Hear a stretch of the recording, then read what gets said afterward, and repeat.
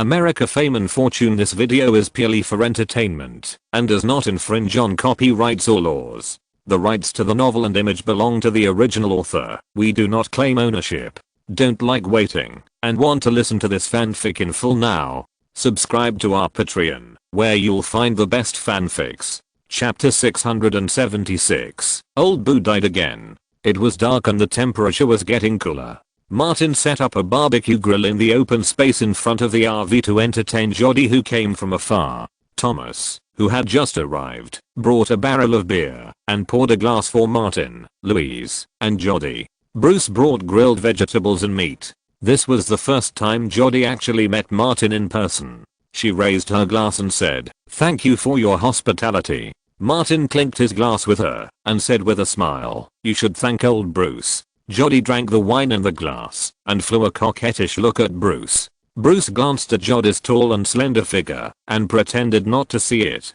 Jody toasted Louise and Thomas respectively and then chatted with everyone like an ordinary friend. Even though she got a clue when she came that there was a big news about the two crews filming in Death Valley, she was so curious that she still forced herself to hold it back. Jody always believed that with the special relationship with old Bruce, she would definitely get first-hand and detailed news. The party didn't last long. Martin, Thomas, and Louise got into the Mercedes-Benz and discussed what happened today. Louise had already found out about Johnny Depp's financial manager and investment manager. She turned on the computer in the car, clicked on a web page, searched for some information, pointed to two images on the screen, and said to Martin, "This is Depp's investment manager Joel Mantle, and this is Depp's accountant and financial manager Robert Mantle." Martin asked, "Are these two brothers?" "Yes, they are brothers." Louise felt that Depp was really crazy. The younger brother is responsible for reviewing the investments and tax situations managed by his older brother. The two of them also jointly opened the same financial company. Is there anything more outrageous than this? Martin thought for a while and asked again, "What is the reputation of the Mantle brothers?" Louise shook her head. The outside world is not very clear, because in the past 8 years, they have been mainly responsible for handling Depp-related business. In other words, Depp alone is enough for them to achieve high income. She added, "The Mantle brothers and Depp have known each other for nearly 10 years, and it is said that they have a very good relationship." Martin couldn't help but sigh. Depp is really good to his friends. That being said, he still had to do what had to be done. He said, "Find a way to let someone contact these two people.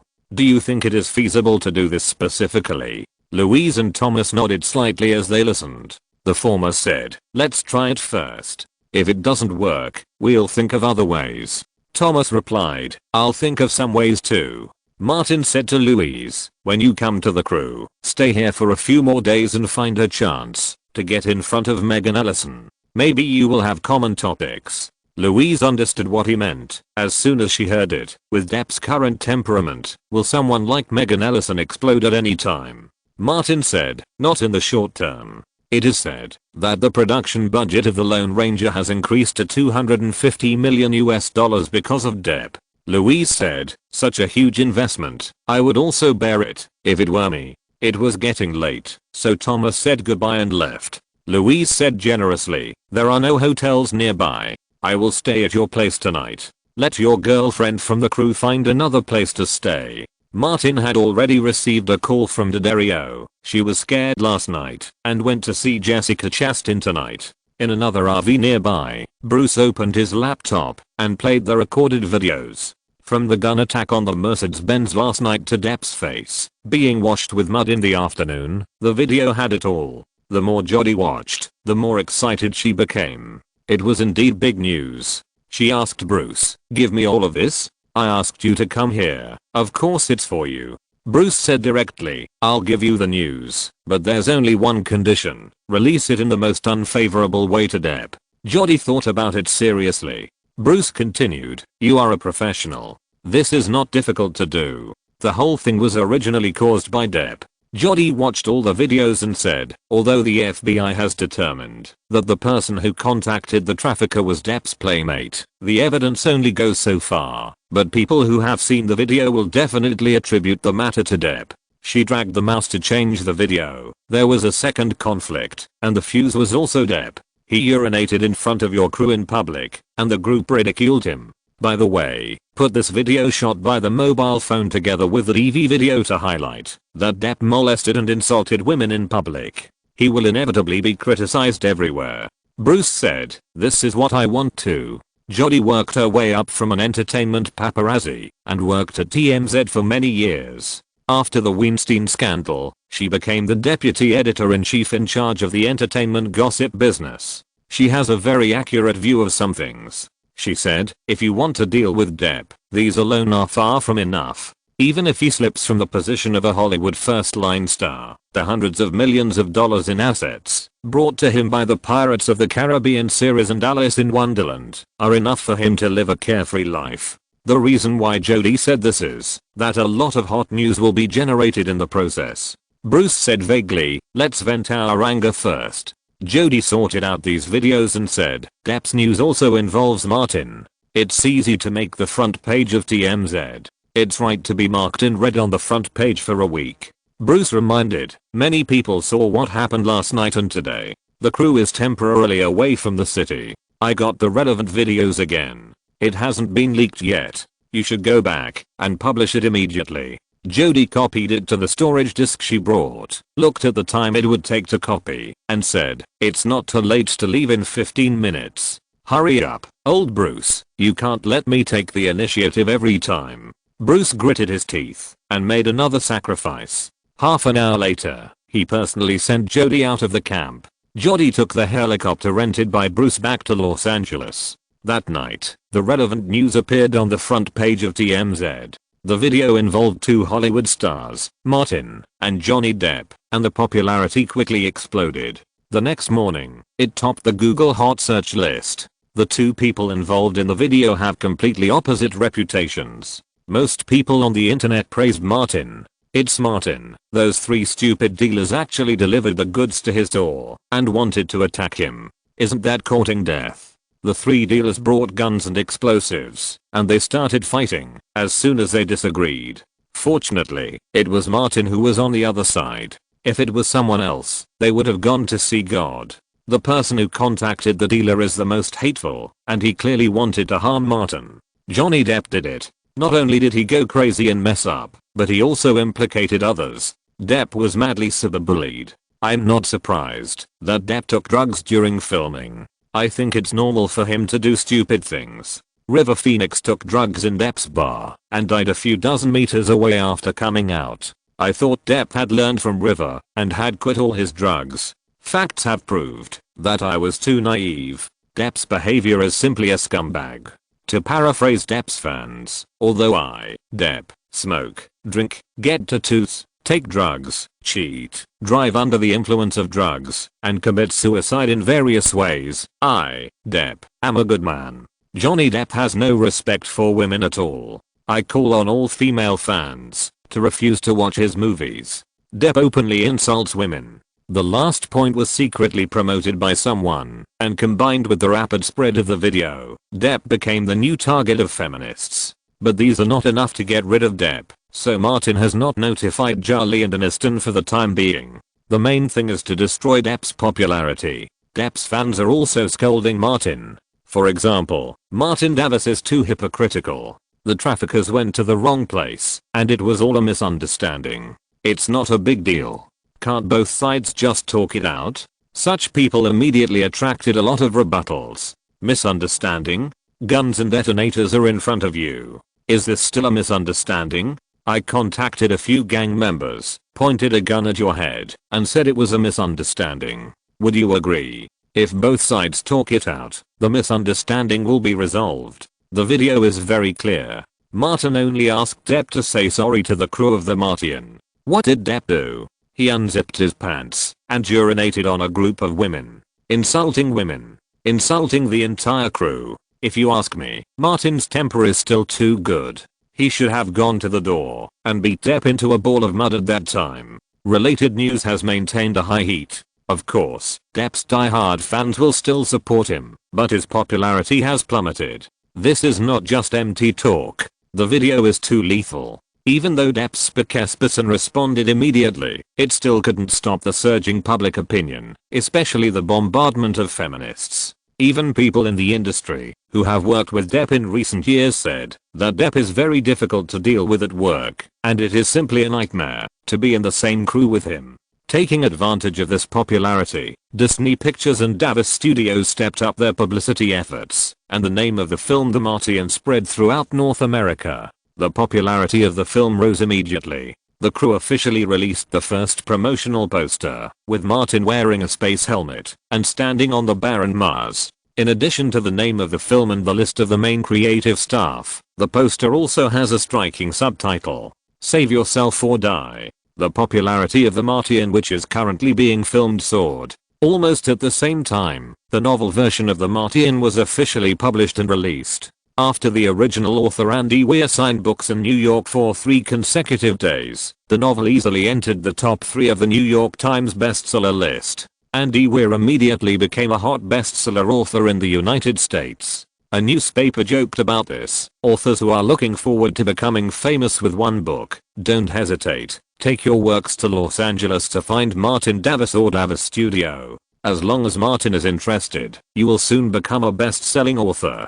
Although this is a joke, it is also a portrayal of the real situation. The mailbox where Davis Studio publicly submits scripts suddenly saw a surge in submissions. It is no longer just scripts that are submitted, but also many novels. The scene is no less than that of a small publishing house. The studio has specially assigned people to handle related matters, and the electronic version is forwarded to Martin's mailbox, so that Martin can check it at any time. No one can guarantee that there will not be novels like Gone Girl among them. Chapter 677, Male Bastard and Female Bastard. In the morning, not far from the camp in the southwest, Martin stood in front of modified Mars rover, moving supplies on the ground, sweating profusely. The weather was still hot, but the crew was almost through. After today's filming, everyone would leave Death Valley and return to the studio of Disney Studios to shoot. Ridley Scott called a halt to the filming. Martin immediately opened his helmet and took it off. He felt that his body was smoking. He took off his spacesuit and got into the air-conditioned car. He felt like he was alive. In the seat next to him, Louise put down the telescope and said, "There is a Wrangler on the main road over there. I have observed it carefully. It should be Megan Ellison's car. I will drive over and walk past her." Martin took a sip of water and waved his hand. "Go quickly, I don't want to talk now." Louise knew that he was hot and tired, so she didn't say anything more.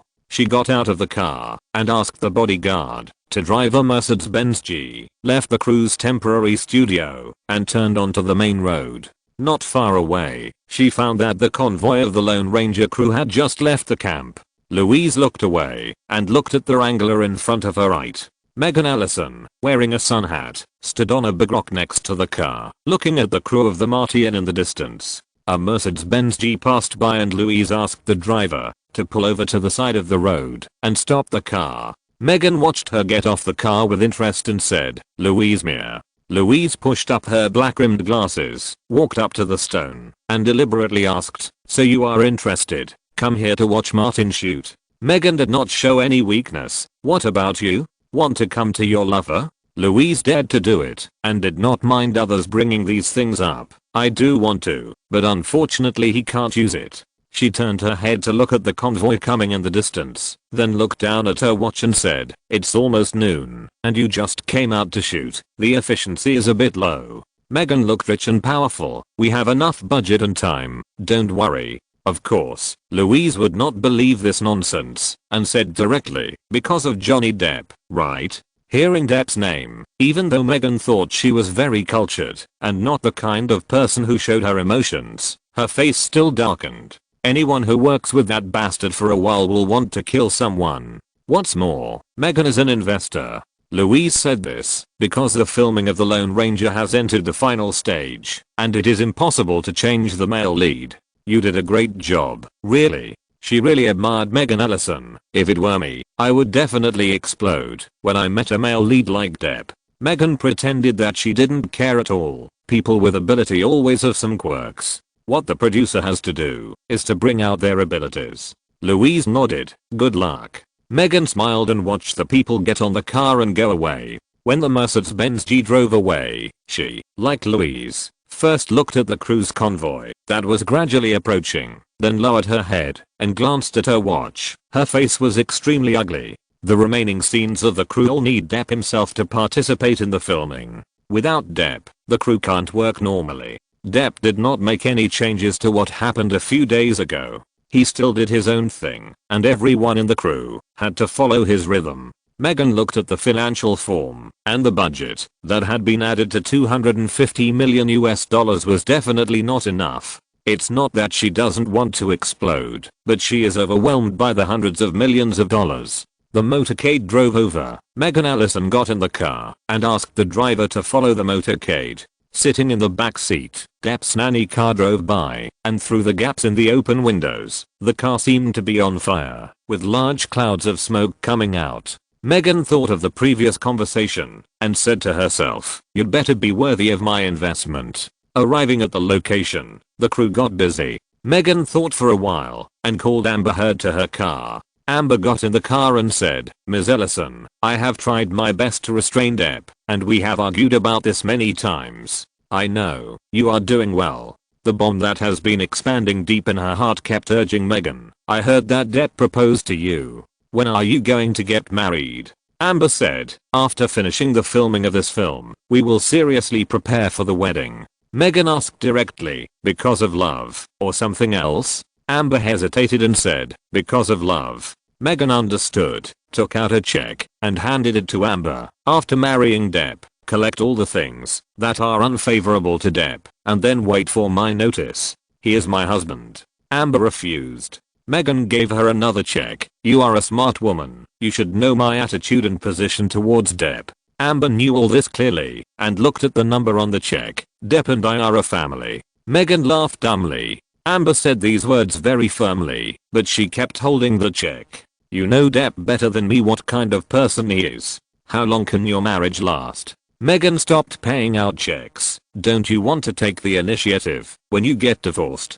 Don't you want my support?" She also tried to stir people's hearts as a Hollywood producer. "In the future, I will invest in many film projects and need many movie heroines." Such a price increase made Amber unable to think of refusing. "I did it." She was afraid that Megan would suddenly change her mind, so she quickly said, "From now on, I will collect all the bastard things Depp has done and leave direct evidence." Megan finally smiled. "Very good." Amber was not only ruthless but also cruel. "Depp drank and took drugs, and his temper is not very good. After we get married, I will find a way to provoke him and make him abuse me." She looked at Megan. "Boss, as long as you want, I can always come up with something that will finish him off." Megan was very satisfied with her attitude. "Start collecting on a daily basis. Don't let me down, and don't wait until I want to use it and you have nothing." Amber lowered her voice. "I've already started." Megan found that she had underestimated this woman. Los Angeles, outside Beverly Hills. Depp's playmate Carlson entered a beautifully decorated villa and met Fernandez, who had dealt with him several times. The latter remembered who Carlson was and asked, "My people went to deliver the goods to you, but they are gone, and the goods are gone too." Carlson said, "This has nothing to do with us. It was all done by Martin Davis." Fernandez had already watched the news video and said, "You idiots did this stupid thing. The truth is not as the media has announced." Carlson did not expect the news to be exposed so quickly and could only try his best to say, "The video posted on the internet was edited by the top editors in Hollywood, and some of it was cut off. It is not 100% true." He said, "According to what I have learned, Martin Davis also wanted the goods, so Sanchez and his men asked for money, and as a result, the two sides clashed, leading to a gunfight. This matter is indeed related to us, but the more direct reason is that Martin Davis forced the goods." Fernandez certainly would not believe it easily, and frowned in thought. Carlson added, "Martin Davis fired the shot, and knowing he could not hide it, he reported Sanchez to the FBI. His means of instigation were not very clever. The truth of the matter is that Martin Davis took your goods and your brother, causing you heavy losses." Fernandez smiled and saw through the essence at a glance. "Depp and Martin are in sharp conflict now, So you want to instigate me to take action against Martin Davis? Carlson was stunned for a moment, but without any embarrassment, and said, your brother was killed by Martin Davis. Don't you want revenge? There were several subordinates standing in the living room, and Fernandez couldn't say he didn't want to. We can't rush this matter. Martin Davis is not an ordinary person. I can't sacrifice more brothers because of revenge. He waved his hand. Okay, you can go. Go back and tell Depp that when he buys goods from me in the future, he will increase the price by 50% as a pension for my brother. Without waiting for Carlson to speak, several people came over and pushed him out. In the living room, only two of Fernandez's closest subordinates were left. One of them asked, boss, what should we do? Fernandez said, we have to be careful about this matter. We have to avenge our grudge, but we can't let Depp use us as a gun. Think about it. If we take action against Martin Davis, a national hero of the United States, whether we succeed or fail, can we still survive? The two subordinates were silent. Let the big boss handle this matter. The big boss is a woman and has close ties with Hollywood. Fernandez picked up his phone and dialed a number. A pleasant female voice came from the other end. This is Michelle Bryan. On the location set of The Martian, Martin finished shooting the last location scene in Death Valley, returned to the crew's residence, took a shower, packed his belongings, and got on an Escalade driven by Bruce. Louise followed him back to Los Angeles. When the Escalade was about to leave Death Valley National Park, Martin saw the crew of the Lone Ranger who were filming. Louise said, I provoked Megan a little this morning. I heard from the people in the next crew that Megan was about to explode on the spot because of Depp several times. No matter whether the two films she cooperated with Depp were successful or not, she would never bear this breath. Martin asked, will she not do it even if it succeeds? I thought she would not do it only if it failed. Louise was very sure, absolutely not. I'm also a rich and powerful woman. I can guess her thoughts to some extent. Martin actually had other plans. Even if Megan doesn't do it, we can try to let someone else do it. Louise knew Martin's strengths and weaknesses too well. Are you talking about Amber Heard? Martin said, I think she will give Depp a big surprise. Louise said casually, leave a big lump on the wedding bed between Depp and her? Hearing this interesting description, Martin quickly changed the subject. Has there been any progress with Depp's investors and financial managers? Louise said, they have started to contact them. Chapter 678 A Gift for Depp. On the outskirts of Los Angeles, by a small lake, Joel Mantle, an avid and experienced fisherman, set up his seat, put down his fish guard, tied up his hooks, and mixed his bait. This investment manager currently only serves Johnny Depp and has plenty of free time. A dozen fishermen from the same fishing club were scattered along the shore, which was suitable for fishing. Rogers tied his hooks with the same skillful technique and gave some bait to Joel. This is imported Asian bait, which is particularly attractive to Asian carp. Although the two had known each other for a short time, their similar career as investment managers and their enthusiastic love for fishing made them quickly become friends. Joel was not polite and took it. These baits were indeed useful. When the bait was ready, Joel was the first to catch a fish, and it was a particularly large Asian carp. He and Rogers took turns to pull the fish weighing dozens of kilograms to the shore. Rogers understood the mentality of the fishermen and boasted, guys, come and see if Joel has broken the club's record. Joel held the big fish and smiled happily. Many people from the club came over to take photos with Joel and the big fish. Afterwards, they weighed and measured the fish. Although this fish did not break the club's single record for Asian carp, it was still in the top 3. It was not easy to catch this fish. Joel and Rogers were very tired, so they simply put down their fishing rods temporarily and sat in the shade to drink beer and rest.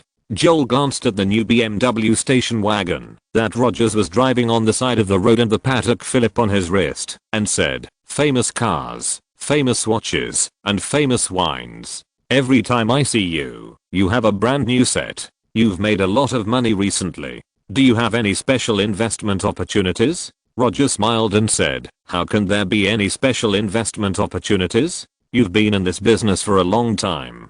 People like us can only follow the big sharks and eat some scraps. If we don't choose the right cue, we will even be swallowed up by the big sharks. He picked up the beer and took a sip. The customers only think about making profits and don't care about anything else. This business is difficult. Joel felt the same way, especially when he was serving a difficult customer. It's really not easy. Rogers answered his question directly. It's still the old way in the industry. Find ways to get customers to invest and invest again, and don't give them the opportunity to cash out. Let their wealth always be book numbers, and we get generous commissions. Joel couldn't help feeling a little disappointed and felt that Rogers was not telling the truth. The two continued to drink, and as they drank more, Rogers began to talk more, bragging about how he got money to find a bunch of beautiful women to go fishing with him. Joel did similar things, and the two chatted enthusiastically, and the topic turned to the clients they served. The people I serve are all vulgar bastards, including black NBA players and uneducated Hollywood stars. Rogers complained. Those people have neither knowledge, vision, nor cultivation. They are all scum, but they are rich. God is so unfair. Joel was inevitably touched and said, we are highly qualified people, but we can only be paupers. It's so unfair. Those multimillionaires and billionaires who are like scum of society only know how to squander. Rogers seemed to be affected by alcohol. This money should be under our control, and let these scum from the slums go back to where they belong. Joel responded, you are so fucking right. Rogers opened another bottle of wine, handed it to Joel, and looked at his new car. It's not difficult actually. Joel understood what he meant, and tacitly said, we just want to live a better life. The two found more and more common language as they talked, and the topic deepened little by little. The sun sets, and the fishermen have no plans to return to the city. Night fishing and camping are also very interesting. Rogers and Joel even discussed how to reasonably and legally turn the client's money into their own money. This is the basic ethics of investment managers. Rogers talked about several cases he had personally operated and subtly encouraged Joel's ambition and desire. Others may have many concerns, but the person who supervises Joel is his brother Robert Mantle. Disney Studios, the Martian crew. Surrounded by green screens, Martin wears a spacesuit and sets up various aerospace electronic equipment. The shooting will occasionally be paused, and Phillips, an official sent by NASA, will enter the set during the shooting to instruct Martin on some precautions for the use of electronic equipment. The movie tends to be a hard science fiction style. Although it cannot withstand careful scrutiny like planting potatoes, it must look like that to the audience. Today's scene is still shot by Martin alone. As long as Martin's condition is guaranteed, the shooting will go smoothly. After shooting a scene where the space capsule was blown up, the crew took a break. Ridley called Martin over, and together with Phillips, the three of them talked about the filming of the next programming liaison scene.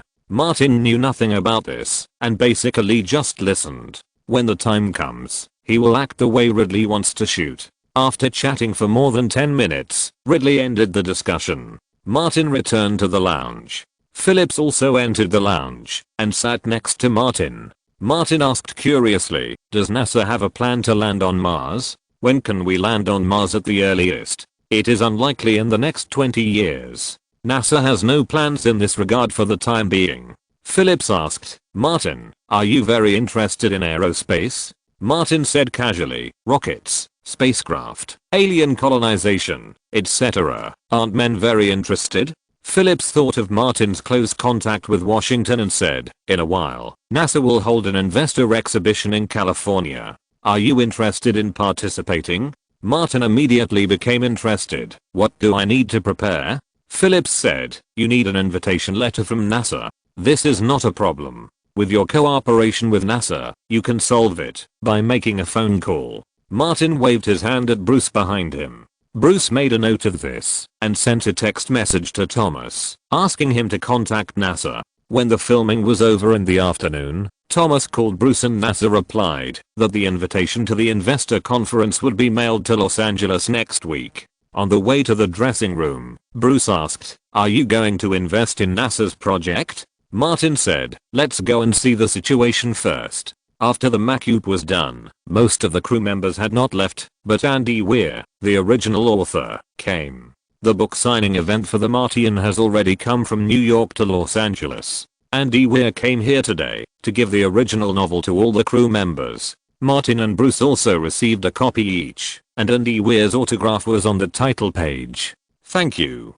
Martin planned to collect it back. Andy Weir was very excited. He followed Martin out and said, I have good news for you. The Martian has become the best-selling author in the latest New York Times bestseller list. Martin smiled and said, congratulations, Andy. You are now a best-selling author. Andy Weir said sincerely, Martin, I wouldn't be who I'm today without you. If I have a new work, I will definitely continue to work with you. Martin believed that these words were sincere, but as time went by, they would gradually fade away. If someone offered a higher price, like Gillian Flynn, Andy Weir might not work with him on his new work. In business, this is understandable. He asked, do you have any ideas for new works? Andy Weir said, not yet. The Martian consumed too much of my energy. I need to rest for a while, before I can find a breakthrough for a new work. Martin nodded. If you have a new work, please notify me, as soon as possible.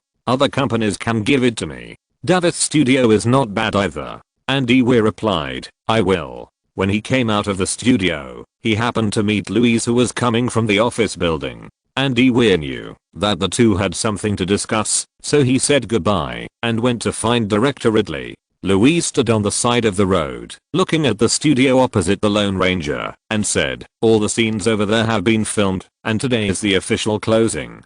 Martin came to her side. I heard that Depp and Amber Heard have started to prepare for the wedding. Speaking of Depp, Louise looked around and saw that there was no one else around and whispered, my people have already made friends with Depp's investment manager, but this kind of thing involving more than tens of millions of dollars cannot be completed in the short term. You have to be patient. Martin said, take your time, don't let Depp notice. In the studio opposite, Depp and Amber walked out and came to the side of the road together. Depp saw Martin and Louise. Several of his followers glared at them. Bruce stared at these people, and the followers dared only to stare. The bodyguard drove a battery car over, and Depp got on the battery car and sat on the side close to Martin. The followers got on another one. Depp thought of Hodgson, who was about to go to jail, turned around and raised his middle finger to Martin. Then, he said to the bodyguard, hurry up. The electric car made the bodyguard drive at the speed of a car.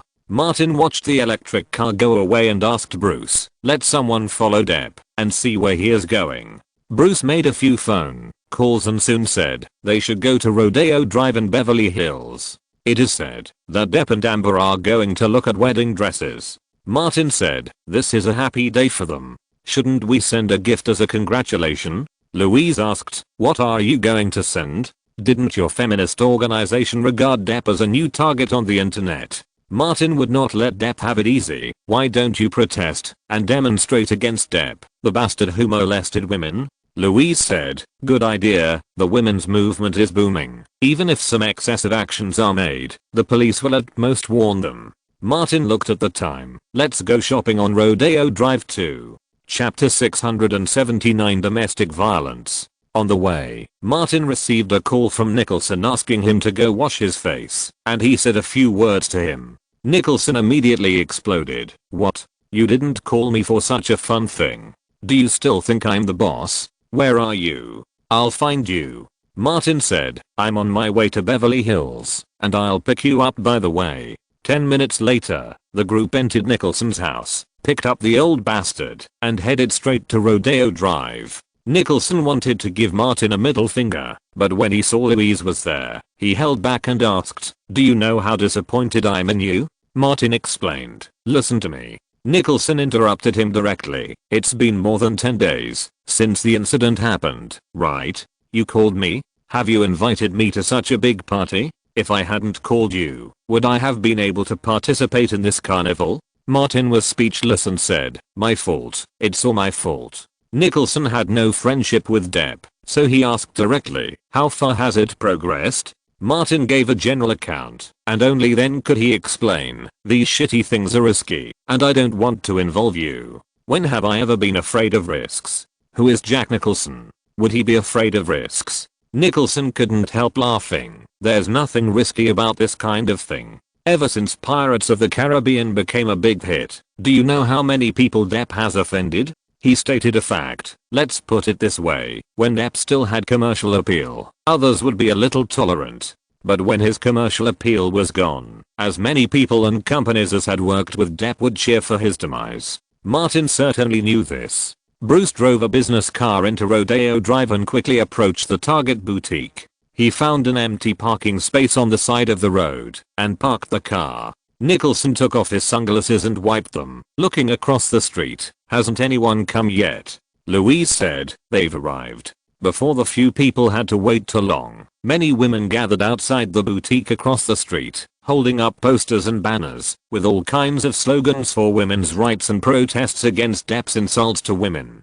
Depp hadn't come out yet. These people looked very civilized. They were not satisfied with attacking Depp on the internet, and this time they heard the call and rushed over with special gifts. In the boutique, Depp was in a particularly good mood as he was about to get his beauty. After the designer measured Amber's data, the two came down from the second floor and prepared to go home. A henchman came over and said, "There are some protesting women outside."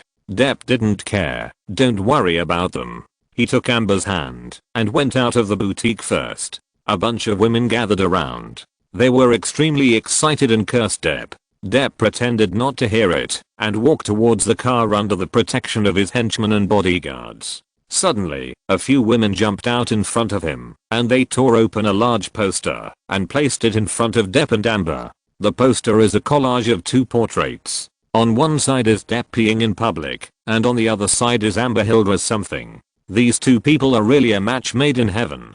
Several reporters came over and took pictures of the posters and Depp and Amber in front of the posters. Someone even rushed forward with a microphone and asked, "Depp, what do you think of your fiance's ex photo?" This guy from TMZ, adhering to the principle of leader Jodi, will never make fake news, but create news. So, he asked in a very loud voice, "Depp, after you get married, will one of you poop and the other pee anywhere? Think about it, you are so romantic." The women around him burst into laughter. If it was just Depp, Depp would not care at all. But in Depp's eyes, Amber is his goddess, and he would not tolerate these bastards saying bad things. He rushed up and wanted to do it. The bodyguard next to him hugged Depp's waist tightly to prevent Depp from doing it. Another photographer waved to the woman holding the poster, and the women reacted quickly and immediately changed their positions so that these reporters and paparazzi could continue to take pictures of Depp and Amber with a special poster as the background. The scene was in chaos. Finally, several patrolmen came to maintain order. Depp grabbed Amber's arm hard and pulled her out of the encirclement. He used a little too much force, and Amber's arm hurt. She got in the car, moved it gently for a while, rolled up her sleeves, and took a look, and it was bruised. Depp was careless and didn't care. He turned around and looked behind through the rear window of the car and cursed, "Martin Davis, this bastard." The matter of Amber had been settled long ago. If Martin Davis hadn't used public opinion to mess with him, there wouldn't be such an embarrassing situation today. Back at Depp's mansion, Amber looked at the fading marks on her arm, hurried into the bathroom, rolled up her sleeves, first patted the wound on her arm, and then took a picture of the scar and her full body in front of the mirror. She saved the photos in Apple's Cloud Drive launch this year, and marked the storage file with the name Domestic Violence. The business car returned to the northern part of Sunset Boulevard. Before the car entered the Davis manor, Louise asked to get out of the car, and her car had followed from behind. Martin remembered something, got out of the car, and took out the new Samsung phones from the trunk, gave a few to Louise, and asked, "Why do you want to go back suddenly?" Louise took the phone and said directly, "Elizabeth and I have reached an agreement. When she is not at home, I will try not to enter your manor." Martin was surprised. "When did you reach this agreement? Why didn't I know?" Louise said, "When I met Elizabeth, you were still studying in Atlanta." Martin said, "I see." Louise deliberately gave him a look. Elizabeth is a very smart girl. After seeing Louise off and returning to the manor, Martin asked, "Is Leo not back yet?" Nicholson said, "He is filming in New York. It is said that there are parties every day, and there are a lot of beautiful women in the crew." Martin said, "We should go to New York to visit him." "No need, he will be back soon." Nicholson turned to today's affairs. "Let me think about Depp's matter." If Transcendence and the Lone Ranger sell as well as the Pirates of the Caribbean series, you will be in trouble. Martin, I have to prepare some remedial measures. Martin gave a thumbs up. You are worthy of being the leader of our trio. You are really thoughtful. Nicholson looked at his watch. It's almost time. Let's go to the computer. The news should be out. The two went to the study on the first floor, turned on the computer, and logged onto the TMZ website. As expected, they saw the latest gossip about Depp, which was exactly what happened in front of the boutique. Nicholson, a melon-eating crowd, ate with relish. He watched the video first, then the text news, and then read the comments with great interest. What do you think? Are Johnny Depp and Amber Heard a perfect match? I really hope this prince and princess can live together forever. Whoever is their neighbor is unlucky. The smell in summer is definitely unforgettable. If the two of them quarrel, will shit and piss fly together? Seeing these, Nicholson was as excited as watching the Los Angeles Lakers game, and occasionally replied a few words. Martin could understand that at Nicholson's age, his need for women was not that strong. He couldn't even paint a face like Jennifer Lawrence. He was rich and free, so of course he had to find some fun in life. Jack, when I reach your age, I will definitely do something like you. Martin said, there's no fun without doing something. Nicholson sneered twice, don't say these hypocritical words. You can do more than me now. In terms of doing things, Leo and I combined are not as good as you. After browsing the comments, he stood up and patted his butt. I'm going back and preparing some new fireworks. When Depp and Amber get married, we will go to celebrate for Depp together. When Nicholson left, he also took away some ready-made fireworks from Martin's warehouse. Martin suspected that he was going to do something to his old neighbors, Warren Beatty and his wife. Depp once again grabbed the entertainment headlines, still in the form of negative news. Although Depp's popularity have been expanded to a certain extent, Depp's favorability has once again declined seriously among the wider audience of passers-by. Countless Hollywood movie cases have proved that it is difficult to support the market of large-scale productions worth hundreds of millions of dollars with only a group of die-hard fans. Depp's popularity has been damaged to a certain extent due to the continuous exposure of super negative news. But Hollywood still believes in Depp's halo. After all, the glory created by the Pirates of the Caribbean series and Alice in Wonderland is too dazzling. Warner Bros. Has signed a contract with Annapurna Pictures and won the global distribution rights of Seventh Son, Transcendence and the Lone Ranger. In the Disney studio, Martin met his old friend Alan Horn, who came to visit. The latter brought some latest market trends. The Pharaohs and Gods and Green Lantern have basically finished showing worldwide. The old company that kicked him out was in trouble, but Alan Horn was in a good mood. The former film had a North American box office of $46.38 million and a global box office of $112 million. The latter one was also very bad, with a North American box office of $72.55 million and a global box office of $122 million. Excluding the share of the theaters, Warner Bros.' gains from the box office were very little compared to the investment. Martin asked about the key point of Hollywood film profitability today. What about DVD sales? Alan Horn laughed happily. It's unimaginably bad. The DVD of Pharaohs and Gods has been on the market in North America for 2 weeks and has only sold less than $800,000. The DVD of Green Lantern entered the North American market last week and sold just $410,000 as of yesterday. He made a judgment. These are two projects with serious losses. The cost can only be recovered over a long period of time, which may take 20 years or even longer. Martin smiled and said, should I celebrate? Alan Horn said, Disney Pictures is preparing to hold a celebration party for John Wick 2. Chapter 680. Failure to keep up with the times will lead to elimination. The atmosphere in the banquet hall of the Bowen Castle Hotel was particularly warm tonight. John Wick 2 was a global box office hit, and many people from the crew to Disney Pictures gathered together. Robert Iger was also present. The film's North American screening went smoothly, and the box office trend has been stable. He found Martin specifically to have a drink and said a few simple words. I suggest that the celebration party be held at the end of the North American schedule to promote the film's DVD release. Martin smiled and said, "You have considered it very comprehensively. Although only the box office share has made us profitable, if the DVD can sell well, our profit will be more considerable." Robert Iger said, "I'm very much looking forward to The Martian. The filming of this movie has reached the final stage, and Martin is very confident the film will not disappoint Disney." Alan Horn came over and laughed and said, "The movie starring Martin is now a guarantee of box office success." The multi-layered cake for celebration was pushed up at this time. When it came to cutting the cake, Martin, Alan Horn and Robert Iger all gave up and handed it over to the main creative team of the crew. Chad led Brad, Chenhu and Marcus to the stage. On the top of the big cake, 2 numbers were sprayed with colorful cream.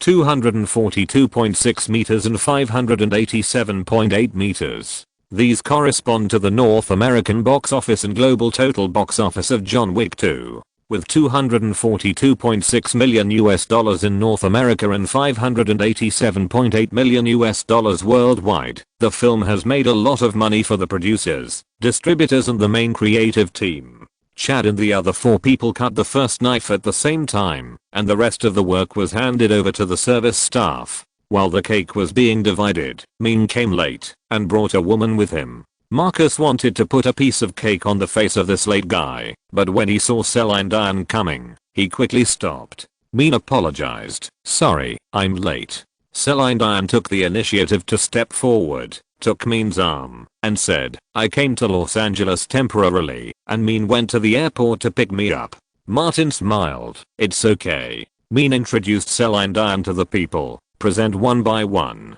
Celine Dion shook hands with everyone. Not to mention Robert Iger and Alan Horn. She knew that the others were all Min's best friends in Hollywood. While Celine Dion and Robert Iger were talking, Martin asked, "Are you going to make it public?" "Just among friends." Min elaborated. "Celine came to Los Angeles this time and said she wanted to enter my social circle. I wanted to send her to the hotel first, but she heard that there was a party and asked to come." Martin laughed. "This is a good thing, which shows that Celine cares about you very much." Min scratched her head. "I have lived freely for more than 30 years, and suddenly I changed. I'm a little uncomfortable." Chad, who came over, was speechless about the scumbag's remarks and said, "You did what we dreamed of doing." Martin saw Celine Dion walking towards this side and coughed lightly. Chad and Min immediately changed the subject. Celine Dion came over and exchanged a few pleasantries with Martin and Chad. She asked Maine, "Honey, I have an idea. Is it okay?" Maine responded, "Just tell me what you think." Celine Dion looked at Martin and Chad and said, "We'll hold a party this weekend and invite all your friends in Los Angeles to come and attend. Okay?" Maine couldn't refuse and said, "Sure." Celine Dion asked Martin and Chad, "Can I invite you to attend?" Martin said, "My honor." After the party tonight, there was a press conference. Chad, Martin, and Maine appeared in front of many media reporters and announced that the DVD of John Wick 2 would be officially launched tomorrow. In the next few days, the crew of The Martian focused on filming the supporting roles. Martin temporarily left the Disney studio and went to the DVD signing event of John Wick 2 with Chad. In addition to the Coke cult and fans of the film, some people held up banners or posters at the signing site. "Don't mess with Martin's dog." This has become the most famous joke about Hollywood movies on the internet around the world. In recent years, Davis Studio has been promoting this joke online, making it go beyond North America and fly to the world. The John Wick series has attracted a large number of fans worldwide. These people are all potential consumers of DVDs. In more than 10 book signings, Martin signed thousands of discs.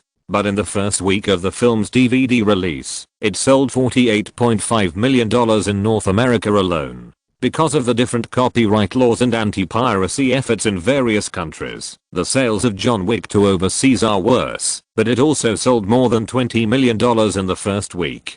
This is also the highest weekly disc sales in North America since 2011.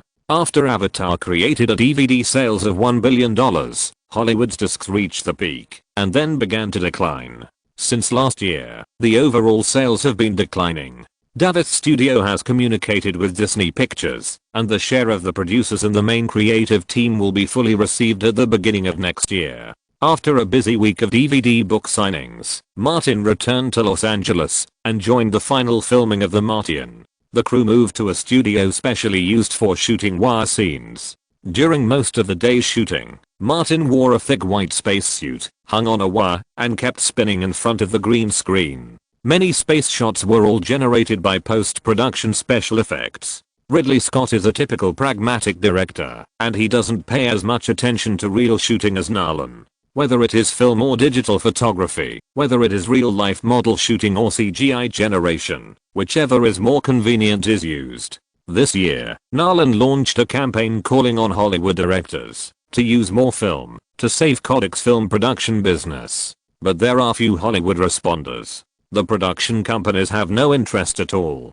Compared with digital technology, film is too expensive. According to his age and work experience, Ridley Scott should be a conservative director, but he is not a film supporter. During the break-in shooting, he talked about film and digital technology with Martin and others. Whenever a new film technology flourishes, there are always old technologies that are replaced. He gestured and said, for example, silent and black and white films, digital technology has made shooting more possible, and the most convenient thing for directors is that it can improve the efficiency of directors' shooting and production. Martin added, there are also copies, when they are released. Jessica Chastain asked, is the cost of the two very different? Martin gave an example. When The Dark Knight was released, traditional film copies were used, and the cost of each copy was about $1,500. Later, Warner released Watchmen directed by Zack Snyder, which used digital copies, and the cost was just over 1/3 of The Dark Knight.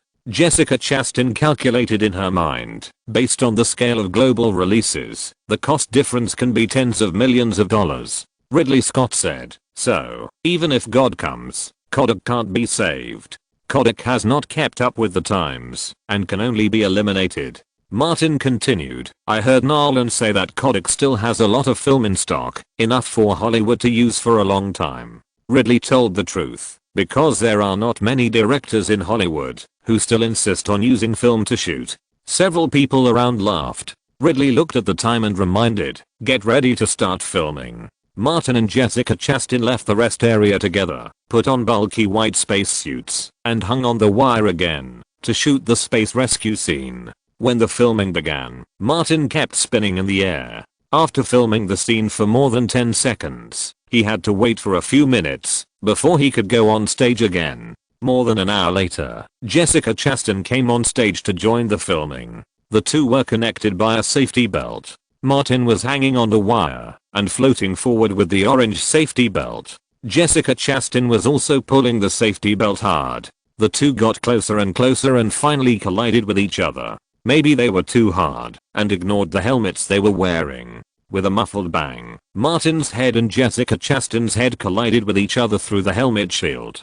They held hands and looked extremely excited. Driven by the wire, the two bodies turned, and the colorful safety belts floated around, which had an unusual beauty. Ridley shouted from behind the director's monitor, this one passed. He stood up, I declare that the filming of The Martian is complete. In the temporary studio, Martin and Jessica Chastain slowly landed, and the stunt team came to help dismantle the wire. Ridley gestured, and an assistant next to him turned on a safety switch. The green screen on the top of the studio moved to one side, and with a bang, the package on it suddenly exploded, and countless ribbons and sequins fell like snowflakes. Martin and Jessica Chastain, who dismantled the wire and took off their spacesuits, happened to be in the center of this colorful storm. The latter raised his arms horizontally and looked up at the sky, as if enjoying this moment. Martin caught a bunch of ribbons, flew up, and landed on Jessica Chastain's head. Jessica Chastain turned her head and smiled at Martin. The hard-working sister who had put on makeup, with fair skin and a blush on her face, had a different kind of beauty. Martin said, I'll treat you tonight. To celebrate the crew wrapping up, remember to come. Jessica Chastain stared at Martin, decided to follow her inner thoughts, and said, I'll come. The two came out of the set. Martin clapped his hands, and Bruce pulled out a few suitcases. Jessica Chastain worked with Martin for the first time, and asked, what's the legendary Martin's gift after the filming? Martin opened the box took out a box from it, and handed it to her. "This is for you." Including director Ridley Scott, everyone in the crew received Martin's gift after the filming. The filming of The Martian was completed. After completing the remaining finishing work, the crew, led by Martin, went to the nearby Castle Hotel and held a celebration party. After the party, Martin and Jessica Chastain did not leave the hotel and went into the luxury suite on the top floor together. The story of Snow White and the Prince began. If you're listening to this novel on a channel other than Fanfic World, it means they downloaded and uploaded it without effort. We cordially invite you to visit our channel, Mundo Fanfic Novelos. There you'll find the original version of this story and you can explore many other novels of various genres. We're waiting for you to immerse yourself in a world of incredible novels. Chapter 681 Comedy becomes biography. Just 3 days after the filming ended, Ridley Scott called the post-production department of the crew and started the post-production of The Martian at Disney Studios. Even Martin, the investor, couldn't stand it anymore and said, "You can take an extra week off." Ridley said, "I don't have time to rest. I will cooperate with 20th Century Fox at the beginning of next year to start filming a new Alien movie." Martin has seen all the Alien movies and said, "I have been looking forward to your Alien movie for a long time." Ridley said, "It's a pity that the new Alien movie doesn't have a prominent male lead, and the most attractive part of the movie is not the human characters. Otherwise I would definitely invite you to star in it. It is really worry-free to work with Martin on a movie, and there are not so many messy things during the filming." Martin said politely, "There will definitely be opportunities for cooperation in the future." Ridley said, "After I finish this Alien movie, I plan to make another big budget epic movie. Martin, how about we continue to cooperate then?" Martin thought, "I'm just being polite. You won't drag me into the pit with you? Or a pit that's on fire?" But he wouldn't be stupid enough to say something stupid, like "You're not suitable for epic movies." After all, epic movies are Ridley's true love. Martin asked, "Which period of history are you going to film this time?" Ridley had obviously thought about it. "I plan to bring the magnificent life of French Emperor Napoleon to the big screen."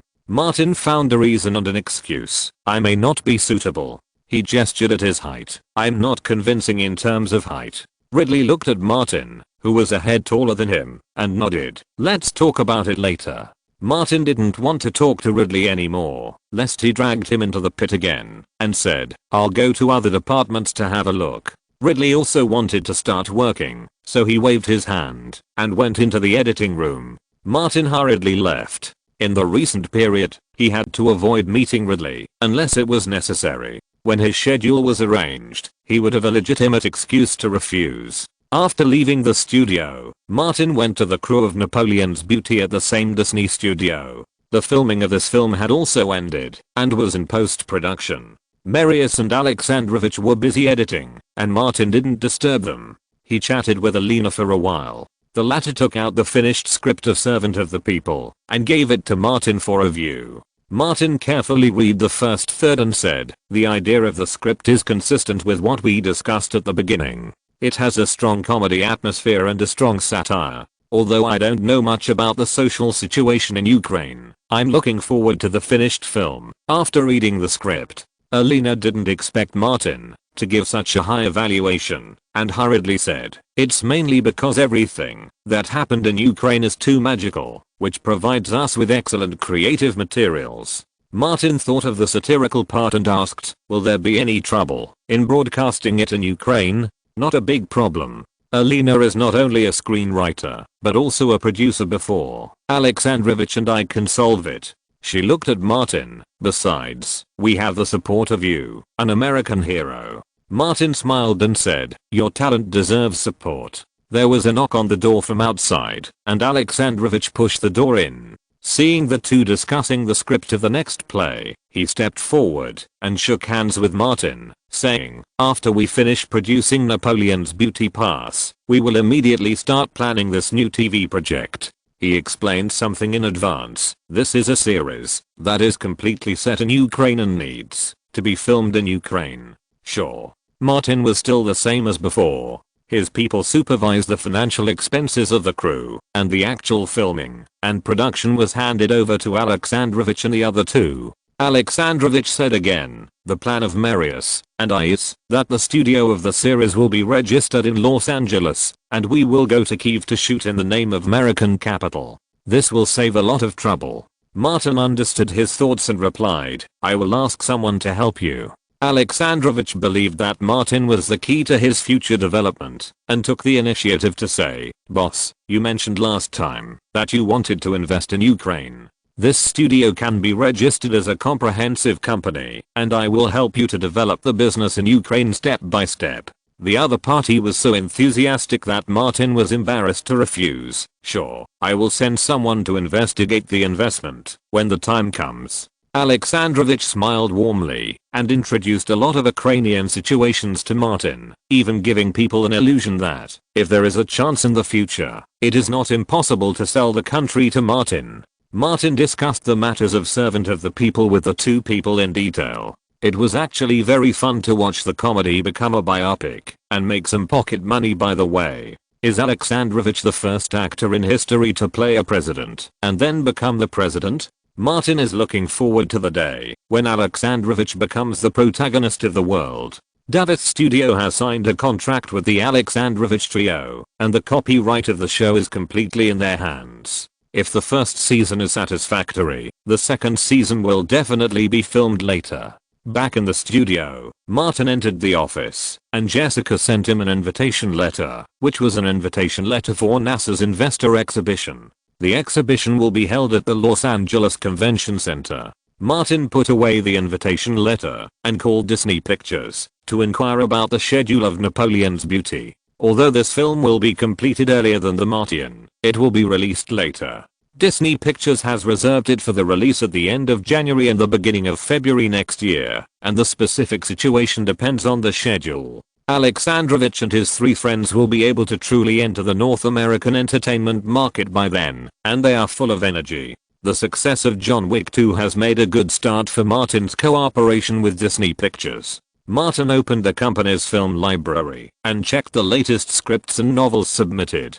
Although the number of received has increased recently, as in the past, the quality of most of them is worrying. Every year, out of 1,000 scripts that flow into Hollywood, often only one can enter the review process. Martin also understands that it is normal not to encounter one. Not to mention the novels submitted, many of them were rejected by various publishing houses. Seeing the success of The Martian, they chose to submit to Martin to try their luck. These people dream of becoming the next Gillian Flynn or Andy Weir, but Martin is not their mentor. After spending half a day reading the beginnings of dozens of scripts and novels, Martin did not get any results. The quality of these is too poor to be used to deceive people. The kind of scripts that can deceive people are often quite neat and even brilliant at the script stage. At 4 o'clock in the afternoon, Martin asked Bruce to drive a business car and arrive at Los Angeles International Airport on time. Not long after, Elizabeth Olsen and Lily walked out of the terminal together. Seeing Martin coming to pick her up at the airport, Elizabeth immediately ran over, ignoring the paparazzi and the crowd, and hugged Martin for a passionate kiss. Lily waited for a long time before the couple separated. She whispered, "Let's do the rest at home," so as not to let others watch the fun. Martin glared at Lily, put away their luggage, and pulled Elizabeth into the car. After getting in the car, Elizabeth fell directly into Martin's arms. Lily took out her mobile phone, adjusted the camera, and said, "You guys continue." Martin was not polite to her at all, and asked directly, "It's been a while since we last met. You miss my fists, right?" Elizabeth held his hand and said, "We just got back, and you're threatening people again." Lily said, "Old Bruce, I heard that you had another gunfight. Ask Martin." Bruce directly rose to the front and rear fenders, and didn't bother with the three people. Martin looked at Lily. "What happened to you today? Did you eat explosives?" Lily shrugged. "I met a fool on the plane." Martin was surprised. "What happened?" Lily didn't speak. Elizabeth said roughly, "On the plane, someone discussed politics with Lily, and Lily was defeated by magic, which was rare." Martin looked at Lily. "Women can also talk about politics on the keyboard? It was that woman who started it. She is a Jewish designer." Lily explained in detail, "Because of sculpture, I took the classical art history elective, and she happened to have studied it too."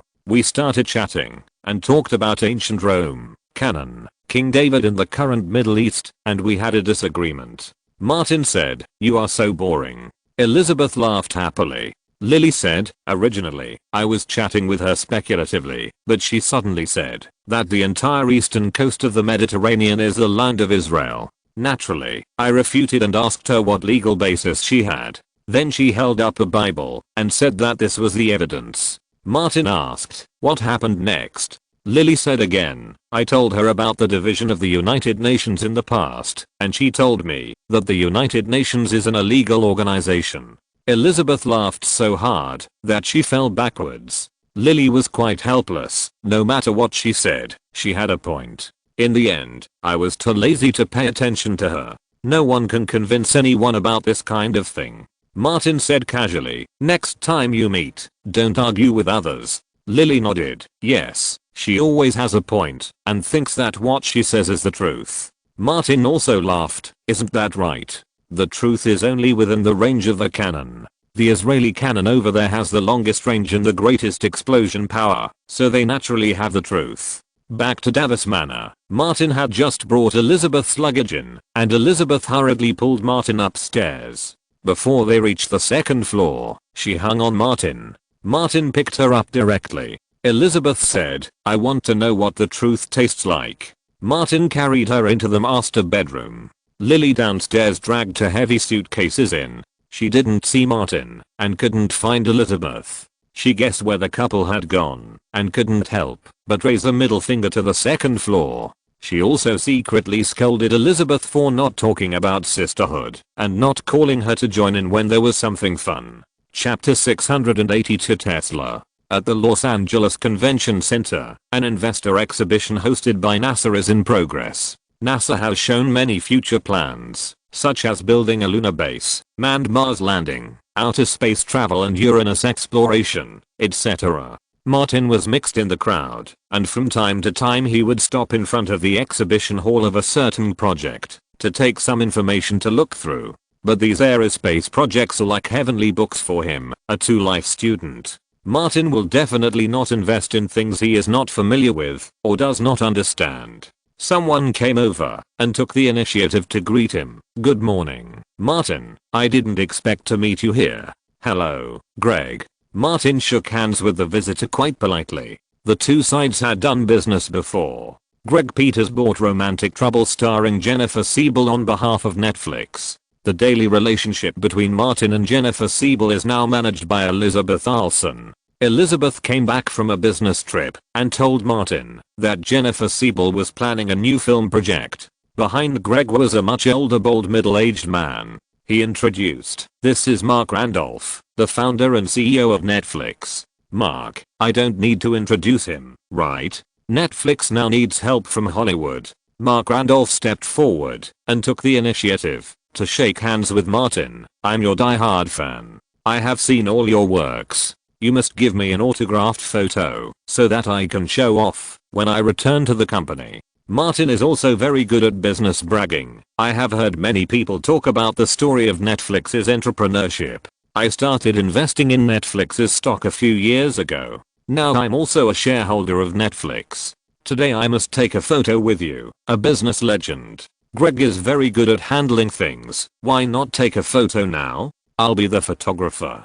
Martin and Mark Randolph immediately stood together and let Greg take a few photos, which the latter sent to the two people respectively. Meeting Martin was an accident. Mark Randolph wanted to further expand Netflix's business, so he said directly, "Netflix plans to invite David Fincher to direct a project. You and David are good friends. I wonder if you have ever heard him mention it?" Martin nodded. "I heard director Fincher talk about a political drama. The last time he told me about it, you were negotiating the adaptation rights with the UK." Mark Randolph said, "The copyright has been purchased. We are looking for someone to adapt the script. In addition to David Fincher, the talented director and producer, I also need a leading actor with strong acting skills and market appeal. I wonder if you are interested, Martin?" Greg interrupted at the right time. "Martin, you are also a shareholder of Netflix. I personally do not rule out cooperation with Netflix." Martin was telling the truth, but now is not the time to cooperate. He acted helpless. I probably won't have a suitable schedule in the next 3 years. Mark Randolph did not doubt this, because Hollywood superstars never lack invitations, but he did not give up, and said, when the first draft of the script is completed, can I send it to you, so that you can help us take a look at the script? Martin has purchased a large number of Netflix shares from the secondary market in recent years for his own commercial benefits. No problem, you can come to me anytime. Before winning the Oscar for Best Actor, Martin would not consider directly participating in Netflix's film and television projects. He is not short of projects now. The reality in the circle must be considered. It will be twice as difficult to win an Oscar for acting if you star in a network streaming work at this time. This is not 7 or 8 years later. After finishing the chat with the 2 Netflix executives, Martin took a tour of the exhibition areas. These aerospace projects such as the Moon, Mars, Jupiter, and Uranus are really far away from him. The little money in his hand, thrown into these horrible expensive projects, can't even make a small splash. As for the return, it is estimated that it is difficult to see. As a person who likes to enjoy life, Martin thinks it is better to invest in something more practical. Just thinking about it, he came to an exhibition hall marked SpaceX. Standing in front of the exhibition hall was a tall and strong white man, and Martin felt that he looked familiar. When the man saw Martin, he took the initiative to greet him, as if he was an acquaintance, pointed at him and said, "Are you Martin Davis?" Martin remembered who he was. "You are Elon Musk. Are you interested in investing in space projects?" Musk was like a familiar person. SpaceX is promoting a space travel project, striving to realize manned space travel as soon as possible, and then we can be the first batch of tourists. Martin ignored him and said, "How about you invest in my movie? I'm making a space movie project." Musk knew he was talking about the Martian. "I can sponsor your film project." He is a standard businessman, but there is a prerequisite. Martin motioned for him to continue. Musk said, "After your endorsement contract with Cadillac expires, how about endorsing Tesla electric cars?" Martin didn't know much about Tesla's situation and asked, "Your electric cars are already on the market. The second generation Model S will be widely available next year." Musk knew very well that, if he could get Martin as a spokesperson, Tesla's brand influence would rise sharply. This is an epoch-making automotive product that can make the spokesperson's taste unique. He gestured and said, "Think about it. When a group of gasoline cars are driving on the road, you are riding a Tesla. Will other people's eyes be focused on you?" Martin replied in a standard tone, "Hollywood has rules. I can't talk about work behind my agent's back. You should contact my agent first." He didn't say anything final. "I'm currently filming a space movie project. If you are interested, you can come to Disney Studios' The Martian Studio to discuss advertising sponsorship cooperation. Whether it is SpaceX or Tesla that is included in the movie, it is not difficult." Musk was very interested. "I will go to talk." In addition to these, Musk is also very interested in Hollywood. His current wife Tallulah Riley is also a well-known actress. Martin remembered this actress because she had starred in Inception, but she only played a small role. After leaving the exhibition hall where SpaceX was located, Martin basically looked at all the exhibition halls. He simply went to the front hall, waited for a while, and joined Lily and Elizabeth, who were watching the space exhibition, and left the conference center. The three of them waited for Bruce to drive over and got in the car to go home together. Martin took out his mobile phone and called his investment manager Flynn, saying, "I will soon receive a large amount of film remuneration, which will be directly transferred to the investment account, and you can buy all of it in Tesla stock." He thought about it and added, "If Tesla has plans to raise funds and expand its shares, notify me as soon as possible. Such an opportunity may be difficult to grab, but you have to try." As a person next to him, Elizabeth has some understanding of Martin's financial situation. Knowing that all the stocks he invested in the past few years have appreciated, she said, "I also have some funds here, and I will invest with you." Martin nodded. "Okay." Lily also said, "Count me in." Bruce has been investing part of his funds with Martin, so there is no need to say anything. He turned around, and the Escalade drove away from the Los Angeles Convention Center. Just after the car drove away, a man left the outdoor cafe not far away, walked alone through the small square in front of the conference center, and got into the Mercedes-Benz sedan that had just stopped on the side of the road. The man was wearing a suit and looked like a successful person. His name was Lynch. He used to use the alias Braun at the Los Angeles Country Club and invited the Hollywood Bastard Trio to participate in a special golf event. But they were ejected by the three bastards. Taking off his sunglasses, Lynch looked at the blonde woman next to him and said, "Martin Davis and his girlfriend left." The blonde woman Michelle Bryan was touching up her makeup in front of the makeup mirror and asked, "Are Martin Davis and Elizabeth Olsen in a good relationship?" Martin has been involved in scandals, but Elizabeth has never said anything. Lynch specifically learned about it when he used the alias Braun. Michelle Braun nodded slightly, thinking of something, and asked, "Have you warned Fernandez and his group of idiots?" Lynch said, "Fernandez knows the seriousness of the matter. After Depp's henchman found him, he called you immediately. After that, he did not take any measures, just pretending that those people and goods did not exist." Michelle put away her makeup bag. "These Mexicans are quite smart." She looked in the direction where the Escalade left. "They got rid of my goods and didn't even want to pay me." Lynch reminded, "Boss, Martin and his people are very troublesome. You have to be careful. We take the high-end route and don't use those low-level and boring methods." Michelle has been the #1 in a special industry in the Hollywood circle in recent years. Even if she was arrested in the past 2 years, she was only fined and sentenced to a few years of residential surveillance. Later, a big boss secretly made efforts, and she only paid a fine and even ended the residential surveillance ahead of schedule. There were no outsiders in the car, Michelle said. "These male stars in Hollywood are both lustful and fond of alcohol." Lynch continued, "Martin Davis is a typical example. Although I don't know if he is good at that." Michelle smiled, "But how many people in Hollywood can refuse this? Even if he doesn't use it, we can find a way to develop him into our customer." She stood up. "The profit he provides us in the long term will offset the payment for that batch of goods. In the past few years, they have used these methods to develop Hollywood customers. Hollywood stars are often very generous. Not only can they make money from women's business, like Johnny Depp, there are other high-profit businesses to do. There are too many temptations after becoming famous in Hollywood. Stars who have climbed out of the bottom are like football stars who came out of the slums of Brazil. After they have money, they squander money and bodies." Lynch asked at this time, "Boss, how can we develop Martin into our customer?" Chapter 683, How to Attract New Customers. Hollywood stars and some sports stars, after making money, many people have no clear financial plan and spend money like water. Michelle Bryan's main business is to make as much money as possible from these people, and she also has a more mature way to attract customers. She used to have a website where customers could pay to become members. Later, she was arrested once, and the website could no longer be opened, and the model was changed. Michelle has met many people who rejected them, but most of them will come back again and again, as long as they have experienced the service she provides. Michelle asked, "Martin Davis is worth over 100 million now, right?" "No less than that."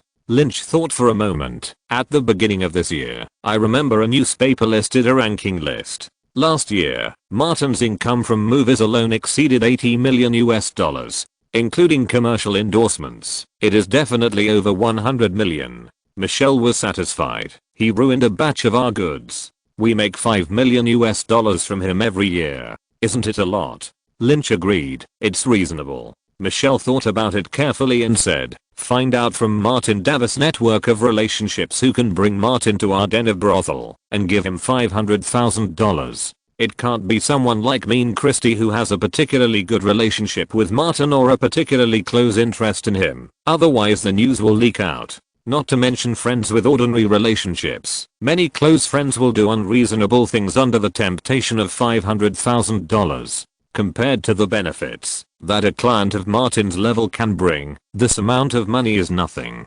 Michelle said. "Or among our existing clients, who can invite Martin Davis. All the services will not be a problem." Lynch was very jealous when he heard this number. "Boss, what if I can bring him here? I'll give you $500,000 as well." Michelle first promised, then warned. You failed to invite him at the last golf party. If you appear in front of him again, he will be alert. Watching $500,000 slip away, Lynch felt upset for a while. You can start with Martin Davis' Playmates. Michelle used Playmates to get Johnny Depp. Lynch said, Martin has no playmates, only a driver and manager. It's hard for us to impress that person, because he and Martin have been through many life and death situations. Michelle is experienced in this area. He has made so many films, there must be someone with whom he has a good relationship, but not particularly close contacts, right? If this person is our client, it would be even better. Lynch thought about it, and really thought of a candidate. Morgan Freeman has been our client as early as 5 years ago.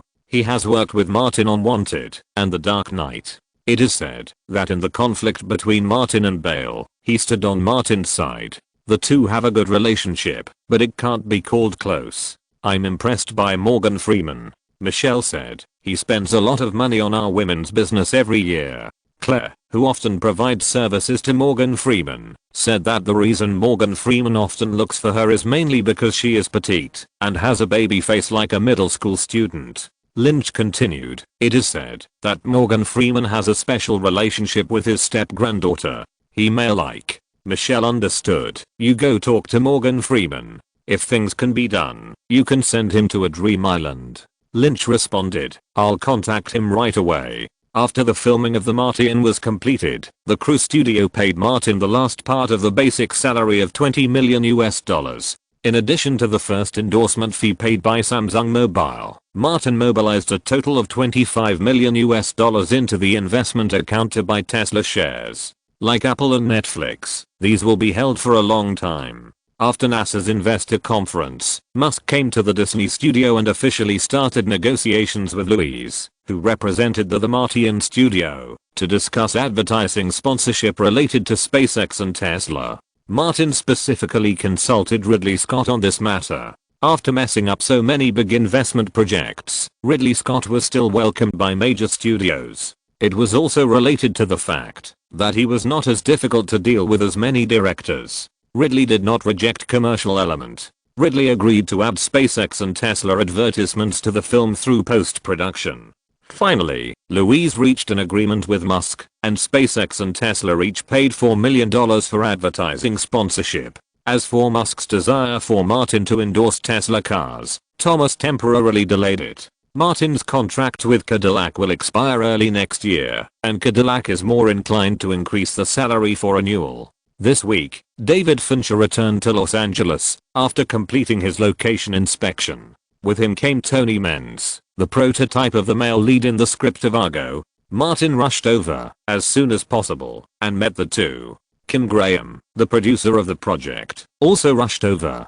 David Fincher introduced Martin, Graham, and Tony Menz. When Martin shook hands with Tony, he found that the old man's right hand was shaking constantly. I'm old and out of control. Tony retired in 1990 and has a very good mentality. I suffer from Parkinson's syndrome now, and my right hand will tremble slightly from time to time. He smiled and said to Martin, it's most appropriate for you to play the me back then. I was as handsome as you back then, and I often received love letters from some young girls in the CIA. Believe me, Tony. Martin's face was full of sincerity. You are still a handsome old man now. Tony laughed and looked at David Fincher. Director Fincher is directing. Martin, you are starring. I believe you will make this film well. David Fincher said, I'm bothering you to come to Los Angeles this time. I mainly want Martin to communicate with you face to face and understand your mentality and some ideas back then. Tony nodded and asked Martin, just ask if you have anything. Although it was described in the script, Martin was still very curious. How did you come up with the idea of using a film crew to take the trapped people away? Tony recalled and said, I'm a CIA agent. Due to the special nature of my job, I sometimes need to put on makeup. Hollywood is very good at this. While I was learning makeup, I met John Chambers, a famous Hollywood makeup artist. I often heard him talk about some things about Hollywood crews. I learned that people who make movies travel all over the world to choose suitable filming locations, which happens to be applicable to Tehran. Martin wrote it down and asked, were you scared before you went? Scared to death.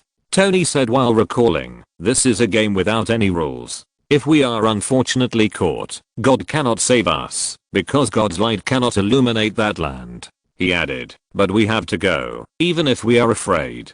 Someone has to take those poor children home."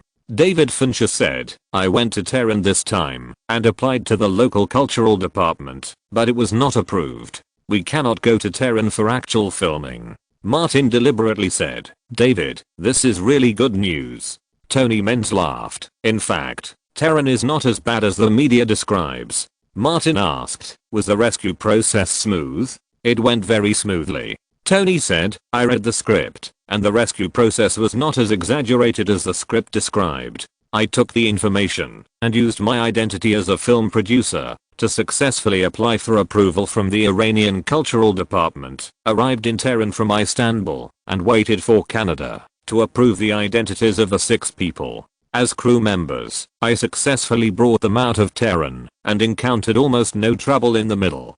David Fincher said, "No audience would want to watch the movie if it was shot according to the process you described." Tony has studied Hollywood-style movies. "I know that, in order to attract audiences, you have to create conflicts and create a tense and intense atmosphere." Graham, who had not spoken much, invited, "Tony, how about joining the crew as a consultant? There were many things about the CIA back then that the CIA today may not understand as clearly as you do." Tony thought for a while and said, "It's okay to shoot in North America, but I can't leave North America. After all, I'm old." Graham responded, "No problem, we will send someone to pick you up then." He made a note of this and would ask someone to discuss it with Tony Menn's family. David Fincher added, "The crew is mainly shooting in Los Angeles and Washington, and it is very convenient for you to travel." Tony replied, "That's no problem. Washington is very close to my home, and I have many good friends in Los Angeles. I can come over and party with them." After chatting for more than an hour, Tony gradually became exhausted, so Martin sent someone to take him to the hotel to rest. Graham arranged for someone to take care of him. Martin, Graham, and David Fincher held another small meeting. The 3 of them, together with Louise, will form the highest authority of the Argo project. The investment in the project mainly comes from 3 companies, namely Graham's GK Films, Martin's Davis Studio and Louise's Pacific Pictures. The main scenes of the film are concentrated in the studio, the CIA headquarters and Tehran, so the filming locations are respectively in Disney Studios in Burbank, the CIA building in Langley and Istanbul. David Fincher applied to the Iranian Cultural Department for entry for filming, but was rejected. All the exterior scenes involving Tehran were shot in Istanbul. David Fincher led his team to form a crew as early as after the Oscar ceremony at the beginning of the year. At present, all preparations are basically ready. Next, actor auditions will be held in Los Angeles to select suitable actors. This film is basically a one-man show by Martin, and the other actors have relatively limited roles. No first and second tier actors will be used. David Fincher plans to start filming at the end of September, and the filming time is expected to be 2 months. This particularly politically correct film will be released in the second half of next year, aiming directly at the 2013 Oscars. After the 3 people finished the meeting, Martin sent Graham and David Fincher away. On the way home, he received a call from Nicholson, saying that Leonardo was back, and asked them to go over together to see the good stuff, because Depp was about to get married. Chapter 684, Dear Friends and Family. In the storage room under the cover of night, Nicholson lifted a piece of waterproof tarpaulin, revealing several huge packing boxes underneath. Martin kicked it and found that the packing boxes were unusually heavy. He asked, "What's inside? It can't be the beauties you kidnapped, right? Tell me the truth. Are the recent frequent disappearances of Mexican girls related to you?" Leonardo sneered. "Need I say more? Jack has a criminal record. When he seduced Jennifer Lawrence, we were still filming The Departed. How old was Jennifer at that time?" "Shut up, you 2 bastards." Nicholson pointed at the boxes like a real boss and gave orders. "Hurry up and move the boxes out." "You won't let me, an old man in his 70s, do it? You kill people to silence them, and we brothers will help you." Martin picked up a large box and walked out. Leonardo picked up another one and followed him. Nicholson said, put it on the lawn in the backyard and come back soon. Martin and Leonardo went back and moved 2 more boxes out. Nicholson took 2 shovels, went to the backyard lawn, threw one to Martin and Leonardo, and said, dig a hole, hurry up. Leonardo was surprised, twitched his nose hard, and even went close to the box to smell. Nicholson patted him. Are you a dog? Martin waved the shovel to dig the soil, and said, Leo is smelling whether there is a corpse smell. Leonardo gave Martin a thumbs up and said, you know it very well. He found that Martin's digging technique was extremely skilled. After a few shovels, he dug a big hole on the lawn. He couldn't help asking, why are you so good at digging holes? Martin laughed. His smile was creepy. Of course it's because I dug holes to bury the dead. Leonardo shuddered. Don't scare me. Nicholson patted the box and said, don't talk nonsense. Dig the hole quickly, a little deeper.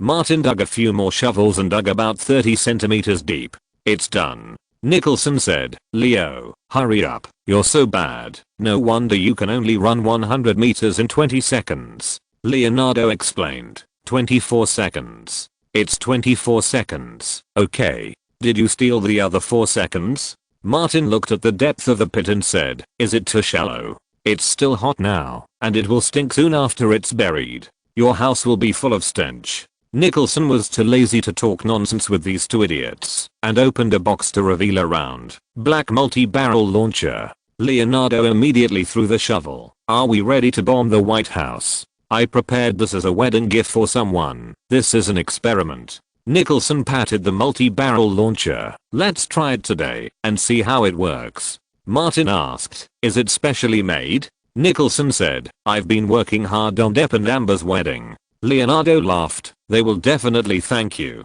Martin took out the multi-barrel launcher and found that it was a bit rough. For the safety of the launch, the lower part had to be buried in the soil. Nicholson reminded, be careful, don't blow up my house. Martin buried a lot of launchers. This thing won't work. It will be useless after 2 launches. Nicholson said, the metal one is being made. It's not ready yet, just in time for Depp and Amber's wedding. Leonardo checked the instructions and loaded the bullets into the launcher.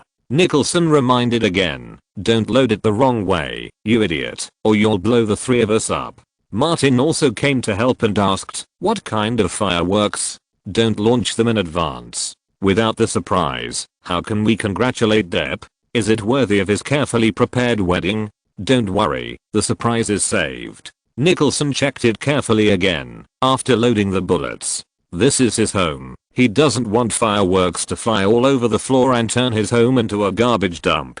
Martin and Leonardo were worried about Nicholson, and kept away automatically. Nicholson pulled the wire to a switch, and caught up with the 2 people like a blaster, dragging the wire. Then, he pressed the red button. Bang, bang, bang. The multi-tube launcher emitted smoke, and sparks with flame tails rushed into the sky and exploded. The blooming fireworks, like a brilliant scroll, unfolded in the sky, interweaving into 3 shining huge heads. The tallest one in the center, who could be vaguely identified, was wearing glasses, and combing his hair back. It was clearly Nicholson. The 2 big guardians on the left and right were Leonardo and Martin. After the heads of the 3 of them stayed in the sky for a short time, another multi-tube launcher made a bang, bang, bang sound, and sparks with flame tails rushed into the sky again. The sparks exploded again, drawing a line of words. The bastard trio will always be the gods. At this moment, Martin and Leonardo finally stopped their sneers at Nicholson.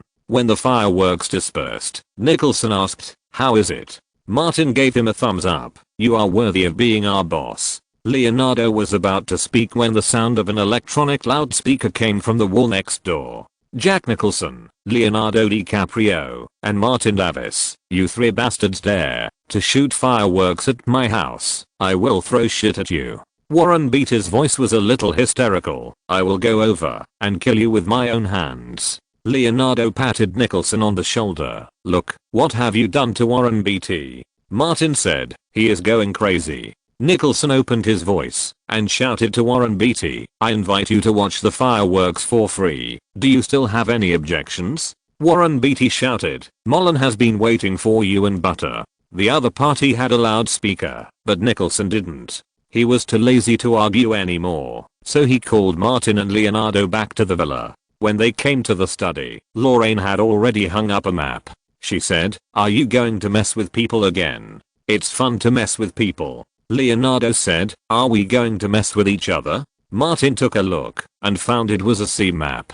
After finding out the exact time and place of Depp's wedding, I quickly made a battle plan. Nicholson came to the front of the map, like a commander-in-chief of a battle, and slapped the location of a small island on the sea map.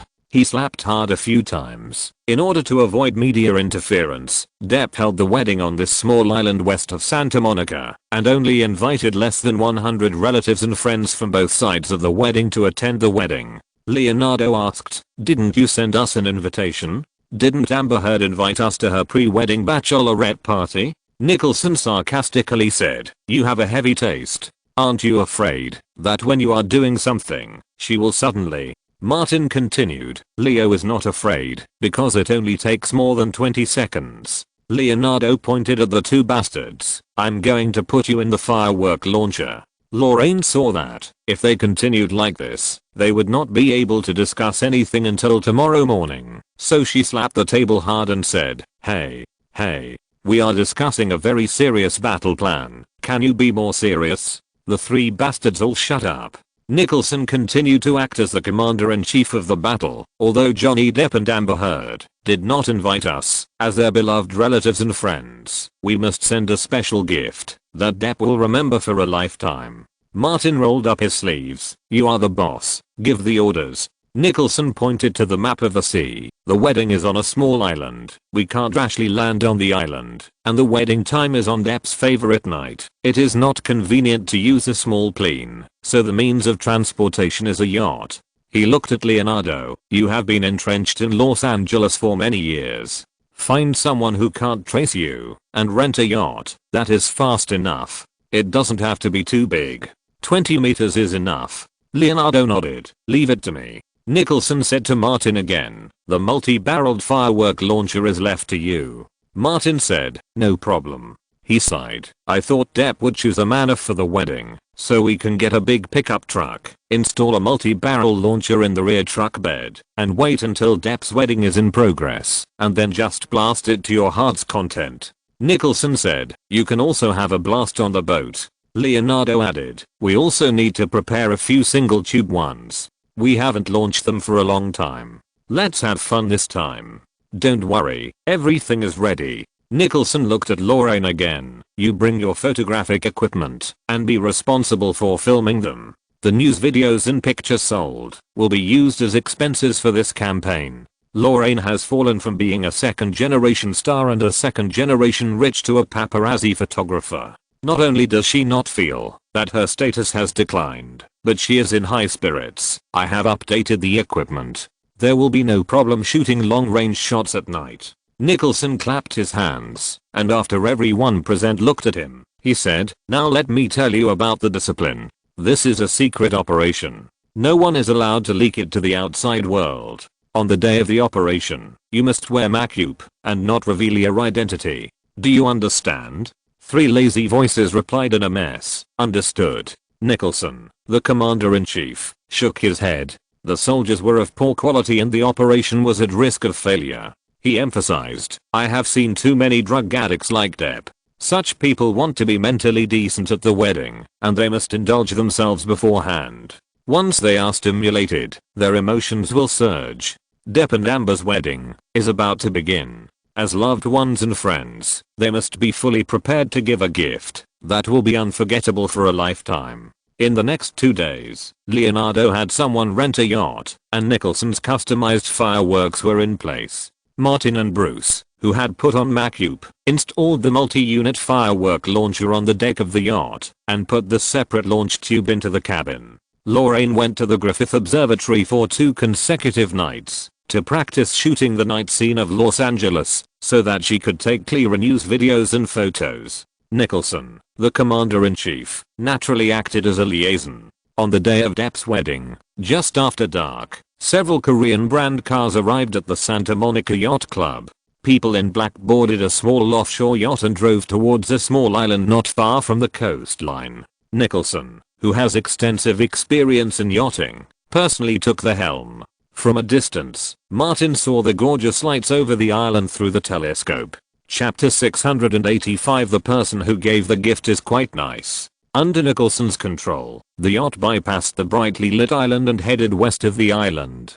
Martin held the railing and looked at his watch. It was almost 8 o'clock. Leonardo raised the telescope, observed the situation on the island, and soon said loudly, "It's in this area. The location and distance are suitable." Nicholson looked at the navigation and was about to reach the designated location, so he gradually slowed down the speed of the yacht. Martin and Bruce came to the fixed multi-tube launcher to check the ammunition and lines. Lorraine chose a position at the stern and set up the camera and video camera. Nicholson came to the preset position that had been inspected long ago, parked the yacht, and moved a box out of the cabin with Leonardo. The two opened the box, took out the homemade rocket launcher, and opened the special fireworks wrapped in waterproof cloth. Nicholson looked at his watch and shouted, "Ready." Leonardo asked, "Why give the biggest fireworks to that bastard Martin?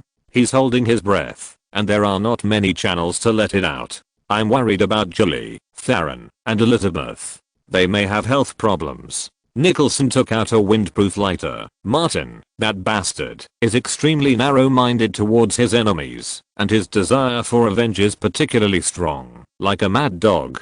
Leonardo said, "I like this mad dog spirit. Without his mad dog spirit, could I have won the Oscar for Best Actor?" Nicholson fully agreed. If Martin hadn't gotten rid of Harvey Weinstein, you wouldn't have had a chance to win the Oscar for Best Actor. Martin raised his middle finger at the two of them. "Don't you need to say bad things about others behind their backs?" Nicholson seemed not to hear what Martin said and looked at his watch. Countdown, 30, 29. The countdown here is still going on, and the wedding on the island has reached its climax. The viewing platform near the sea was covered with red carpet. Johnny Depp, dressed in a suit and tie, and Amber Heard, wearing a white wedding dress, stood in front of the pastor who presided over the wedding under the White Arch, listening to the Lord's teachings. Nearly 100 relatives and friends from both sides gathered on the viewing platform, ready to send their blessings.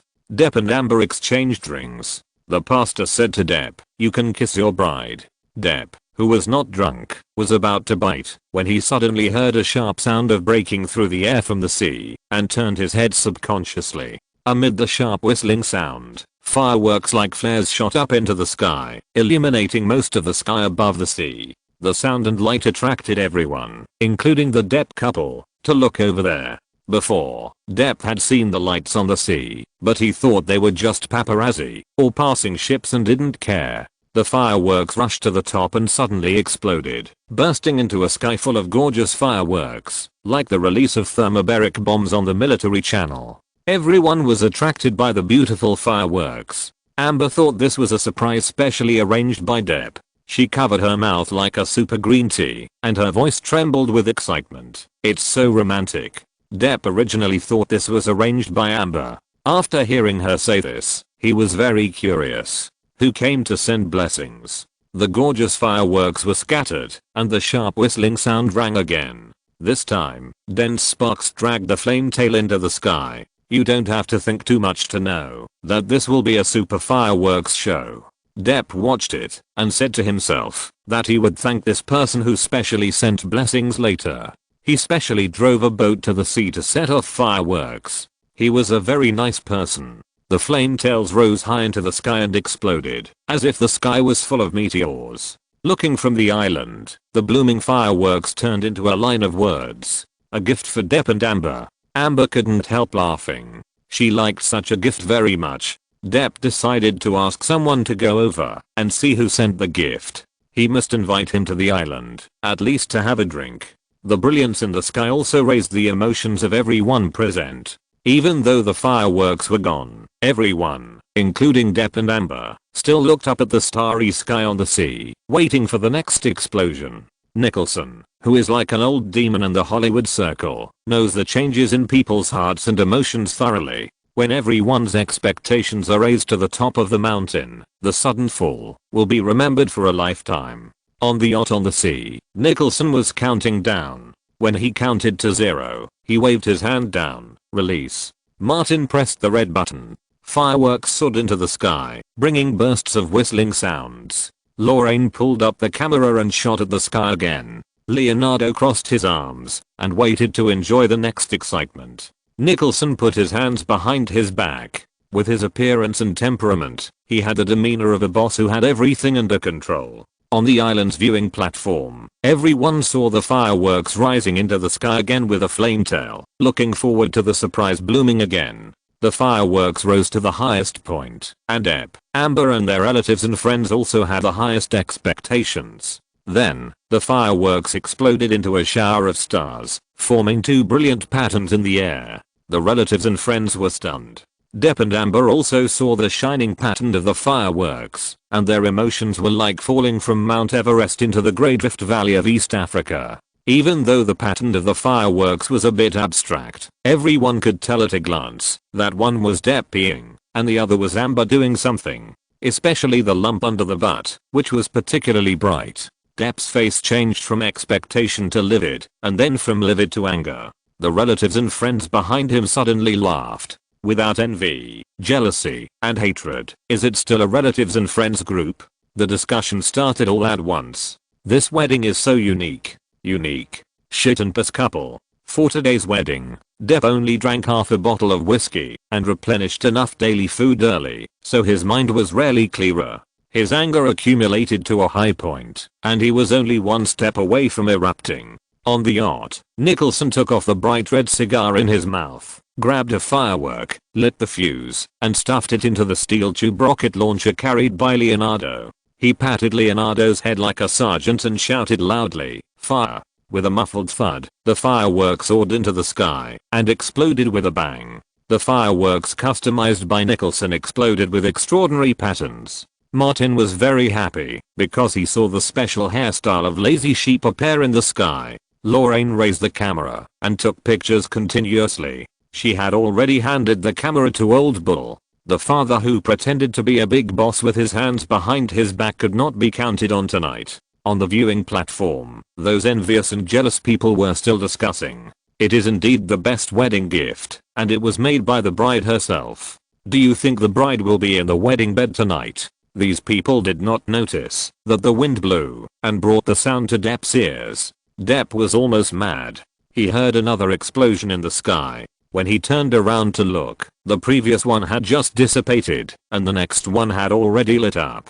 Then, the sky kept exploding with bright stars, one after another, endlessly. The sea breeze brought some voices of gossiping. Eating melons and watching the fun is human instinct, and it can't be eliminated, no matter where you put it.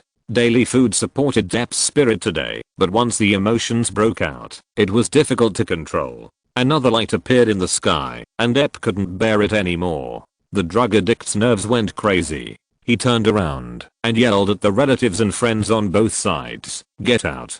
Get out! You bastards! All get out!" He waved his arms and knocked down the champagne tower on the table. "Get out! Now! Immediately!" Sweeping down the champagne tower was not enough. The drug addict's emotions came up, and there was no control at all. Depp pushed over the cake cart and overturned the big flower basket. Hearing these words like "get out," the relatives and friends on both sides had 10,000 opinions about Depp. Many people cursed countless dirty words in their hearts and left one after another.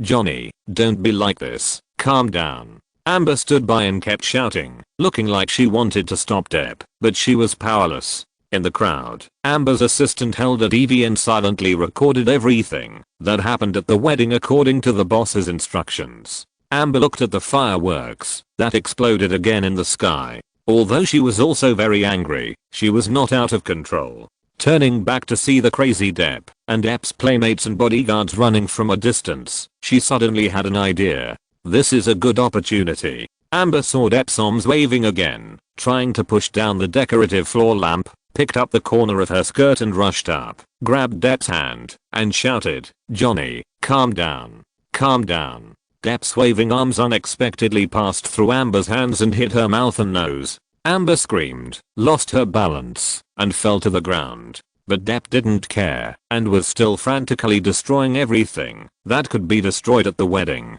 Amber covered her face and cried, crying very sadly. While crying, her fingers covering her face opened into 2 slits, watching Depp go crazy. Amber was determined to get along with such a person for a long time, which was definitely a nightmare. Even without Megan Ellison, she would find a way to make a fortune from Depp and then withdraw.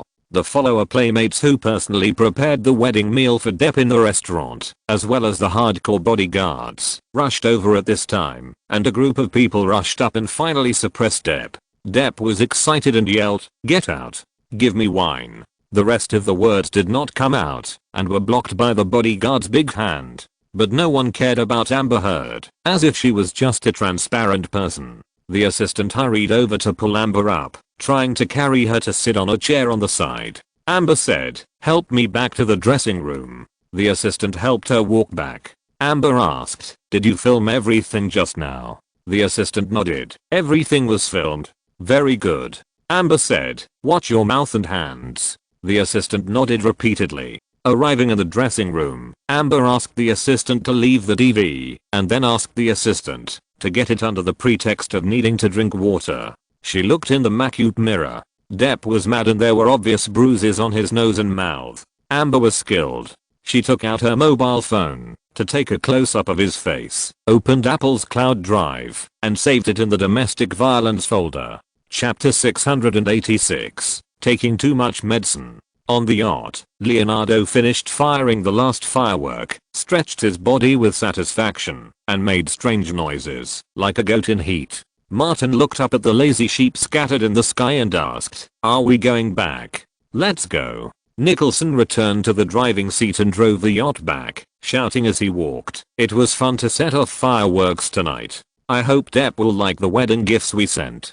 Leonardo sat on the sofa on one side and said, "I found that we are the best at sending wedding gifts." Martin agreed. "We sent gifts to Heidi Klum before her wedding, and to Alexandra Ambrosio before her engagement.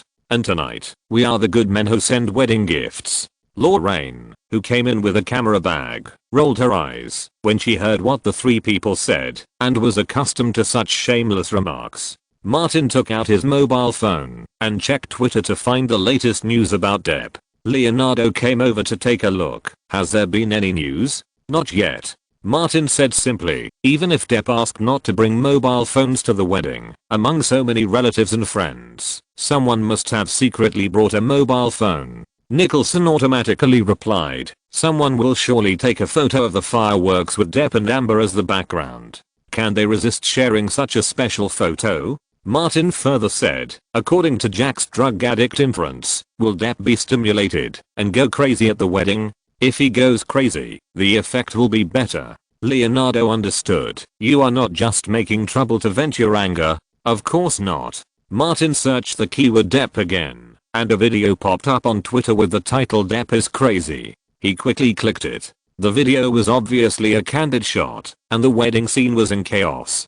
Johnny Depp seemed to be crazy, pushing down everything that could be pushed, and smashing everything that could be smashed. Leonardo also came over to see, and said, "We made Depp suffer, not us." Martin quickly corrected, "Look at the background. There are Amber's signature fireworks that you set off. Depp was ruined by you." Leonardo pointed, "Scroll down. It seems there are comments." Martin scrolled down the page, and there were indeed comments under this tweet, and there were quite a few. "He went crazy and ruined his own wedding. What kind of genius is this? Depp, this drug addict. It's obvious that he took too many drugs. A rubbish person does rubbish things." At DEPP fans, "Look at what kind of person you admire. This melon is big and sweet." Retweet. Retweet. Martin also chose to forwarded it to Jessica, and then called Jessica, "I just forwarded you a video, and it will immediately promote the popularity." Jessica led a team of overtime workers, and was on standby at Davos studio tonight. She responded, "I'll do it right away." Martin hung up the phone, and found that Leonardo also took out his mobile phone to check Twitter and eat melons. Leonardo asked as he was brushing, "Isn't this just to embarrass Depp? This is too low level, and does not fit the high-end style of their trio of assholes." Before Martin could answer, Nicholson rushed to answer. We are attacking Depp's popularity among passers-by, reducing his popularity among passers-by, and even turning it into a negative number, so that the audience will hate him. These are actually Martin's words, but Nicholson is the boss of the trio and the commander-in-chief of tonight's battle, so Martin will not compete with him. Nicholson seemed to have everything under control. With a bossy demeanor, Depp went crazy at the wedding. What kind of blow is that? We are going to destroy his career. Since he has screwed over the bastards of our trio, he must be prepared to be screwed. We are going to defeat him from his career. Leonardo understood completely. When Depp peed on Martin, he was filming a super blockbuster with a production budget of more than $200 million. If Depp's passers-by's perception becomes negative, it is impossible to support the market of such a large-scale film by relying solely on hardcore fans. Martin snapped his fingers. There is also a transcendence. Leonardo stood at the top of the circle and saw it very clearly. Depp's career will collapse. He glanced at Martin and Nicholson. You two are really bastards. The yacht docked at the dock, and several people quietly left, leaving Bruce to handle the subsequent finishing. At this time, on Twitter, the video of Depp making a scene at his wedding had become the most popular item and was being forwarded crazily. More than one person at the scene took the video, and more than one person tweeted. Depp's agent and public relations manager were alarmed and were urgently trying to put out the fire. These days, with the development of social networks, celebrities themselves are a type of people who are particularly watched. If there is a little disturbance, it will soon become known to everyone. On the wedding island, Agent Wham walked around anxiously, glanced at Depp who was holding a bottle of wine and drinking, and called the public relations manager again to discuss how to handle crisis public relations. Depp calmed down, but didn't care about anything, just drinking and taking drugs. Wham was used to it and couldn't control it. If he said too much, Depp would get angry and might even be fired, so he simply didn't try to persuade Depp. As for Depp's followers and playmates, they would coax Depp in any way they could to make him happy. All of these people drank with Depp.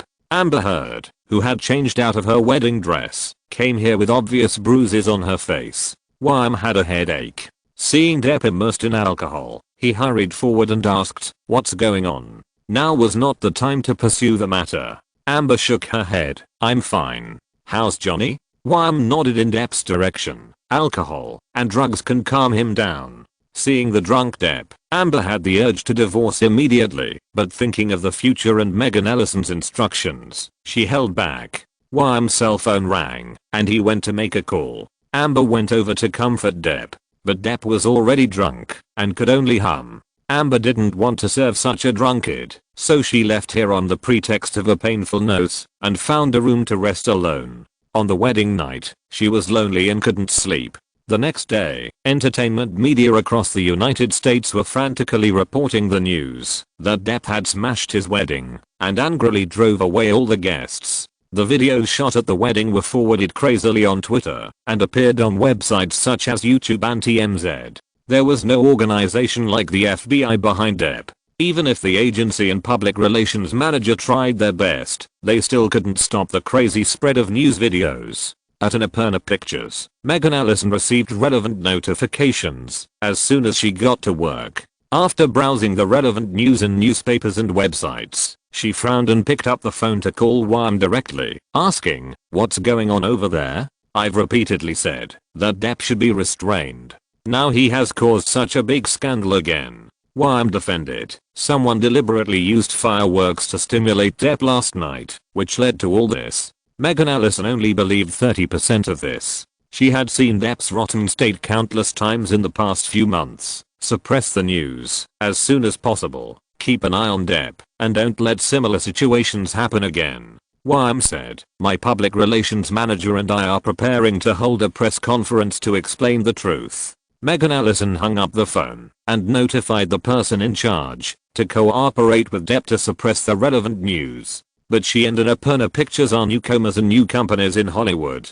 Their influence in the entertainment media is not strong, and the effect can only be said to be average. The most critical thing is that Depp has too much negative news in the past few months, and it can't be suppressed at all. Afterwards, Wham and the public relations manager held a press conference and played a video of Depp's wedding on the spot, focusing on the fireworks. This video can show that Depp had a reason to smash his wedding, but the negative impact is also relatively large. In the current situation, it is more important to give Depp a legitimate reason for his madness. Otherwise, the production companies and producers in the circle will leave a very bad impression of Depp. An actor who drinks and eats high every day can smash his own wedding. Would it be a super time bomb on the set? Would it blow up the entire crew? Seeing the pattern of fireworks in the video, the media reporters on the scene immediately exploded. The Emperor of P and the actress are a perfect match. It's over. Depp will have to live under the terror of Amber for the rest of his life. Last year, Martin starred in Gone Girl. Many people commented that Depp and Amber are a perfect match. I wish them a long and lasting marriage. There were also several tabloid reporters discussing. Did you see? It's very easy to anger Depp. Just a lump will do. Great. We'll keep a close eye on Depp and make super big news. These guys waited until the press conference was over and immediately went to inquire about Depp's whereabouts, wanting to make some big news. Unfortunately, Depp got drunk on the island. Amber received another call from Megan Ellison. She could hear the anger of the rich second-generation producer from the phone. It would be fine if Megan Ellison's 2 films were successful, but if they failed, Amber decided to create more accidents in the future so that she could get more property in the future. In the evening, Depp finally sobered up from his drunkenness. Amber, like a responsible wife, pulled Depp to the computer and asked him to watch the relevant news. She installed a camera in the room. If Depp saw the video and went crazy again, she would beat him up. But Depp was half sober and had not taken drugs. Although he was in a bad mood and yawned all the time, his mind was a little normal. After reading the relevant news, Depp's face was gloomy and he said, "No one else would do this to me. It must be that bastard Martin Davis." Amber asked, "Do you have any evidence?" Depp cursed directly, "I want a piece of evidence. The only person I have made an enemy of recently is Martin Davis." Amber didn't think so, because she felt that Depp had offended everyone in the Lone Ranger crew, including Jerry Bruckheimer and Gore Verbinski. Depp picked up the phone and called his agent Wham, shouting, "Notify all the people or companies that cooperate with me. If you want to cooperate with Uncle Depp, the premise is that you can't have any cooperation with Martin Davis." Chapter 687 Documentary of Justice. Burbank, Davis Studio. Thomas entered Martin's office, pulled out a chair, and sat opposite him, saying, "I just got the news that Depp has sent a message to several partners through his agent, claiming that they want to cooperate with him, Johnny Depp, and not with us." Martin didn't care about Depp's speculation at all, and just asked, "What is Disney's response?" Thomas said, "Disney Pictures has not given Depp any response." Martin could roughly guess Disney's idea. "You guys make your own troubles, and I run mine. As for the final result, the commercial results will speak. If Depp's Transcendence and The Lone Ranger are a big hit, and Martin's subsequent films are not well received, Disney will definitely choose Depp and abandon Martin. Vice versa. Martin and Davis Studio will do the same."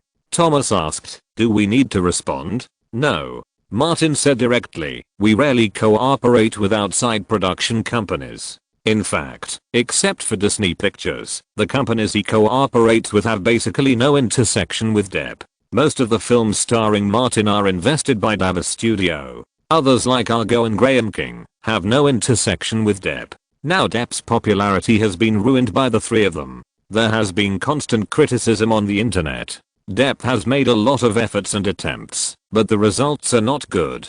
The main reason is that Depp has offended too many people in the past 2 years. Although he dug a pit for Annapurna Pictures in advance, Martin did not wait for Megan Ellison and Depp's films to fail. Instead, he has been exerting his subjective initiative and doing everything possible to pull the 2 films down. Thomas said at this time, "I got a message about Christopher Nolan." Martin asked, "He left CAA and contacted WMA?" "Yes, the company wanted to poach Nolan more than a year ago." Thomas is now a partner of WMA and has enough knowledge of the company's dynamics. After long-term efforts, now finally there is a result. He elaborated, "Nolan's contract with CAA expires this year. After the expiration, Nolan will not renew the contract, but join WMA. Martin was not surprised by these. When he chatted privately with Nolan at the beginning of this year, Nolan said that he would not renew the contract with CAA after fulfilling the last year of his contract with CAA. Martin asked, "Who is Nolan's agent?" Eri Emanuel. Thomas had no idea about Nolan. Over the past few years, he saw more, and more clearly, why he could be successful today. It's not that he is so outstanding, but that he can serve Martin wholeheartedly. He has no idea of developing first-line customers in the short term, and almost all his energy and resources are placed on Martin. Thomas left Martin and immediately rushed to Warner Studios to discuss the appearance of the Joker in The Dark Knight Rises. During the post-editing of this film, Nolan planned to add a small number of shots shot in The Dark Knight, but not used to the third part. In fact, it has nothing to do with the plot. The marketing master wants to borrow Martin and the Joker to further promote the publicity and hype of The Dark Knight Rises. Martin only signed a contract for The Dark Knight, and there was no authorization agreement. If he wanted him to appear in the third film, he would naturally have to pay a separate salary. Thomas's talks with the project producer Charles Roven were not smooth. The latter said that the final editing version has not been determined yet, and it is too early to talk about these now. After Martin ended his cooperation with Warner Brothers, all kinds of cooperation and financial exchanges inevitably became difficult. Thomas solemnly stated on behalf of Martin that, if the film rashly used his image without Martin's authorization, it would be an infringement. Charles Roven did not want to talk, but the macro-manipulation masters above intervened, and could not talk for the time being. In an office building dedicated to film post-production not far away, several producers from the Jack the Giant Slayer crew were directing their respective editing teams to work on post-production. Warner Pictures president John Berg came to inspect every few days. Today, he took a look around and saw that the editing work of several editing teams was progressing smoothly, which made him quite satisfied. In one of the post-production rooms, a producer from Castle Rock Pictures said, "Darken the background color. I want the background color to have a heavy and epic feeling like an oil painting." The colorist handled the lens skillfully. The producer looked at the edited clips and said dissatisfiedly, "I emphasize again, I don't want any funny shots. The giants invaded the human world, which is a very serious event. Even if it is a fairy tale adaptation movie, it must have a thick epic feeling." In another post-production room on the same floor, the producer representing Legendary Pictures was also looking at the finished edited clips.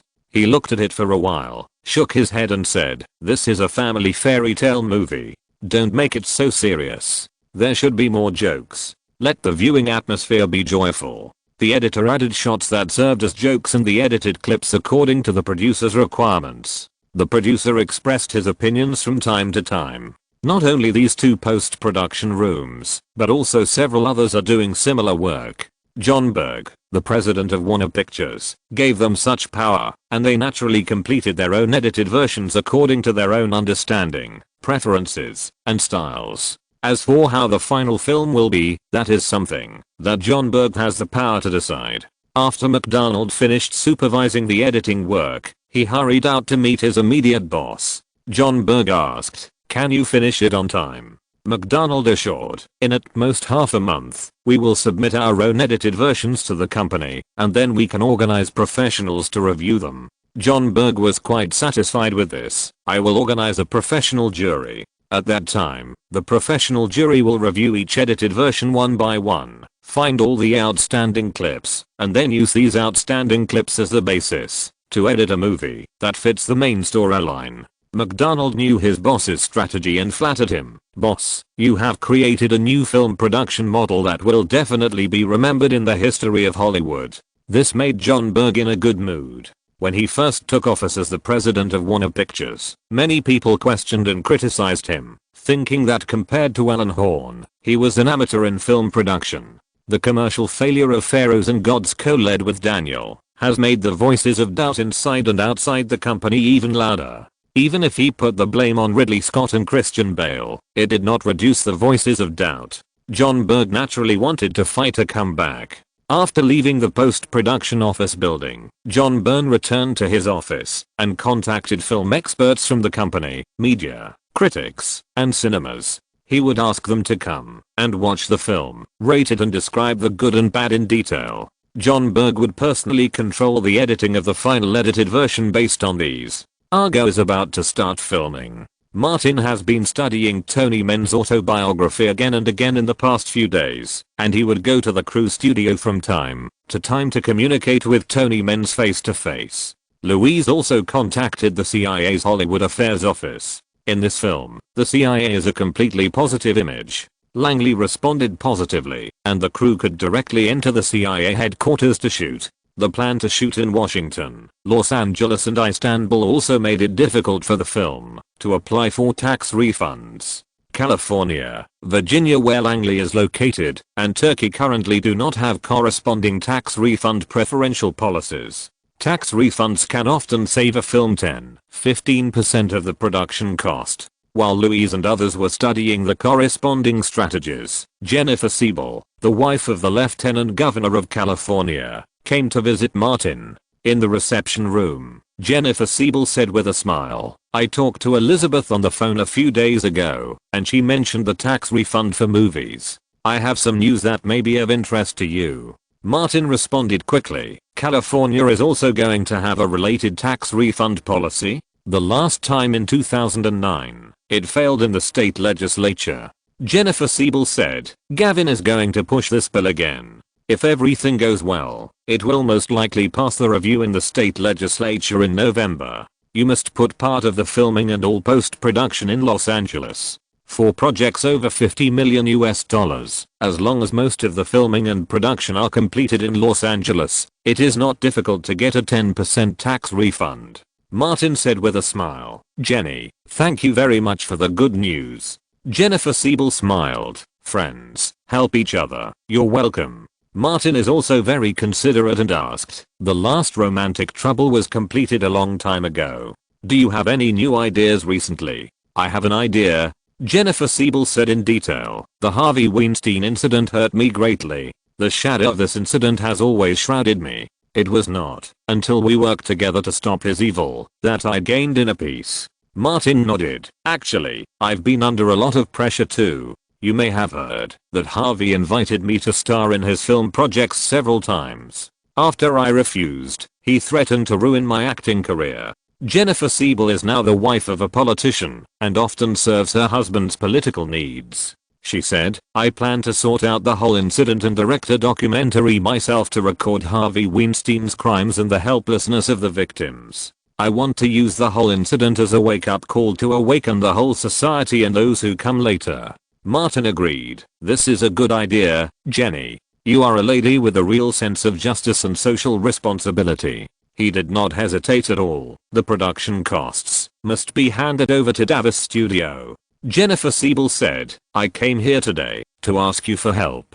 Martin said, "From funding to personnel, to me too, these are not a problem. In the current social and political environment, not to mention the social impact of this documentary, after it is filmed, it will be a hot product if sold. If you're listening to this novel on a channel other than Fanfic World, it means they downloaded and uploaded it without effort. We cordially invite you to visit our channel, Mundo Fanfic Novelos. There you'll find the original version of this story and you can explore many other novels of various genres. We're waiting for you to immerse yourself in a world of incredible novels."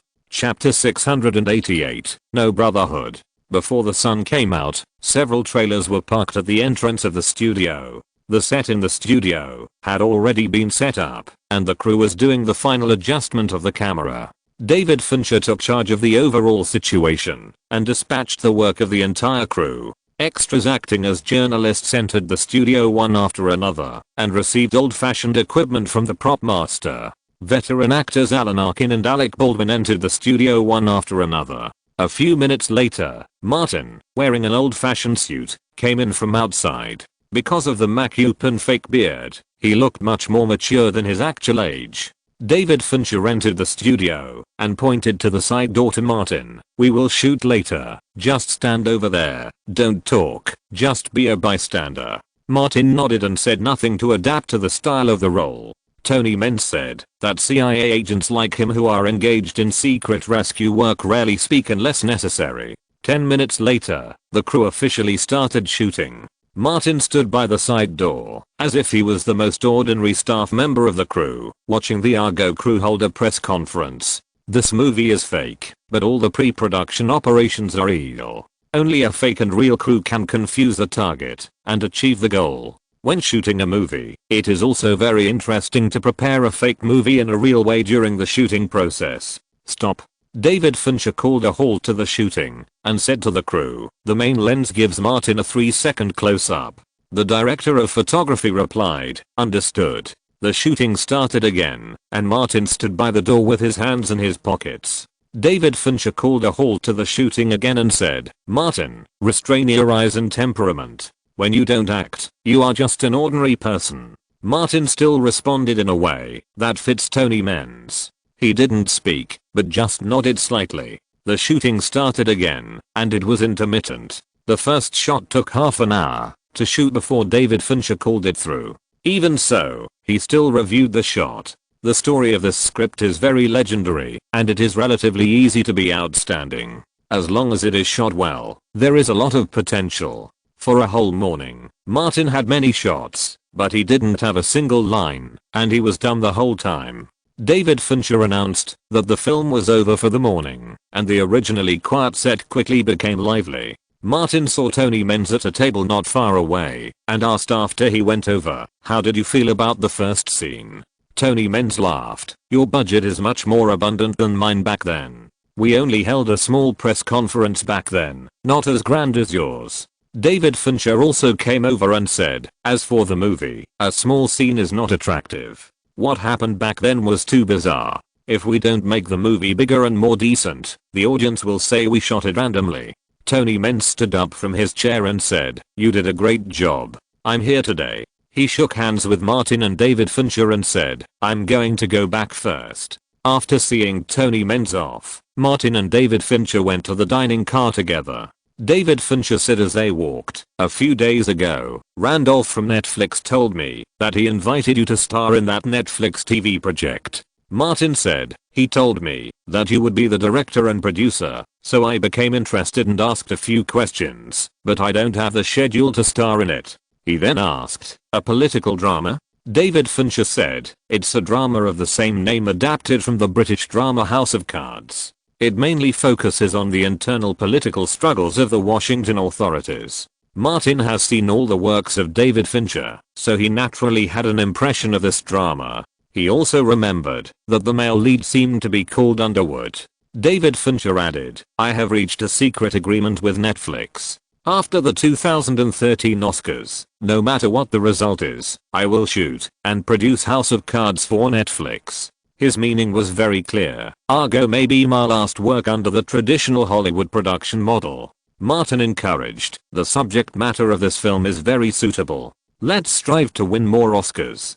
David Fincher said seriously, "I don't have the perseverance of Leonardo and Scorsese. If this one doesn't work, I won't play with the Oscars." Martin remembered very clearly that David Fincher later became the first-line director with the closest cooperation between Hollywood and Netflix. After lunch, Leonardo and Nicholson, who had nothing to do, came to the studio to visit.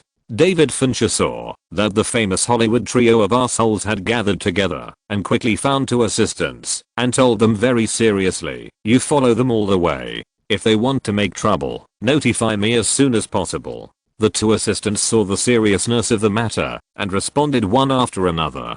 David Fincher took one look at the three bastards and thought that Martin would not joke about the crew in which he had invested. In the lounge area, Leonardo handed a book to Martin and asked, "Are you interested in going to Africa together?" Martin took the book and asked, "What are you going to do in Africa?" Leonardo said, "To make a documentary about mountain gorillas, to promote the idea of protecting animals. You are carrying the banner of women's rights, and I am carrying the banner of environmental protection." Martin looked Leonardo up and down. "It's just some nominal publicity. Is it necessary to work so hard? Going to Africa?" Leonardo seemed very serious. "Actually, the place we are going to is Congo. There is a civil war there, and various forces are fighting for natural resources. Many poachers are armed poachers. Hearing this, Martin didn't even look at the book and threw it directly to Leonardo. I would be crazy to go to that kind of place. Leonardo revealed his true purpose. I won't feel safe if you don't go. Look at me. Martin pressed the flesh on his face. Flesh and blood creatures are not made of steel. If a bullet hits me, my head will explode.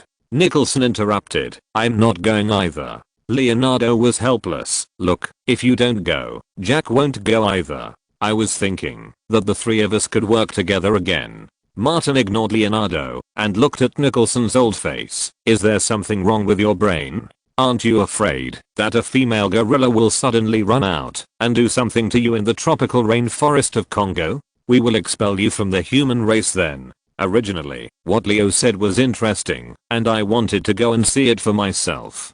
After all, there is fun to be had. Nicholson thought it through. Hearing what you said, I might become the gorilla's fun if I go, so forget it. Leonardo pointed at them. You two bastards are so disloyal to each other. Martin said disdainfully, I have tens of millions of dollars in cash, hundreds of millions of dollars in assets, several saints of the Coca-Cola Church who are completely devoted to me, a dozen confidants and muses, the only tester of two famous women's groups, and I'm still a member of the Face Gang and the Asshole Trio who can find fun anytime and anywhere. He asked Leonardo, does it feel boring to spend dollars? Are you not happy with beautiful women? Or are you not having enough fun? Why do you want to go to an African country in a civil war to suffer? Leonardo heard Martin's words and suddenly realized that these conditions also applied to him. He immediately turned his head around. Martin was not rejecting or showing off, but clearly persuading him. Nicholson said, I feel bad when I think about what would happen to me there, and I haven't spent all my money and had enough fun. Leonardo lost interest for a moment and said, okay, no more words. I'm not going either. Martin said, if you want to make a documentary, invest some money, find a filming team in this area, and go to Congo to shoot it. Are we brothers short of money?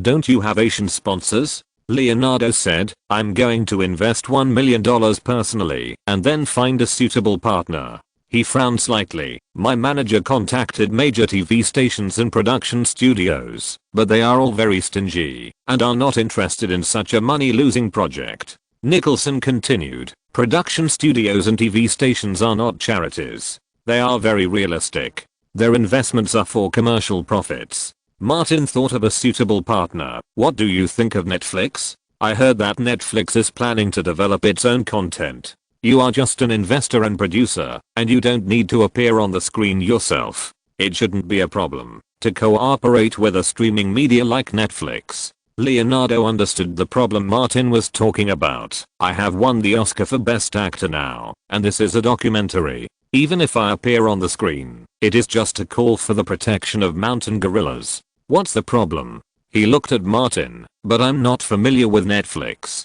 The two best friends have helped him to stir up trouble, so Martin certainly would not refuse. He took out his mobile phone and called Netflix's content director Greg Peters, who happened to be in Los Angeles. He simply made an appointment to meet in Beverly Hills in the evening. Leonardo said, I will go to Open Road Pictures to get the plan. When you finish shooting here, we will meet in Beverly Hills. Martin is both the male lead and producer, and an investor on this set. It is impossible for him to stir up trouble and have fun. Nicholson simply said, I will go with Leo. It's too boring here. Martin waved his hand. You guys go. Not long after the two left, the afternoon shooting kicked off. The crew first shot all the scenes in the studio. After work in the afternoon, Martin rushed to a business club in Beverly Hills and met Greg Peters, who had an appointment. The latter shook hands with Martin very enthusiastically and said, I really don't know what to say. Martin, you are a friend of Netflix.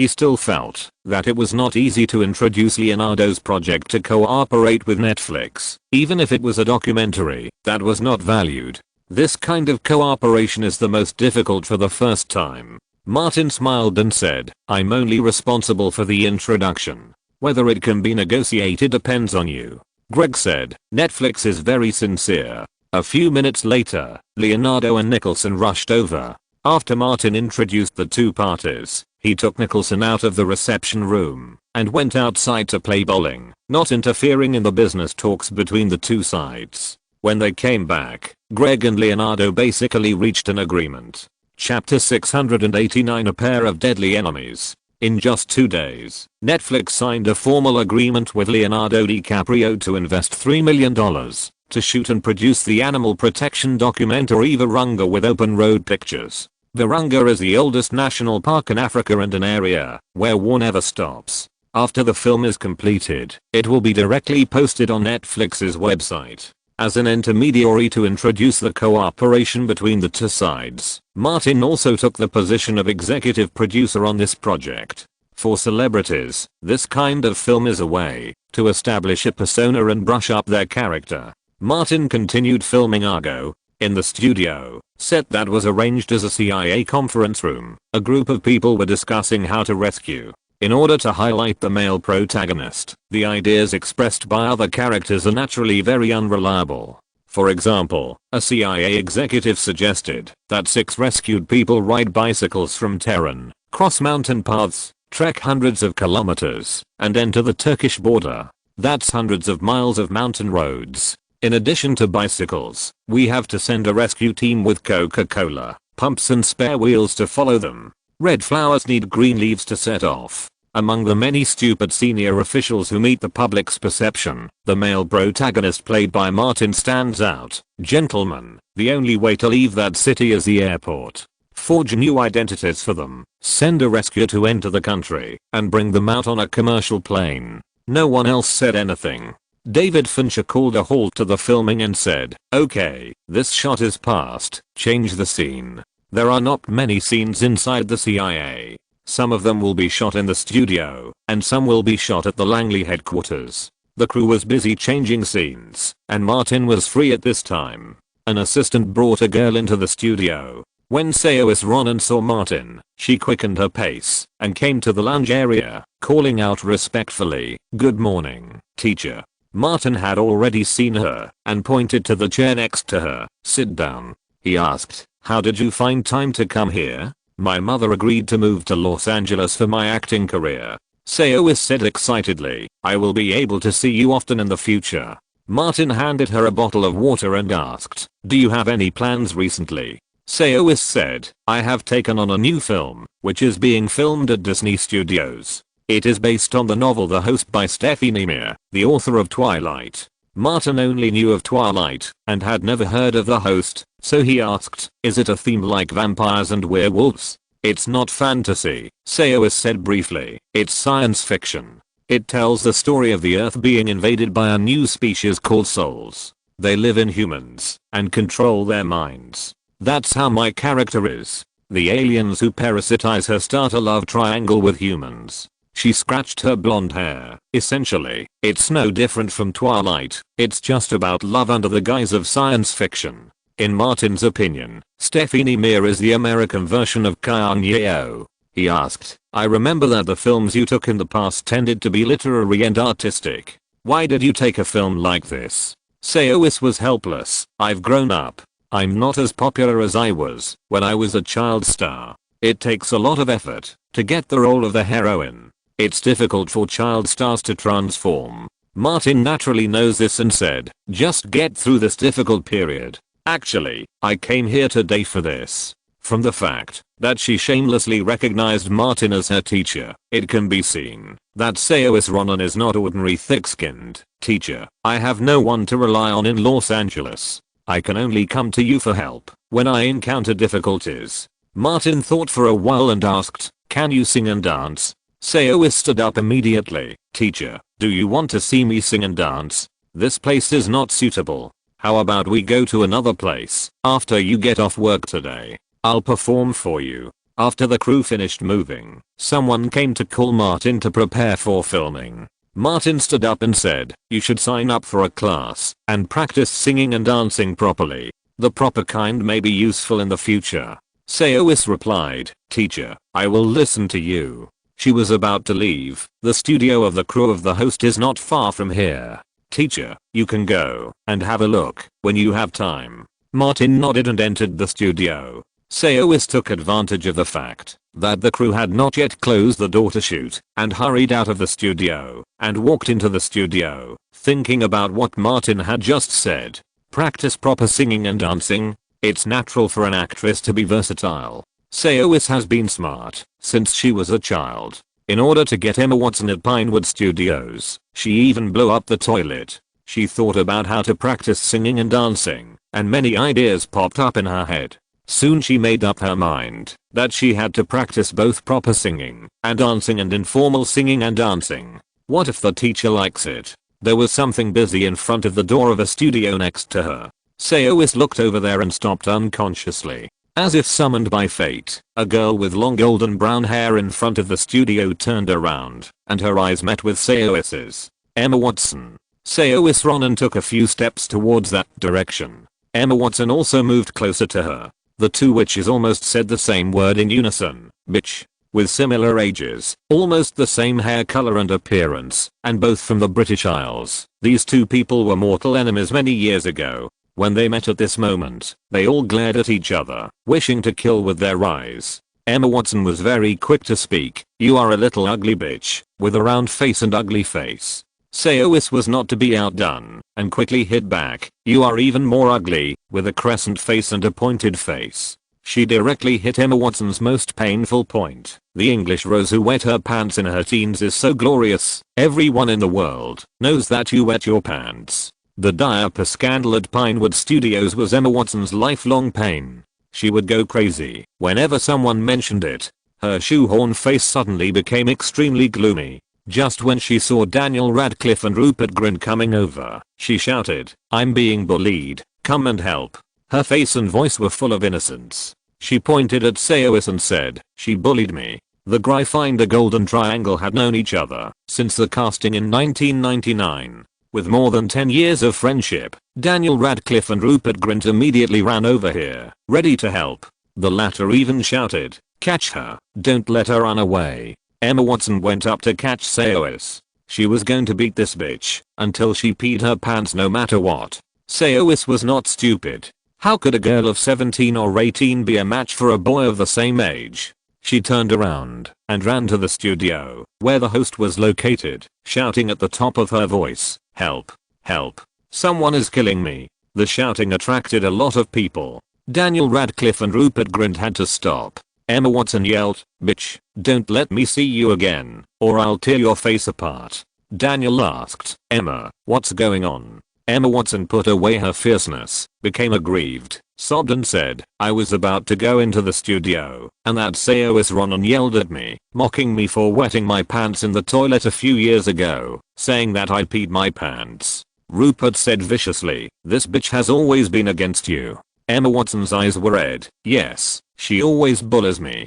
Don't worry, we won't let her bully you." Daniel comforted, "Next time you see her, call us. No matter what we are doing, we will rush over immediately." Sayowis ran out for a while, and seeing that no one caught up, she stopped, with her hands on her waist and panting. She asked someone, and found out that the crew of Noah's Ark had just moved into that crew, and Emma Watson played Noah's adopted daughter in it. The crew of the host is also filming at Disney Studios, which means she may often meet Emma Watson in the future. Sayowis is alone, while Emma Watson has the Gryffindor Golden Triangle. With the grudges between the two for so many years, she will be in trouble if they fight. Sayowis called Martin. "Teacher, do you still have fireworks?" "I don't make trouble, really, I just prevent others from making trouble." Martin gave all his stocks to Nicholson and simply asked Sayowis to find the old bastard. Sayowis contacted Nicholson again. Just after introducing herself, the other side said, "I remember you, Martin's female student who loves to blow up the toilet.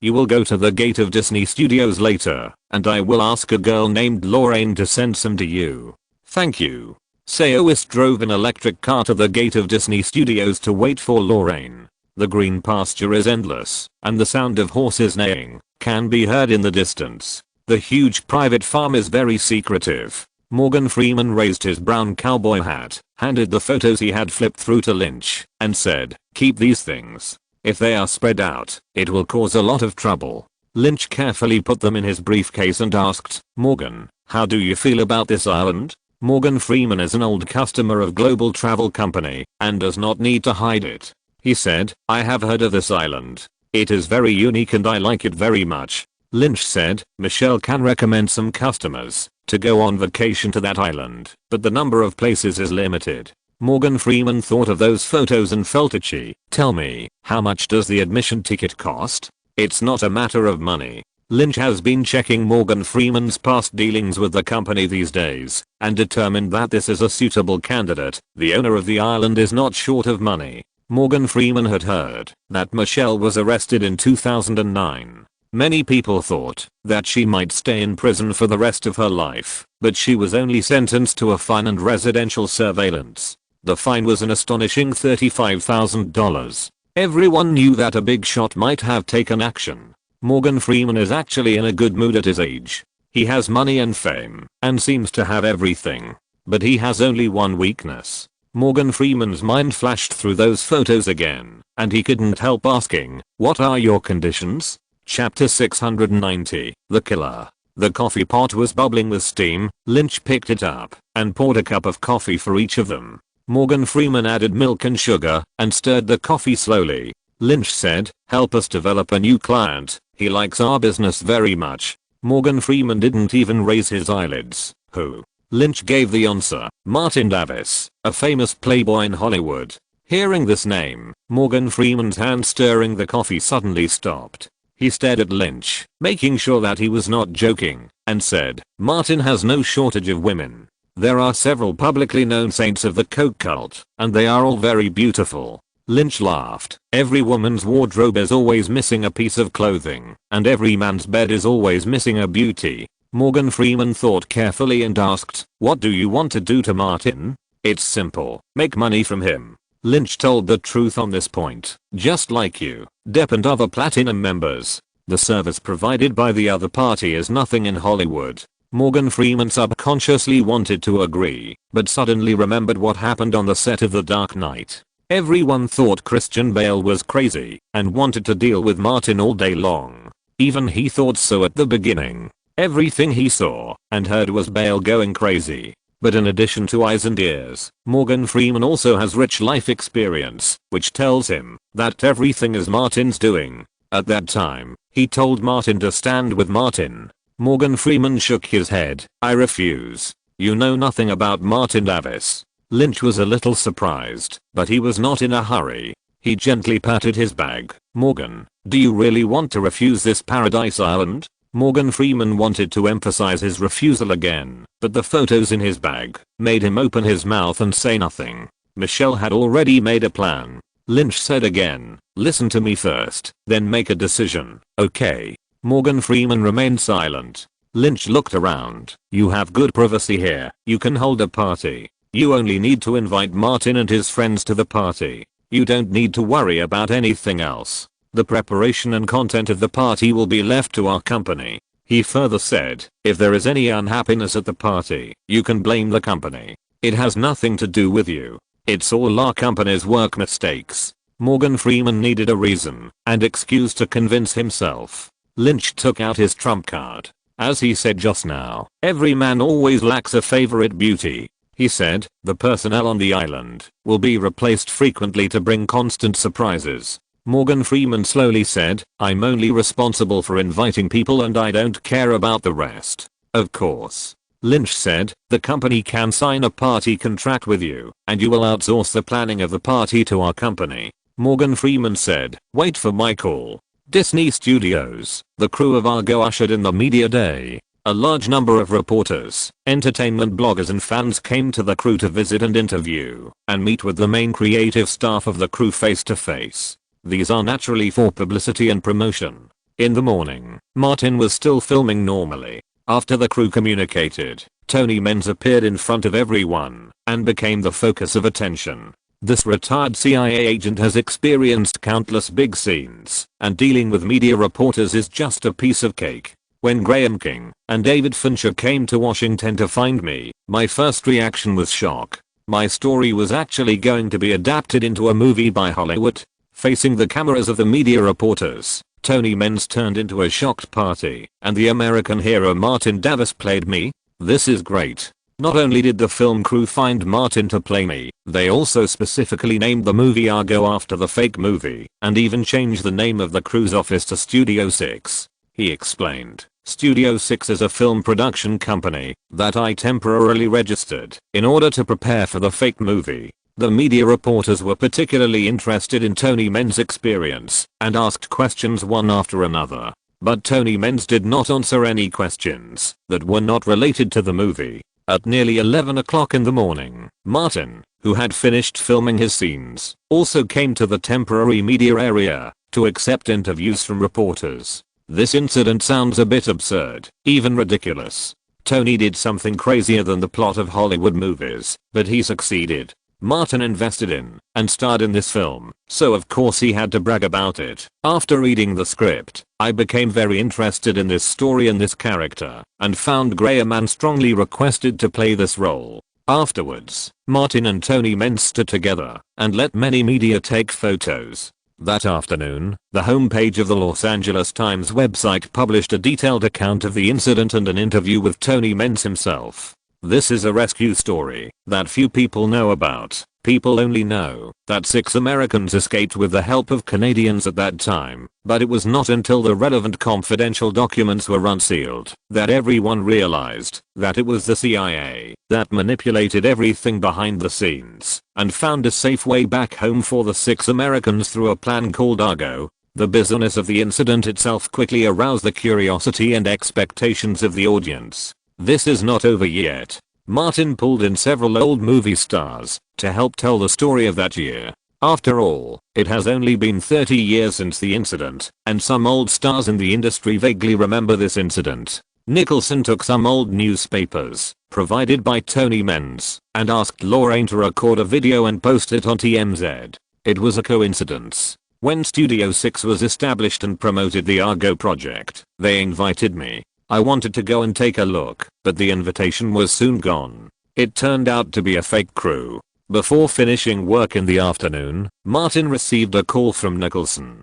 "Don't forget my reward. I don't want money," the old bastard said directly. "It seems that your student is going to cause trouble at Disney Studios." I asked Lorraine to build a good relationship with her and take the initiative to help, but she may not inform Lorraine when she causes trouble. If she tells you, you should inform me as soon as possible so that I can go and watch the fun. Martin said, "But I don't know what she is going to do." "Forget it. If I have any news, I will definitely inform you." After he hung up the phone, Bruce came from behind and said something. The crew of Noah's Ark came to Disney Studios and filmed in a studio not far away. He reminded, "Emma Watson is the supporting actress. Sayowis and Emma Watson are mortal enemies." Martin reminded Bruce, "Pay attention and tell me if there is any news. The witch war must be very interesting."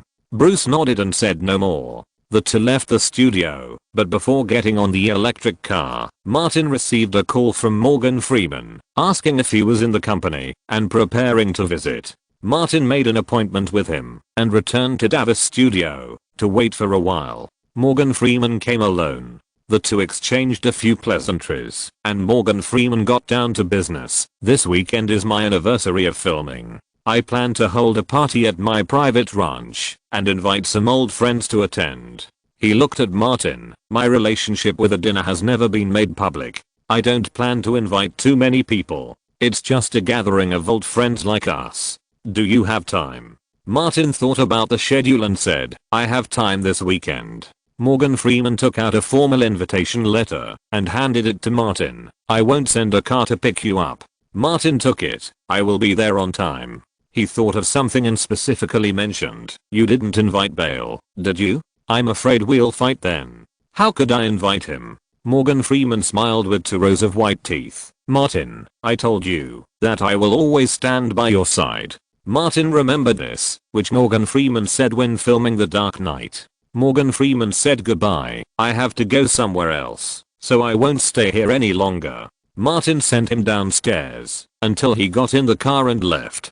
Back in the office, he looked at the invitation letter and only invited him. Martin said, "It seems that you can't bring a female companion." Bruce also saw it and said, "Morgan Freeman may have prepared a special program." Martin said, "Is there a surprise?" Bruce has been following Martin and knows that Morgan Freeman is an old man who plays a lot. This is not accurate. It is extremely rare for men in Hollywood to not play a lot. In the next few days, Martin was filming normally in the crew.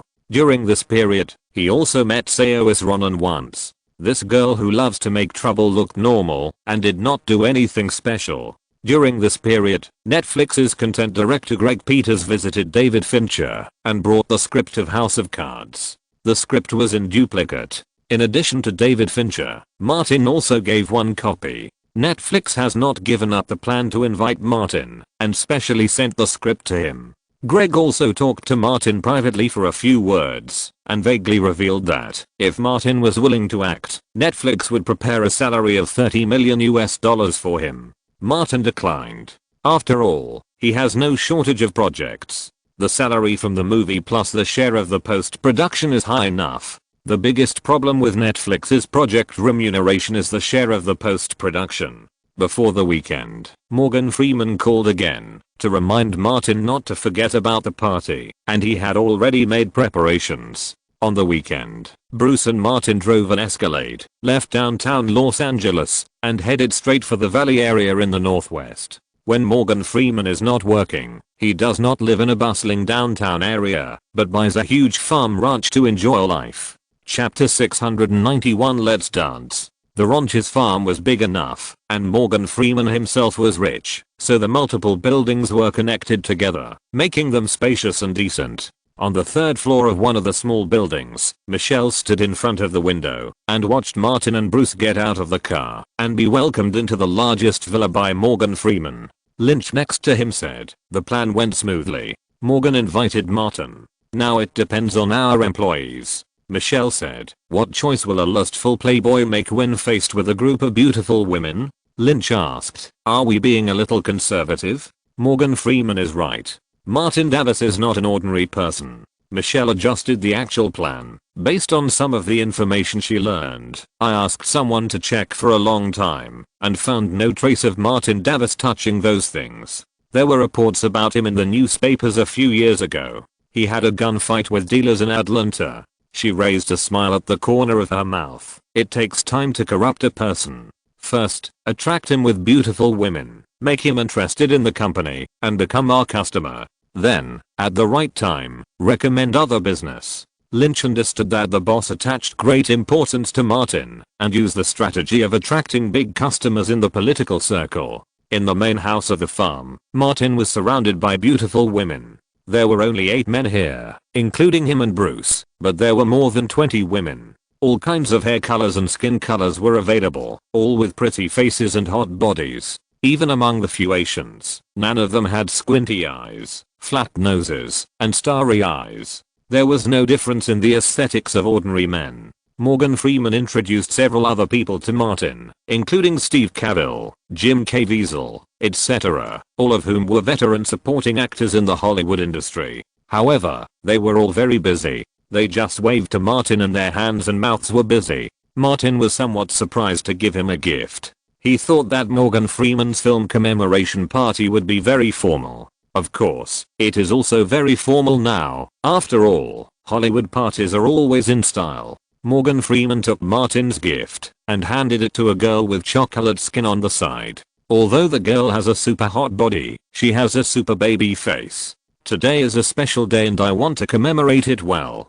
You can do whatever you want." Morgan Freeman pointed to the second and third floors. "There are many suites up there. As long as they are open, you can use them at will." He clapped his hands, attracted everyone's attention, and shouted loudly, "Beautiful ladies, we have another VIP here. Please entertain him warmly." These were just small scenes for Martin. As if they had a tacit understanding, 3 beautiful ladies immediately walked towards Martin. One had brown red hair, and the other 2 were blonde. The 3 of them were in good shape, and sat down next to Martin. The red-haired lady was responsible for pouring the wine, and the 2 blondes squeezed on Martin. Martin was an old hand, and he asked about their situation in a few words. The red-haired lady was called Melina Morgan, tall and fit, big where big should be big, and small where small should be small. The blonde on the left was called Nikia, who looked less than 20 years old, and was a typical white and thin girl. The blonde on the right was called Maya Malkova, a big western-style meat bomb.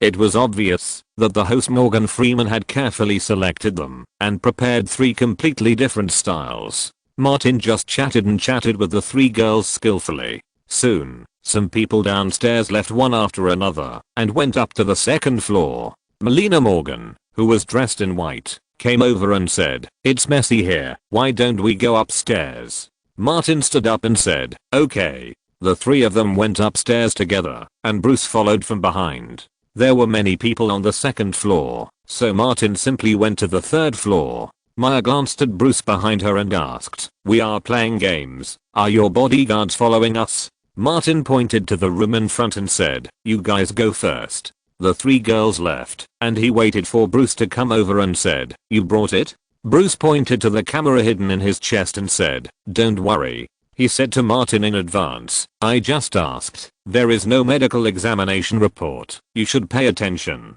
Sometimes, Martin was so timid. "Let's play some small games." He didn't know Melina Morgan and Maya Malkova, but Martin had a vague impression of the Eastern European appearance of the youngest Nikia, who used to be a teacher who was well versed in art. He didn't dare to mess around with such a person. Martin entered the room and found playing cards on the table, just in time to play poker and play games. Maya saw Bruce following in and wanted to say something but held back. It didn't matter if there was one more person, they were not afraid at all. Martin opened the cards and said, "Girls, let's play cards together." Melina saw him shuffling the cards seriously and wondered if he was a serious man playing this kind of poker at this time. Although both of them made a lot of noise when they were played, wouldn't the other kind of poker be fun? Although Nikia had just turned 18, she had experienced a lot of situations and immediately suggested, "How about this? Whoever loses will take off a piece of clothing?"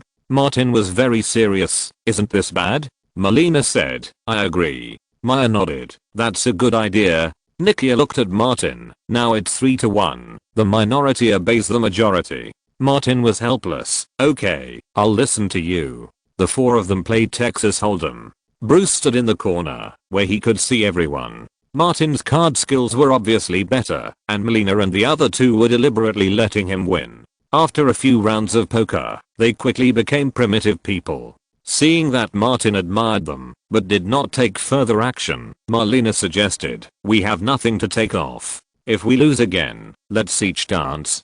Maya and Nikia agreed. Martin could only respect the majority's opinion. After another round of poker, Melina turned on the music, came to the empty space opposite Martin in the room, and performed a hot dance. On another floor, Michelle looked at her watch and was a little anxious. Hurry footsteps sounded, and Lynch, who had left earlier, came up quickly from downstairs and said, "I just asked." Martin followed Melina, Nikia and Maya to the 3rd floor and entered the same room. Michelle couldn't help but laugh. "Very good."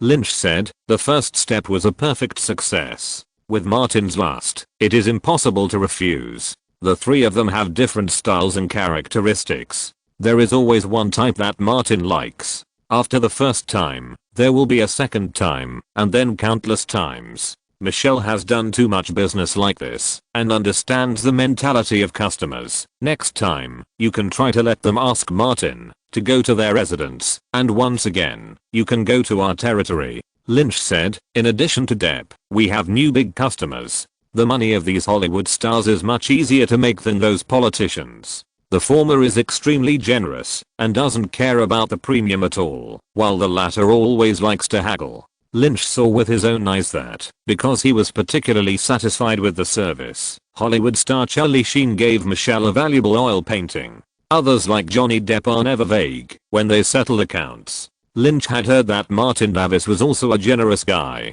Every time he joined a crew, he would give gifts to the crew members. In the main building of the villa, Morgan Freeman had already come out of the bedroom on the 1st floor and sat on the sofa, panting. At his age, he had to admit that he was old. The other guests who had left before returned to the living room with their girls one after another. Soon, only Martin and his group were missing here. Many of them looked at the 3rd floor and sighed that it was good to be young. But thinking that it was Martin Davis, who was famous in the Hollywood circle, it seemed normal. In the room on the 3rd floor, Maya, Melina and Nikia had sweat all over their foreheads, shortness of breath, heavy breathing, and shaking legs, as if they were exhausted.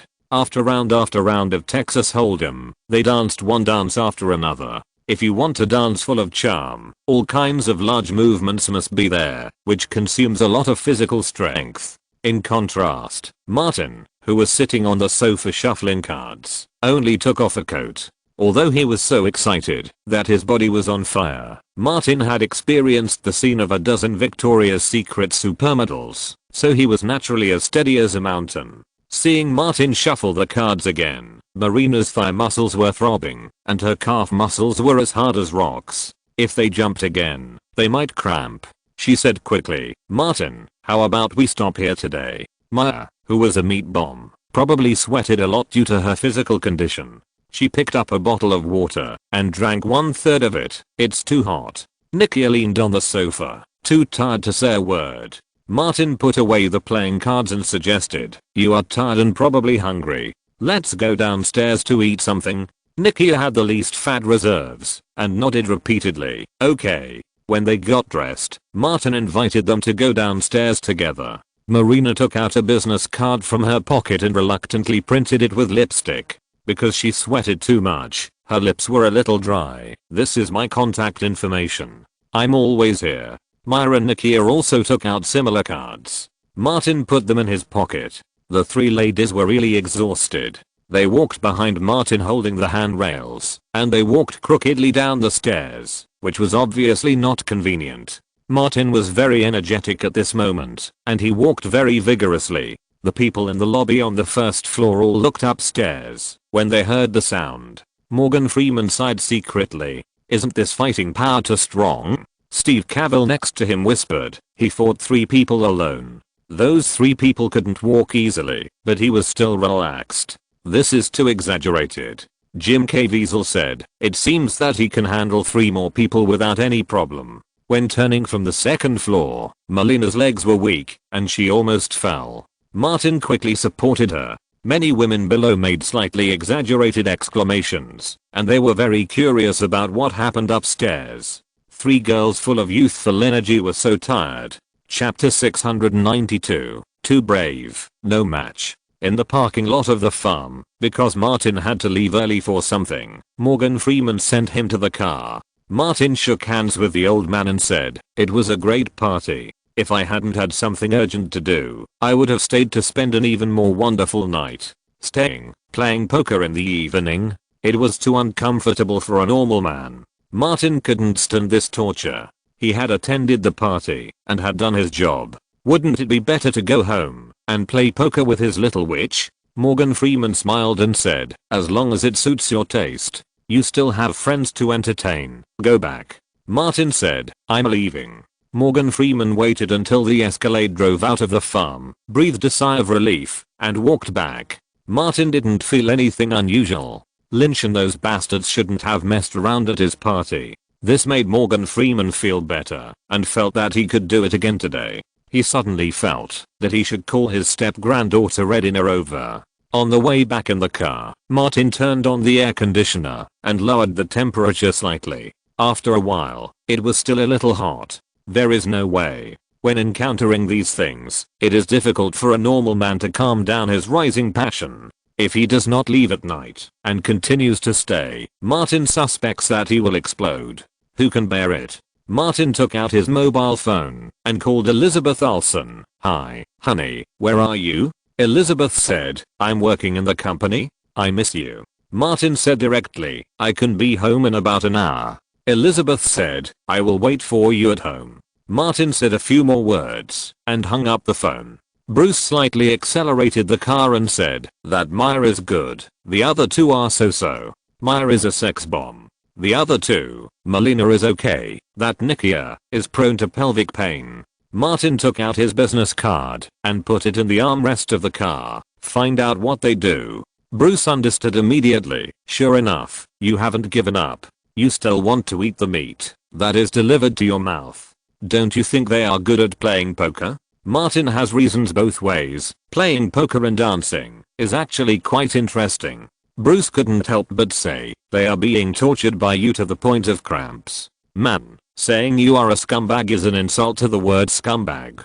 Martin looked innocent. This is art, old Bruce. It's a pity that there is no pole today. Next time, find a room with a pole to play Texas Hold'em. He returned to the previous topic. They are proficient in dancing and seem to have professional training. They may be part-time models, Playboy girls or girls in the attic. By the way, send the video to Jenna to see if they are from the Holy Valley. Bruce nodded. With business cards and videos, it's not difficult to check. Morgan Freeman's farm. Nikia, Melina Morgan and Maya Malcover, their legs still trembling slightly, walked along the long corridor towards the connected auxiliary building. Maya, who looked more mature, was thinking a lot and whispered, "The boss will definitely ask about the details. If he knows that we didn't succeed, it might be very troublesome." What's wrong with Martin Davis? Melina couldn't help but complain. He set up his tent higher than the house, and he still endured it. Nikia also said, it's okay for him to endure it, but he also asked us to keep dancing.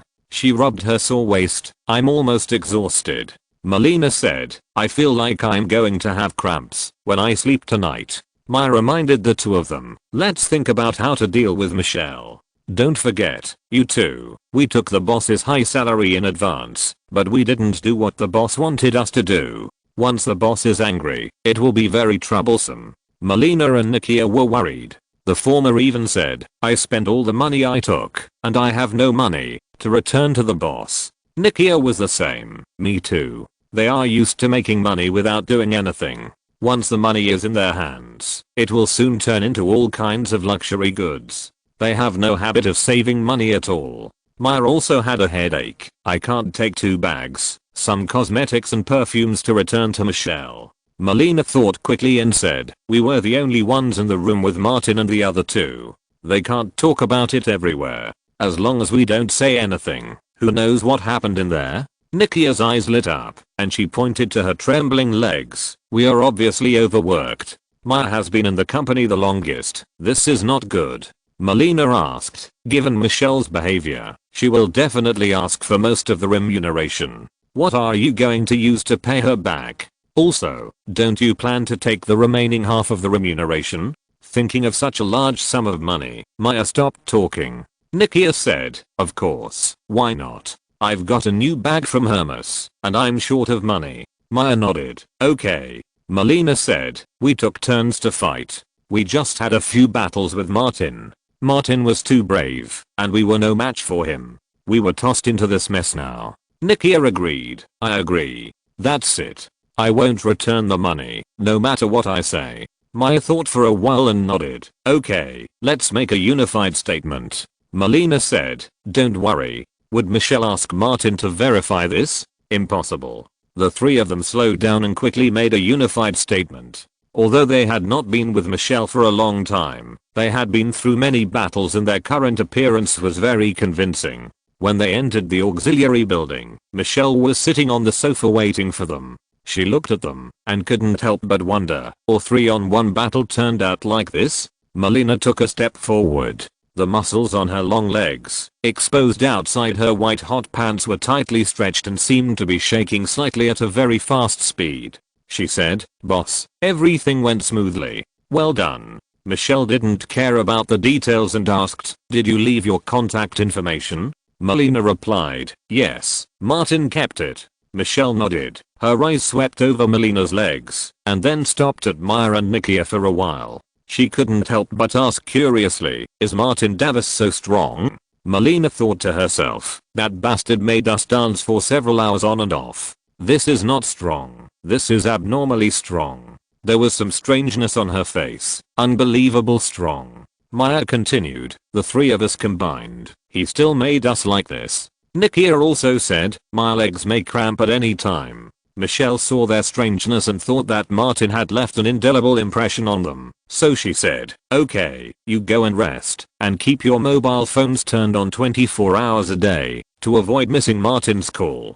She asked, what to do next, do you understand? Melina replied, I understand. The other two also responded one after another. Michelle watched the three people walk out crookedly. She was very curious at first, and then she felt itchy. Martin Davis was so strong that she aroused her interest. Michelle thought about whether she should go out in person to test Martin's strengths and weaknesses so as to further grasp this important client. Lynch came in from outside at this time. "Boss," Michelle said. "Everything went well and went according to plan." Lynch left here immediately. Before leaving, he found an opportunity to chat with Morgan Freeman alone.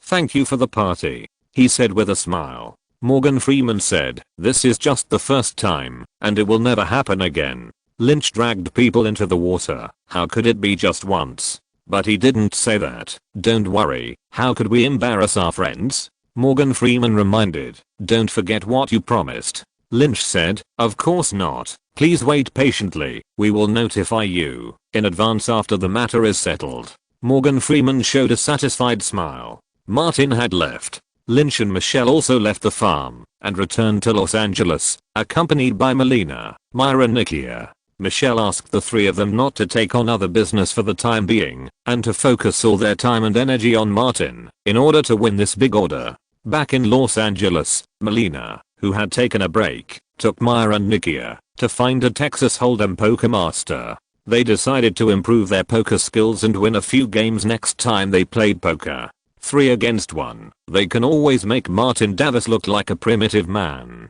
Beverly Hills, Davis Manor. Martin felt his phone vibrate, picked it up, and took a look. It was a text message from Bruce. He covered Elizabeth next to him with a blanket, put on his pajamas and went downstairs. Bruce was waiting for him in the lobby on the first floor. Martin asked, "What's the matter?" Bruce shook the information in his hand. "We found out something about those 3 women." Martin didn't take the information. "Tell me about it." "Marlena Morgan is 20 years old, from Florida, and a late night drama actress." Bruce emphasized specifically, "The scale is much larger than the late night dramas we had in Atlanta. She is currently filming a late night drama called Pleasure and Pain. She is the heroine and the director is Zalman King." Martin frowned slightly. "This name is a little familiar."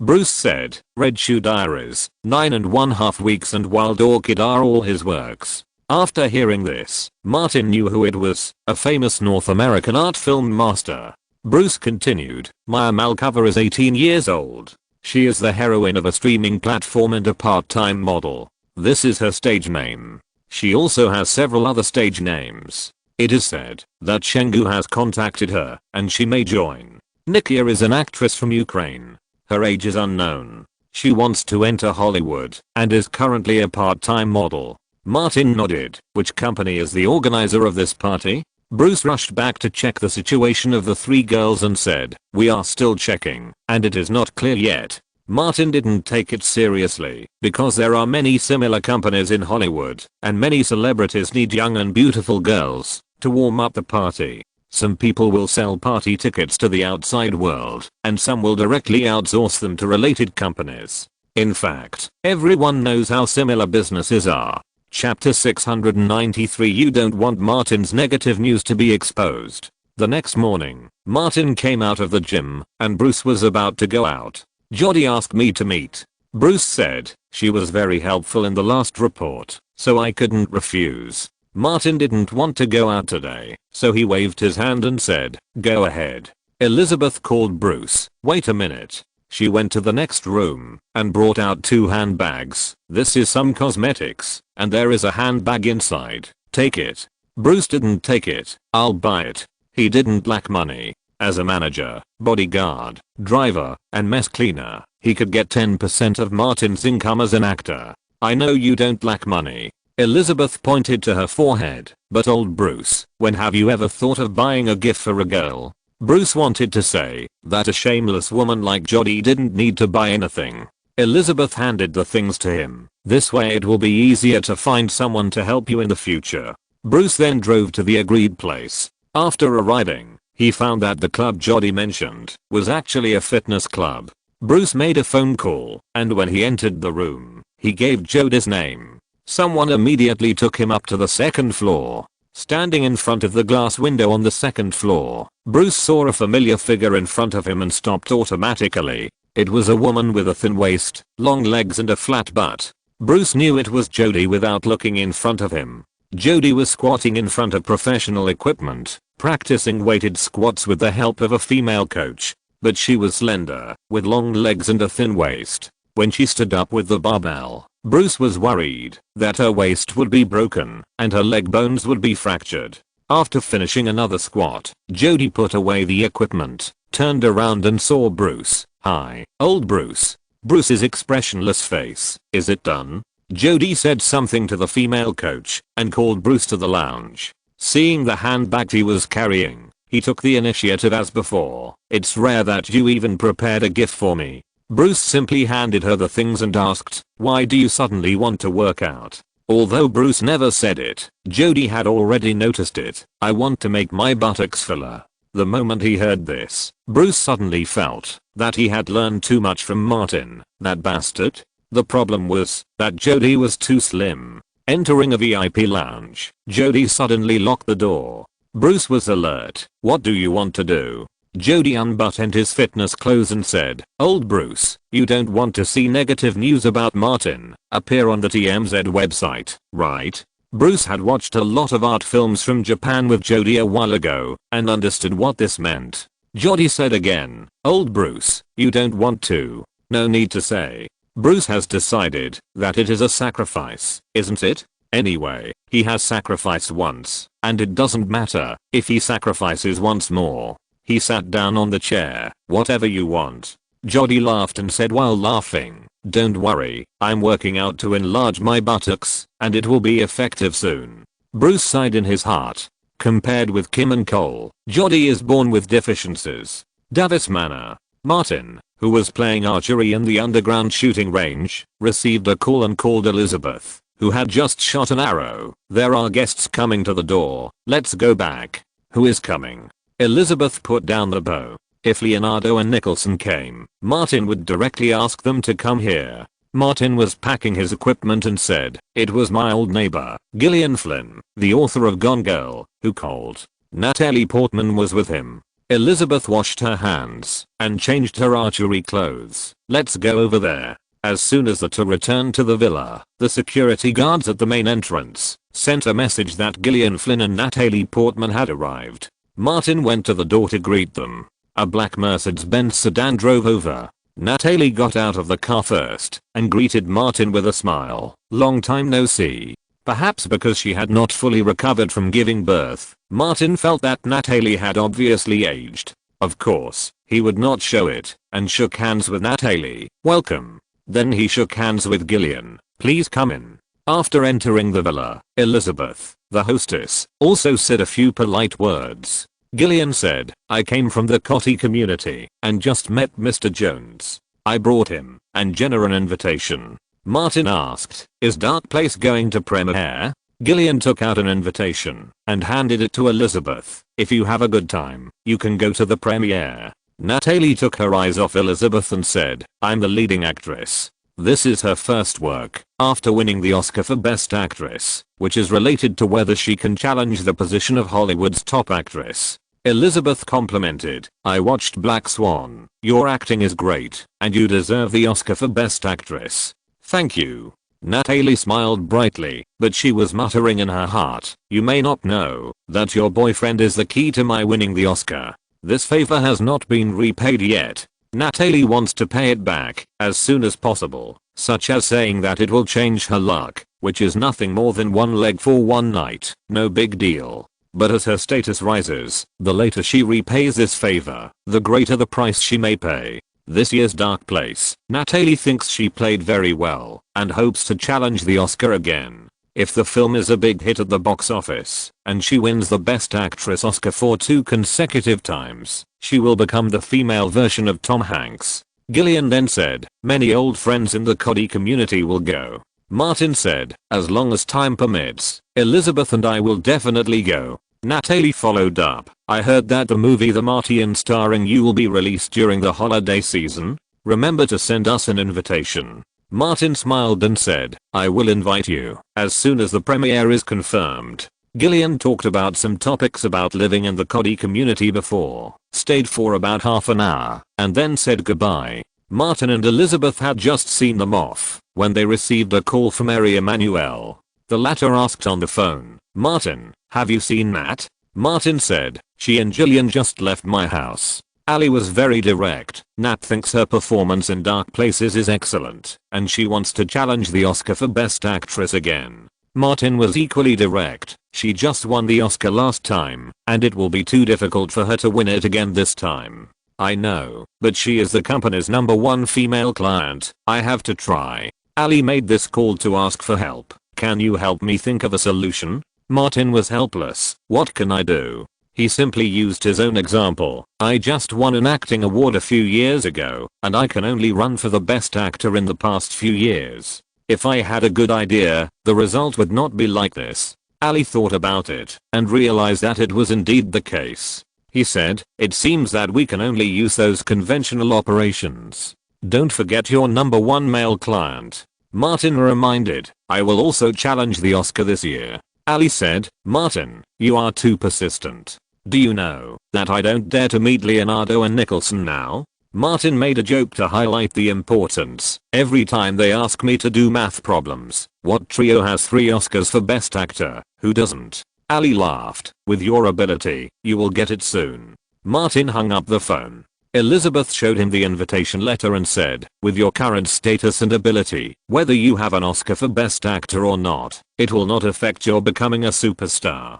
Indeed, the influence of the Oscar is getting weaker every year. Martin glanced at the invitation letter and said, this thing, having it will not make an actor a superstar, but if a superstar does not have an Oscar for Best Actor, there will always be something missing. Elizabeth shrugged playfully. Okay, what can I do? Martin said, I will notify you when I need it. The movie The Martian is almost his one-man show. Martin feels that he has performed very well. If he promotes and publicizes normally, he will definitely have no problem with the nomination. It is more difficult to win the Best Actor.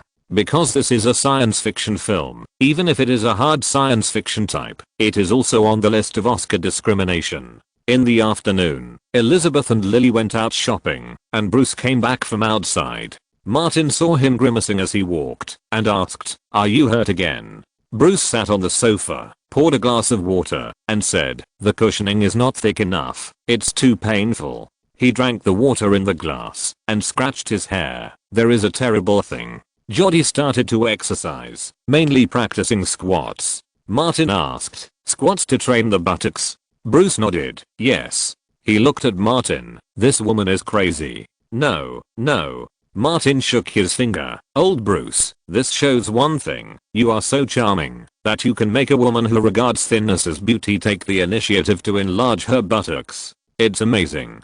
Bruce said, scumbag. I would rather she didn't exercise. Okay, let's not talk about this. Martin took the initiative to change the subject. Which party company does Morgan Freeman use? Bruce met Ivan before he came back, and Ivan had already checked it out. He said, the owner of global travel company is Michelle Bryan. She was once sting hunted by the FBI a few years ago, but someone later took action, and she was only fined $35,000. Martin recalled and said, I think I read about this in the newspaper last year or the year before last. Bruce said, her main business is to provide services for male and female models. There is no need to say more about the actual content. Martin habitually asked, is Morgan Freeman their old customer? He has been their customer for several years. Bruce said, their customers can be said to be all over Hollywood. Martin nodded, I see. Chapter 694 I'm good at taking secret photos. After the weekend, when Martin rejoined the crew, Bruce managed to collect a list of clients of the global travel company. Among them were sports stars such as Tiger Woods, and those who were, or had been in the top tier of Hollywood included Will Smith, Jim Carrey, Johnny Depp, and Demi Moore. Ivan had heard rumors that Demi Moore had hired a loft girl and asked to join her game with her boyfriend Ashton Kutcher. Martin also found a special name on the list, Charlie Sheen. Are you sure it's Charlie Sheen who starred in 2.5 Men? He asked. Bruce nodded, that's him. Martin returned the list to Bruce and said directly, throw away all 3 business cards. He specifically reminded him, old Bruce, although the one called Ma has a big butt, you'd better stay away from her. Bruce did not hesitate at all, took out 3 business cards, tore them up, and threw them into the trash can. Although Martin could not remember the year when Charlie Sheen became a biochemical maniac, Only a fool would have fun in the same place with him. Even if the three beauties with different styles were very good, he didn't need to take such a risk. The crew was about to start filming. Martin entered the set, familiarized himself with the movements of Alec Baldwin, and soon began filming a new round of scenes. As the number of actors increased, the filming was intermittent. The more actors there were in a scene, the greater the probability of problems. Gradually, David Fincher's roar became louder. After two actors made mistakes in succession, this director with a relatively good temper couldn't help but get angry. In Martin's impression, David Fincher rarely gets angry. Maybe the pressure is a bit high for the last attempt at an Oscar. During the break, Martin came to the director's monitor and said, "David, I found something very interesting." David Fincher asked, "Is it about me?" Martin nodded. No matter what kind of temper, or how gentle and delicate a person's voice is, if he sits in the director's chair for a long time, he will become a bad-tempered and loud-mouthed person. David Fincher couldn't help laughing. "It seems that I have to pay attention to my image. I don't want to be called a tyrant on the set when the actors or other staff mention it." Martin said, "I know, you are just a director who likes to raise the butcher knife in the movie." David Fincher said, "If this movie is not adapted from facts, I actually want the protagonists to be captured by Iran and then all dragged to target shooting." He shrugged and said nothing more. Martin raised his thumbs. "David, you will never win the Oscar for Best Director in your life with such a plot. In all Hollywood movies and TV series, Iran is an absolute villain. Not only modern Iran, but also ancient Persia." At lunch, Martin met Saoirse Ronan in the restaurant of the studio. Saoirse put the paper bag in her hand on the dining table. "Handmade chocolates from Ireland." Martin took it without hesitation. "Thank you." Saoirse said, "I made it myself." Martin frowned. "Why do I feel familiar?" I learned it from you, teacher." Saoirse Ronan seemed particularly honest in front of Martin. "Once you told me that country music diva Taylor Swift used this method to please people and make them happy." Martin asked, "It won't work if you tell it." Saoirse said, "But you are my teacher. Of course I have to tell you the truth." Martin couldn't help laughing. "You have gone one step further than Taylor Swift's version." Saoirse said, "Teacher, you have helped me so much and taught me so much. I have nothing to repay you, so I can only make some chocolates by myself." Martin thought of the fireworks that Saoirse asked Nicholson for last week. In fact, he and the old bastard were not good people, and they were just trying to make trouble and watch the fun. Martin asked, "I heard that you and Emma Watson had a conflict again." "It happened last week. I wanted to scratch her face at that time." Saoirse was still angry when she thought about it now. "She is a coward. She actually called Daniel Radcliffe and Rupert Grint to help. I couldn't beat the three of them, so I had to run away." Martin looked at the handbag containing handmade chocolates. His conscience rarely got in the way, and he reminded, "Those fireworks, try not to use them. You are not a child of 13 or 14 years old now. It will be very troublesome if someone catches you with evidence." Saoirse listened to Martin's words and said, "Next time I meet Emma Watson, I will deliberately lure her to hit me, and then I will scratch her face." Martin thought for a while and said, "This will not solve the problem fundamentally." Saoirse scratched her face and asked, "Teacher, what should I do?" God knows what she should do. Martin casually talked about the gossip he had seen on the internet in his previous life. "I seem to have heard that one of the main actors in the Harry Potter crew is a drug addict." Saoirse was stunned for a moment. Although Emma Watson was a typical bitch, she had never thought about it in this way. Martin said, "I'm not sure who it is, but you can keep an eye on it." Saoirse came back to her senses and said, "Teacher, you know, I'm very good at taking secret photos." Martin remembered that when she first met Saoirse Ronan, it was at Pinewood Studios that she wanted to take secret photos of Christian Bale and Cate Blanchett having sex. Saoirse took lunch and came back to eat while talking. She specifically mentioned one thing, "Teacher, I signed up for a dance class and a music class to systematically learn singing and dancing." Martin thought that she was still shooting a new film. "Can you handle it?" "I have the basics." Saoirse came closer and said, "I can do the splits and backbends." Martin was surprised. "Why are you saying these?" Saoirse said again, "Teacher, if you have time one day, I will show you." She emphasized, "You are my teacher. You have to check my learning results." Martin understood and nodded slightly. "I will go out for the location soon. We will talk when we have time." After lunch, the irresponsible bastard teacher left, leaving a female student to think hard about how to deal with a bitch. Later, SYNOPSIS decided to spend a lot of money to buy a new miniature camera and EV. The grudges between girls are more complicated than those between men, and the revenge and quarrels are more intense. Martin returned to the crew lounge for lunch and asked Bruce to pay attention to the movements of SYNOPSIS Ronan and Emma Watson. He asked, "I feel more and more like that old bastard Jack." "No, you've always been like this." Bruce told the cruel truth. "As far as I know, Nicholson used to play pranks at most, and he didn't have such a good time. But after becoming close friends with you and Leonardo, he has been looking for more and more fun." Martin frowned. "Impossible." Bruce thought about it and found the right adjective. "You have increased Nicholson's expectations for fun." Martin looked helpless. "There is no way, only in this way, can the bastard Jack live a normal life. He always wants to take butter to Marlon Brando. I can't let him go, because neither heaven nor hell will accept him." He chatted with Bruce and rested for a while. The crew assistant knocked on the door of the lounge and informed Martin that it was time to prepare for the shooting. Martin appeared on time in the rest area of the set to touch up his make-up. Over the years, Martin Davis's professionalism and good reputation for doing things for money have long been spread throughout the industry and outside. The afternoon scenes were filmed more smoothly. The crew's filming at Disney Studios has come to a temporary halt. Some of the interior scenes are still being set up in the studio. According to David Fincher's plan, when the crew returns from the exterior scenes, it will be a seamless transition. In October, the crew arrived in Langley, Virginia, where the CIA headquarters is located.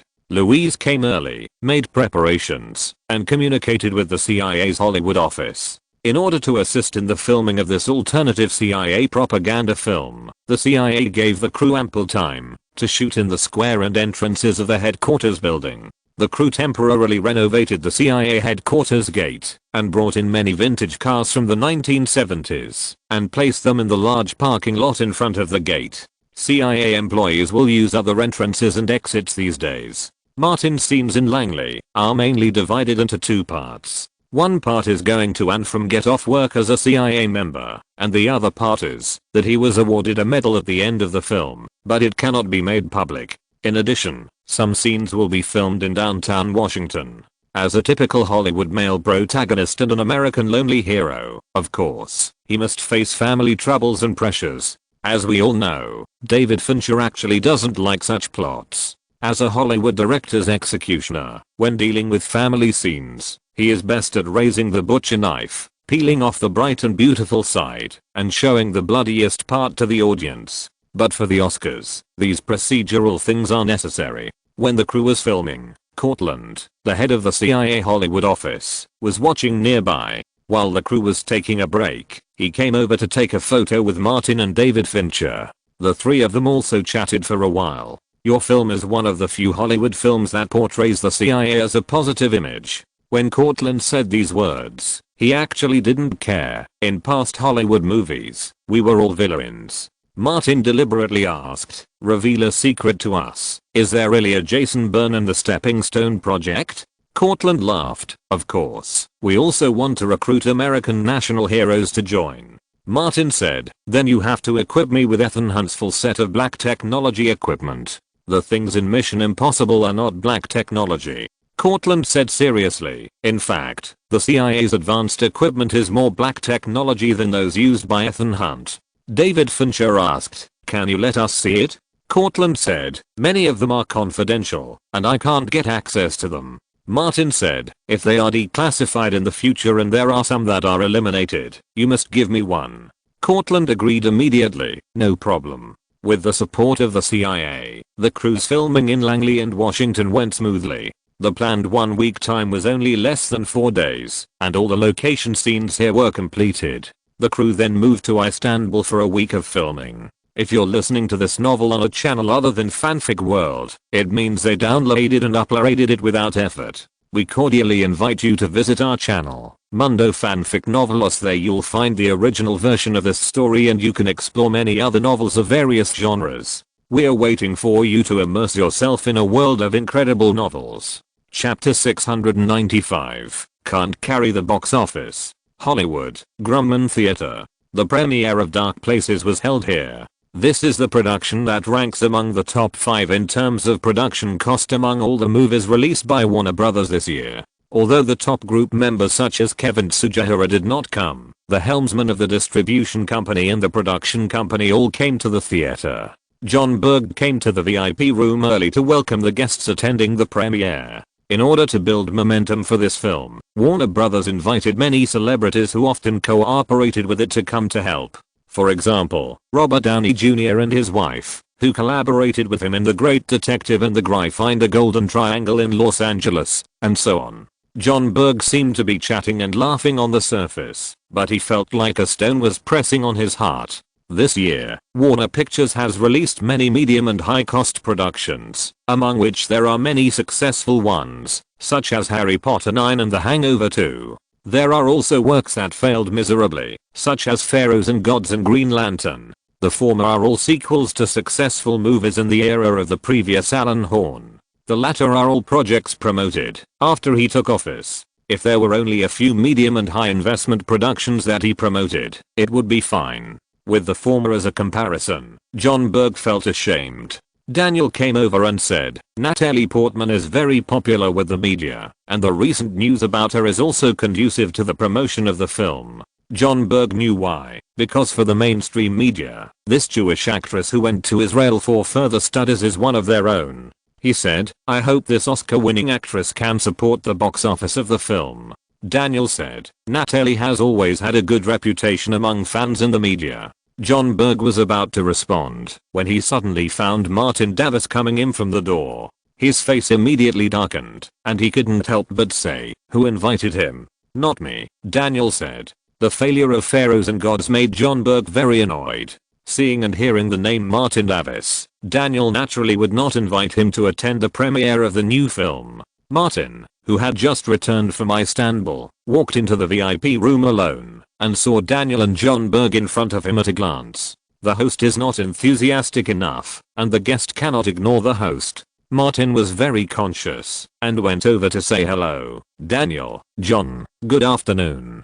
Daniel stepped forward to shake hands with Martin. Welcome. John Berg suppressed his displeasure and stepped forward to shake hands with Martin. Long time no see. Martin nodded. Yes, the last time we met was at the premiere of Pharaohs and Gods. The film failed so badly that even John Berg's hands couldn't help shaking a little, and he was too lazy to talk to this jerk again.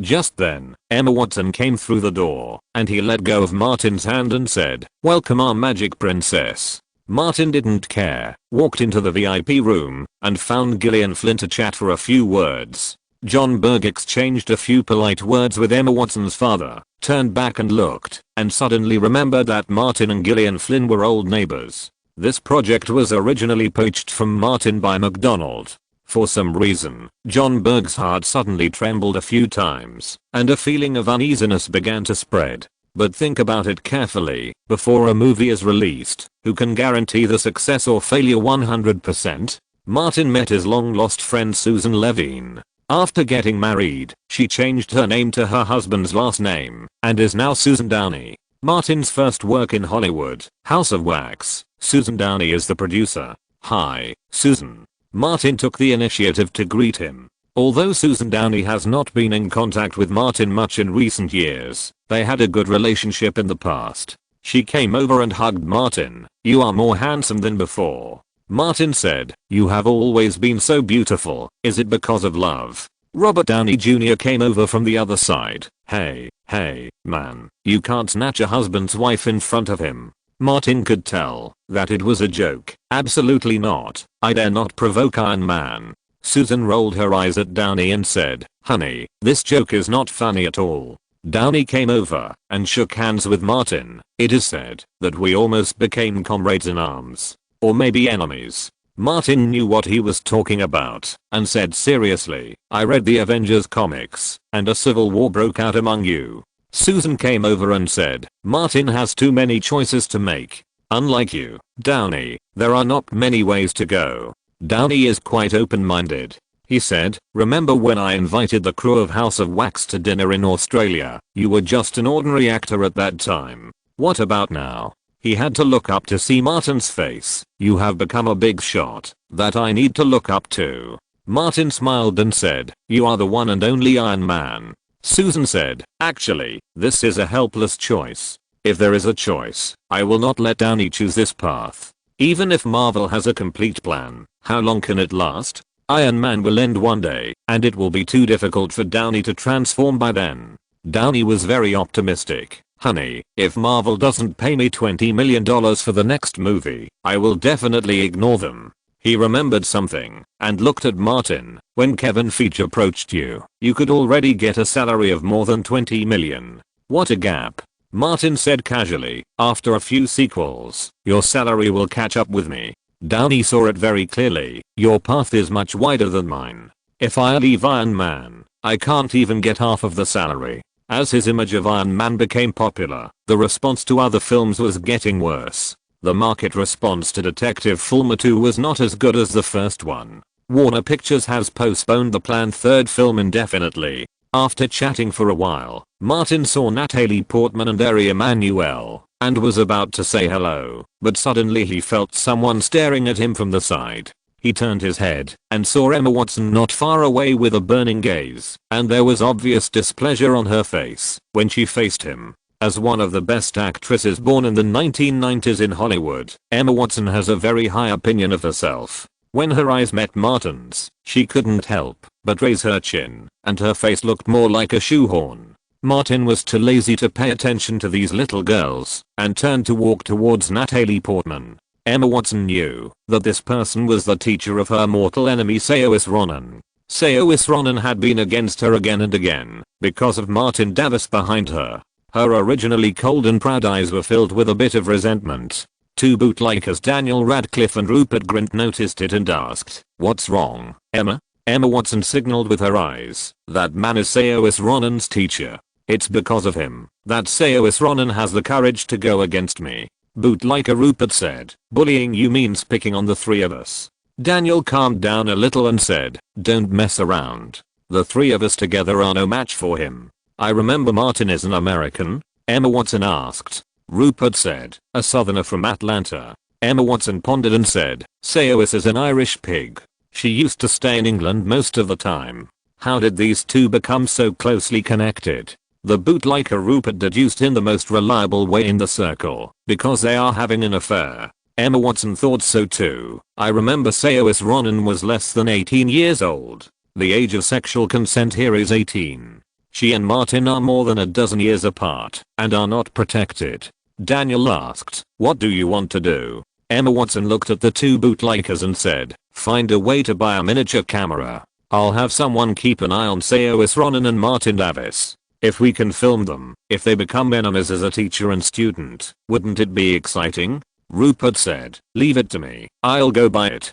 Daniel reminded, don't do it yourself. Emma Watson nodded, of course, I have a reliable girl with bags. Rupert reminded, someone is coming. The three quickly shut up and stopped discussing these. On the other side, Martin said to Natalie Portman that he wished the film a big box office success and went to chat with Ari Emanuel. Ari said, this is Nat's first film after she won the Oscar for Best Actress, and she is the absolute protagonist. If it can be a big box office success, it proves her ability to win the box office alone. Nat will become a first-line star and have a chance to challenge the Hollywood queen later. Martin and Natalie Portman had no conflict of interest and said, I wish her good luck. I hope that damn Oscar actress curse will not appear. Ari knew this of course. The last actress Sandra Bullock won the award and her work received a good response. Martin also said a few good words, but he was not sure whether it worked or not,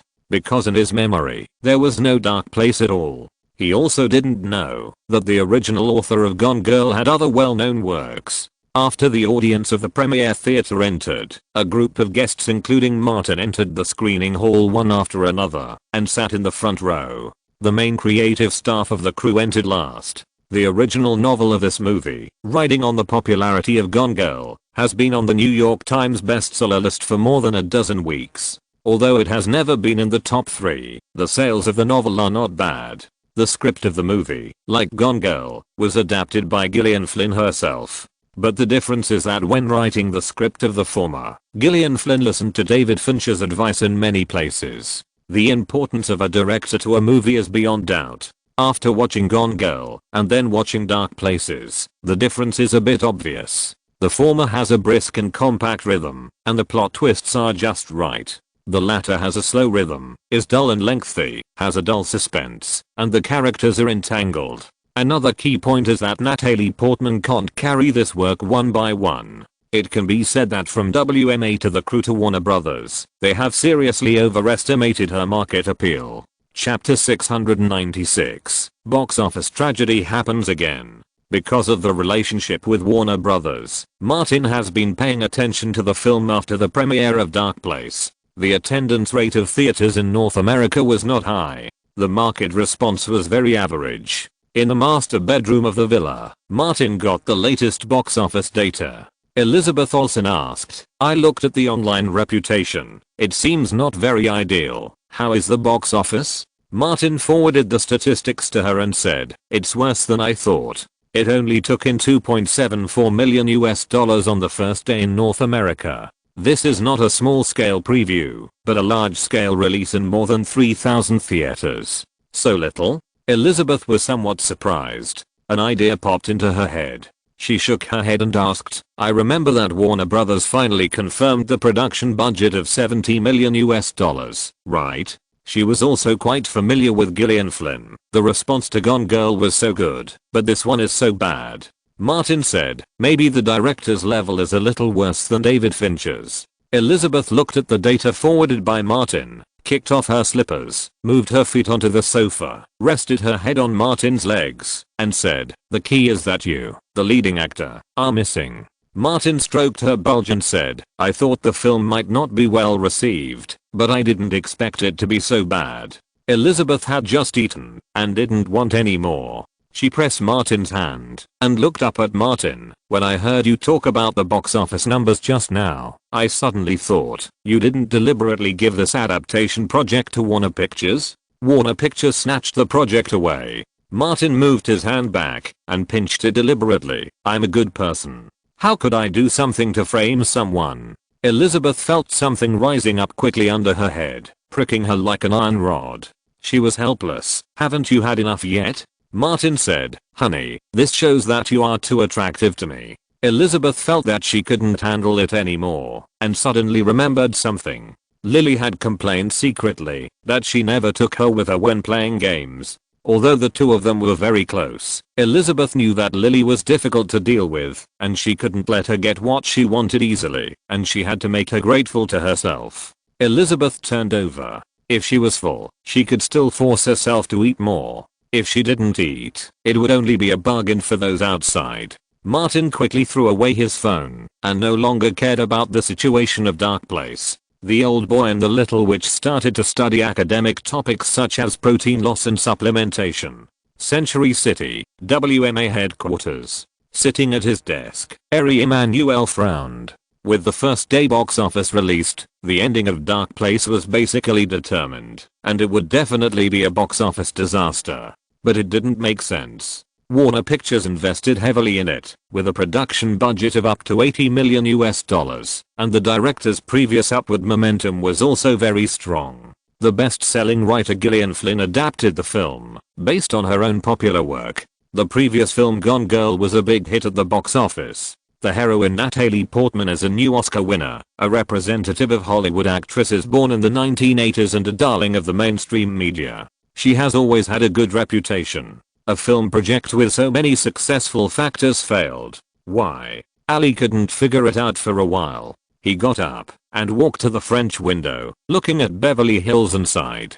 Dark Places could not stage a reversal drama. His plan to make Natalie Portman the #1 in Hollywood was facing bankruptcy at the beginning. Ali thought of the Oscar winner curse again. But Sandra Bullock, who was before Natalie, was not affected. The failure of Dark Places had serious consequences. it would be difficult for Natalie to get the same level of films and roles in the future. How can this damn Oscar winner curse be lifted? Ali thought for a while and called Thomas. Thomas came to his office soon. Ali asked, "Are you paying attention to the situation of Dark Place?" "Yes." Thomas thought he wanted to ask Martin's opinion and said, "I forwarded the relevant statistics to Martin as soon as they came out." Hearing this, Ali asked, "What did Martin say?" Thomas shook his head slightly. He didn't say anything. Ali came back and sat down and asked, "Where do you think the problem lies?" Thomas thought to himself, "I'm here today only because I followed the right person, and you also know all the keys to the success or failure of a movie." But he couldn't say that. He suddenly thought of an article he had just read and felt that it made some sense, so he said, "In some cases, we may have misjudged." Ali heard what he meant about Natalie Portman. Thomas reminded, there is a professional analysis article on the Cinema Score website, which uses the scores of theater audiences as the basis for the ratings. You can go and have a look. Ali went to look at the computer. Thomas looked at his watch. "I'm leaving first." Ali nodded. Thomas went out and looked back, thinking that the key to the success or failure of Gone Girl and Dark Place actually lies in Martin and Natalie. The quality of Dark Place itself is indeed a bit poor, but Natalie Portman's lack of appeal is also the key. In the office, Ali logged into the Cinema Score website and clicked on the Dark Place section. The audience's on-site score was only B, slightly better than Green Lantern, but the latter was so bad that Warner Brothers had to cancel the entire Justice League movie universe plan. Ali found the analysis article Thomas mentioned. This is the column of Edmonds, the founder of Cinema Score. Edmonds is famous for his keen market vision, accurate predictions and thorough analysis. Ali found that this column analysis article was aimed at his number one female client Natalie Portman. He read the first few paragraphs at a glance and quickly found the core point of the article. Over the years, Natalie Portman has been far more popular in the mainstream media than among movie fans. It is no exaggeration to say that Natalie Portman is the most popular post-80s actress in the mainstream media. The carefully crafted high education, the personality that does not care about fame and fortune, and the special trip to Jerusalem for further studies, etc., have supported Natalie Portman's high style and made her a representative of the middle-aged actresses in Hollywood. Natalie Portman has been successful in the mainstream media, creating an illusion that she is very popular with movie fans. Although this has also won the support of a group of people and become a typical Hollywood high-style and exquisite actress, it is not enough to support a large-scale production. Looking through Natalie Portman's resume, apart from her famous works Leon the Professional and the Star Wars prequel trilogy, it is difficult for ordinary movie fans to remember what other works she has done. Leon the Professional was criticized in North America at the time and was not popular with the mainstream. Even Natalie herself publicly criticized this work, and the success of the Star Wars prequel trilogy has basically nothing to do with Natalie Portman herself. Perhaps among the highly educated, exquisite actresses like Natalie Portman are in great demand, but the lack of recognition from the broadest audience and fans is Natalie Portman's fatal flaw, which prevents her from supporting the market for films with slightly larger production scales. The production of Dark Places itself is not good enough, and the problem of casting cannot be ignored.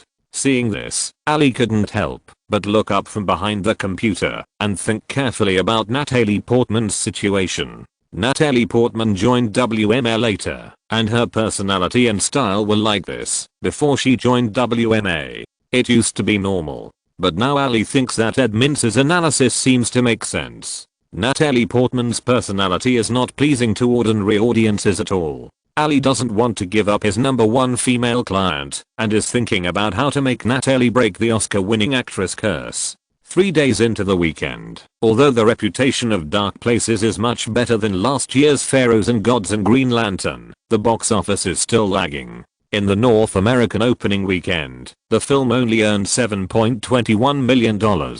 Many market professionals predict that the final North American box office will hardly exceed $15 million. Compared with the production cost of $70 million, it is not enough to describe it as bleak. In the most spacious office in the Warner building, Kevin Tsujihara looked across at John Burke, his brother-in-law. He asked, "What happened with this one?" John Berg said, I trusted Gillian Flynn too much and asked her to participate in the post-production. The final editing of the film respected her opinion, and the result. Kevin Tsujihara nodded slowly. John Berg continued, Gone Girl was too successful. I think Gillian Flynn will bring her successful experience to the new film. Kevin Tsujihara said, women are too emotional in this regard. Don't make this mistake again. In fact, there are very few female producers in Hollywood who can control the final editing rights. John Berg said, I have adjusted the editing plans of several other films and will not make the same mistake again. Every year, there are failed works in any medium or large production company in Hollywood. Kevin Tsujihara did not pursue it too much and quickly let John Berg leave. Back in his office, John Berg did not hesitate to put Gillian Flynn and Natalie Portman on the blacklist of Warner Pictures. He was frowning because he would submit his first performance report after taking office to the group's board of directors next month. John Berg quickly thought of a way. In the performance report, he focused on mentioning successful films this year such as Harry Potter 9 and The Hangover 2, and tried to push away the responsibility for the failures. Gillian Flynn, the producer and screenwriter of Dark Place, was the best candidate to take the blame. John Berg sighed. In fact, he did not want to use the sequel left by his predecessor to save the situation. Isn't this a solution? First pass this level, before talking about other things. John Berg suddenly thought of something. This film, like Pharaohs and Gods, is also related to Martin Davis. Pharaohs and Gods is a project that Daniel intercepted Martin's desire to cooperate with Warner, while Dark Places is a project that Daniel's trusted assistant took the initiative to snatch from Martin. Is there any connection between the two? Chapter 697 Stalker.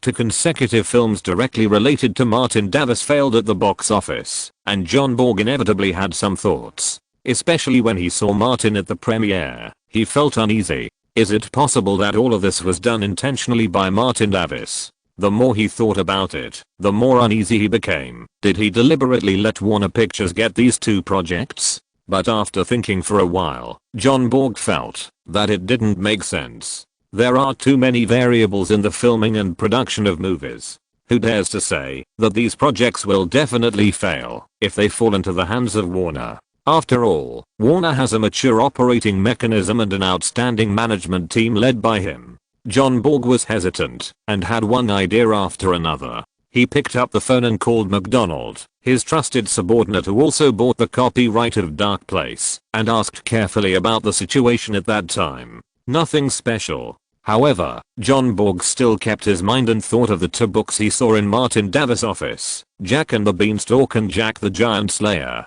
This project is about to be completed, and more than $200 million have been invested. There is no retreat. Jack the Giant Slayer must not fail again. Therefore, it must change. The failure of Dark Place, which listened to Gillian Flynn's advice, strengthened John Berg's determination to reform the traditional Hollywood production model and use his genius production creativity. Gather the professional strength of everyone and the essence of multiple different editing versions to create an unprecedented super blockbuster.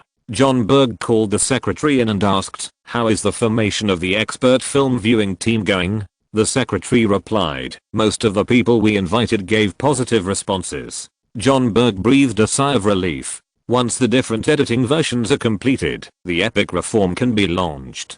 Disney Studios, Argo crew. There are fewer scenes that Martin needs to shoot today, so he has a lot of free time. The filming of The Crew was paused. Nicholson, who came to visit the set, put down the Hollywood Reporter in his hand and asked Martin next to him, I remember you mentioned that you first saw the original work of Dark Place and then Warner Pictures snatched it from you. There was no need for Martin to deny, yes, Warner Pictures has planted spies around me. As soon as Gillian Flynn found me, they got the news and sent someone to buy the copyright at a high price. Nicholson knew this bastard. You are a bastard with a strong sense of revenge. You didn't even retaliate against Warner Pictures for this. It's not like you.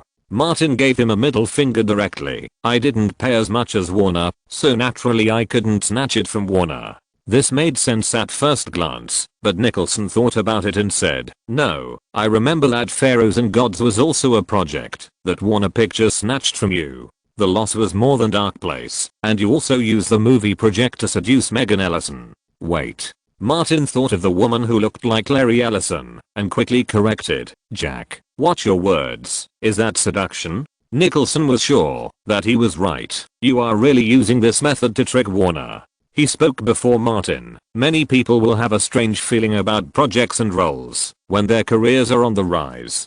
Good and bad are just a matter of thought, and this thought determines the success or failure of their careers. Martin was curious, like you back then? Nicholson shook his head. Compared to you, I'm a good person. I will directly reject those who I don't like. However, when Schwarzenegger was at his most popular, he used a similar method to trick Stallone. He simply said, at that time, the two action superstars were competing fiercely. Schwarzenegger was on a strong upward momentum, and Stallone was at the end of his peak. The two bastards snatched roles from each other several times, and then Schwarzenegger used the projects he didn't like to lure Stallone into the trap. As a result, Stallone slipped from the peak, and Schwarzenegger became the #1 action superstar in Hollywood in the 1990s. Martin had also heard these things. So many people are eyeing me, I'm optimistic about a project, and a bunch of people jump out to grab it. What can I do? Even if I finally get it, with so many competitors, how much will it cost? Nicholson was curious. Megan Ellison is because of Depp. What about Warner Pictures? Jack, you are retired and have little contact with the new senior executives of Warner Brothers, but I have dealt with them a lot. Martin simply said, these projects may not fail if they are put in the hands of other companies, but the current management of Warner has a greater chance of failure. Louise has many sources of information in Warner, and John Berg's cool operation amazed Martin. When the crew finished shooting in the morning and was about to wrap up, Bruce came over. Gillian is here. Martin left the studio and met his old neighbor. Gillian seemed to be in a bad mood due to the recent stress. She said to Martin, let's talk. Martin pointed to the lounge chair next to him, sat down and said, how come you have time to come here today? Gillian smiled bitterly. I just got the news that Warner Brothers has put me on the cooperation blacklist. Martin comforted, there are many Hollywood production companies. Don't take it too seriously. It's also my own fault. I'm too short-sighted. Gillian regretted it very much. For a little immediate benefit, I gave up my patience and turned to cooperate with Warner Brothers. In the end, the movie was messed up, and even the sales of the novel were dragged down. The adapted movie of Dark Place did not receive a good response, and the original novel also received many negative reviews. The publisher Random House predicted that the novel would fall off the bestseller list this week. Martin never had any opinion on Gillian because of this matter. Davis Studio really couldn't offer as good conditions as Warner Brothers. Gillian asked, Martin, if I have a new work, can I still ask you for help? If you think it's good, I won't cooperate with other companies anymore. Martin smiled and said, of course, you can always come to me when you create a new work. Gillian was obviously relieved. As long as she could still work with Martin, her foundation in Hollywood would be there. She said quickly, if you need me, just call me. I will be out collecting materials during this period to prepare for the creation of a new book. Martin didn't intend to disturb her and said, I'll wait to see your new work and concentrate on preparing the new book. Gillian Flynn said goodbye. Martin asked Bruce to go to the restaurant for lunch. As soon as he got the food and sat down, Saoirse Ronan came over with a tray. Teacher, you're back. She was a little excited. Martin glanced at Saoirse. Why are you so happy about the good things that happened to you? Saoirse was very talkative. I'm glad to see my teacher again. She asked, I recently learned a song. I'll sing it to you after dinner. Seeing her so enthusiastic, Martin didn't want to discourage her enthusiasm, and he might need it later. Okay, let's find a quiet place after dinner. Saoirse was excited. Okay. This is the largest restaurant in Disney Studios. Many crews shooting here will choose to eat here. The crew members of Noah's Ark came in from outside one after another. Alana, the bag girl, reminded her employer, Emma, look to your left. Emma Watson turned her head to see that her nemesis Saoirse Ronan was having dinner with her so-called teacher. The two seemed to be chatting happily. From her perspective, they seemed particularly intimate. She retracted her gaze, took the plate to get lunch, took a plate of vegetarian food, and found a quiet place to sit down. When the bag girl came over, Emma said, "Eat quickly. These two look like something is going to happen. After you finish eating, follow them secretly and see if you can take some private photos." Alana had worked briefly on Fleet Street and became Emma Watson's bag girl by chance. She had a lot of experience in this and said, "Leave it to me." Emma Watson glanced at her mortal enemy again. Sayois's cheerful appearance made her bored.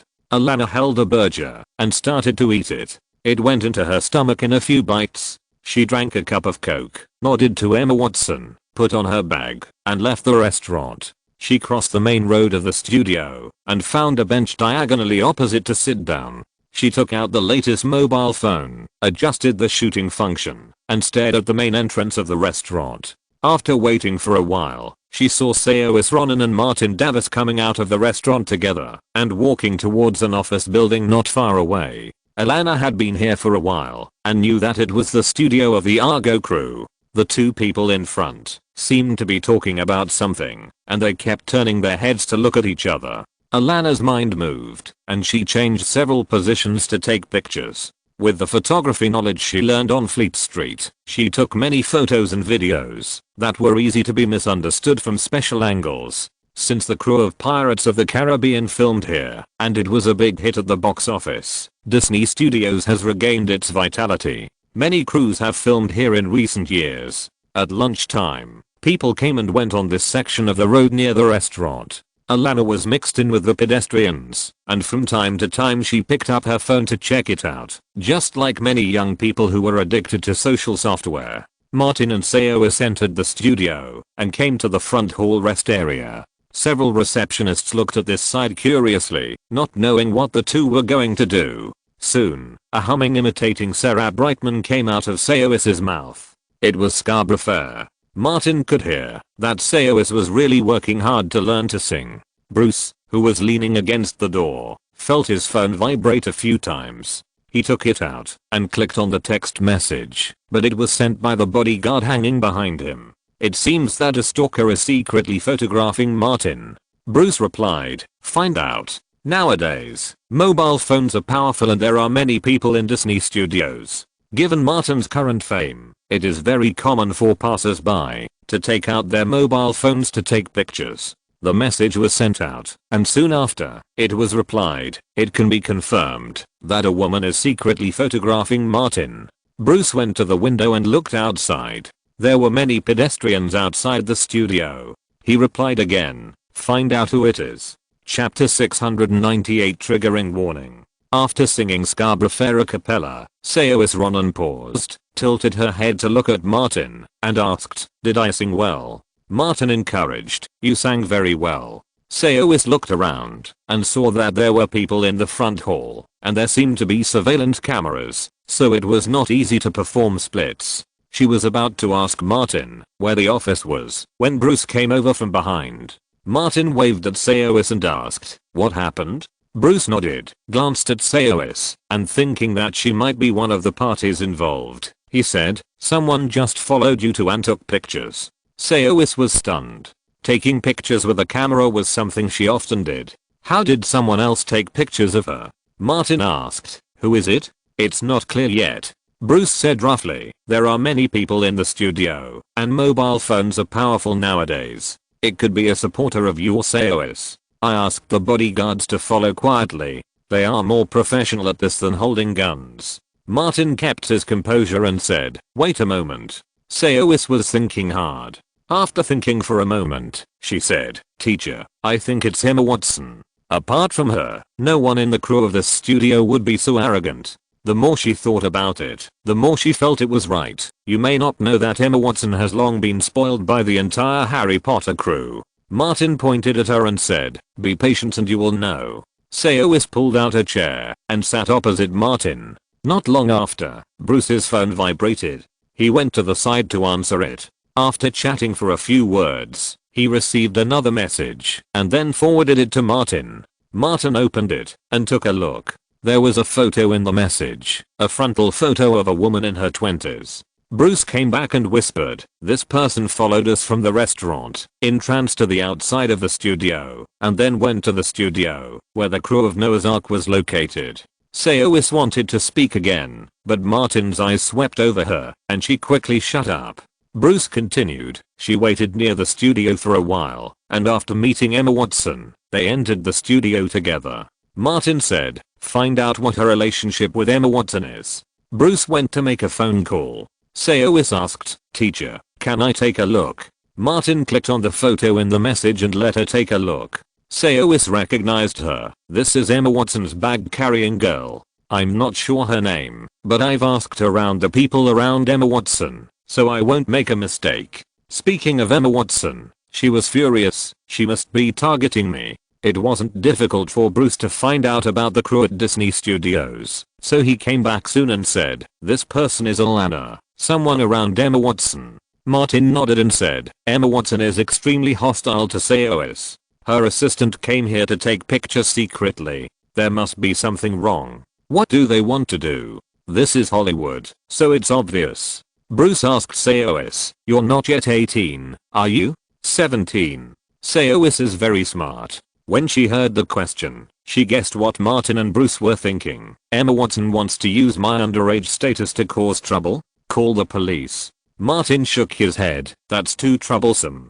The easiest way is to release the things you filmed. It only takes one mouth to spread rumors, but it takes a lot of running around to refute them." Bruce said, "No matter how you dispel rumors about this kind of thing, very bad rumors will remain." Martin thought for a moment and said, "Just in case, let's do the work first." Sayowis said, "At this time, I can explain.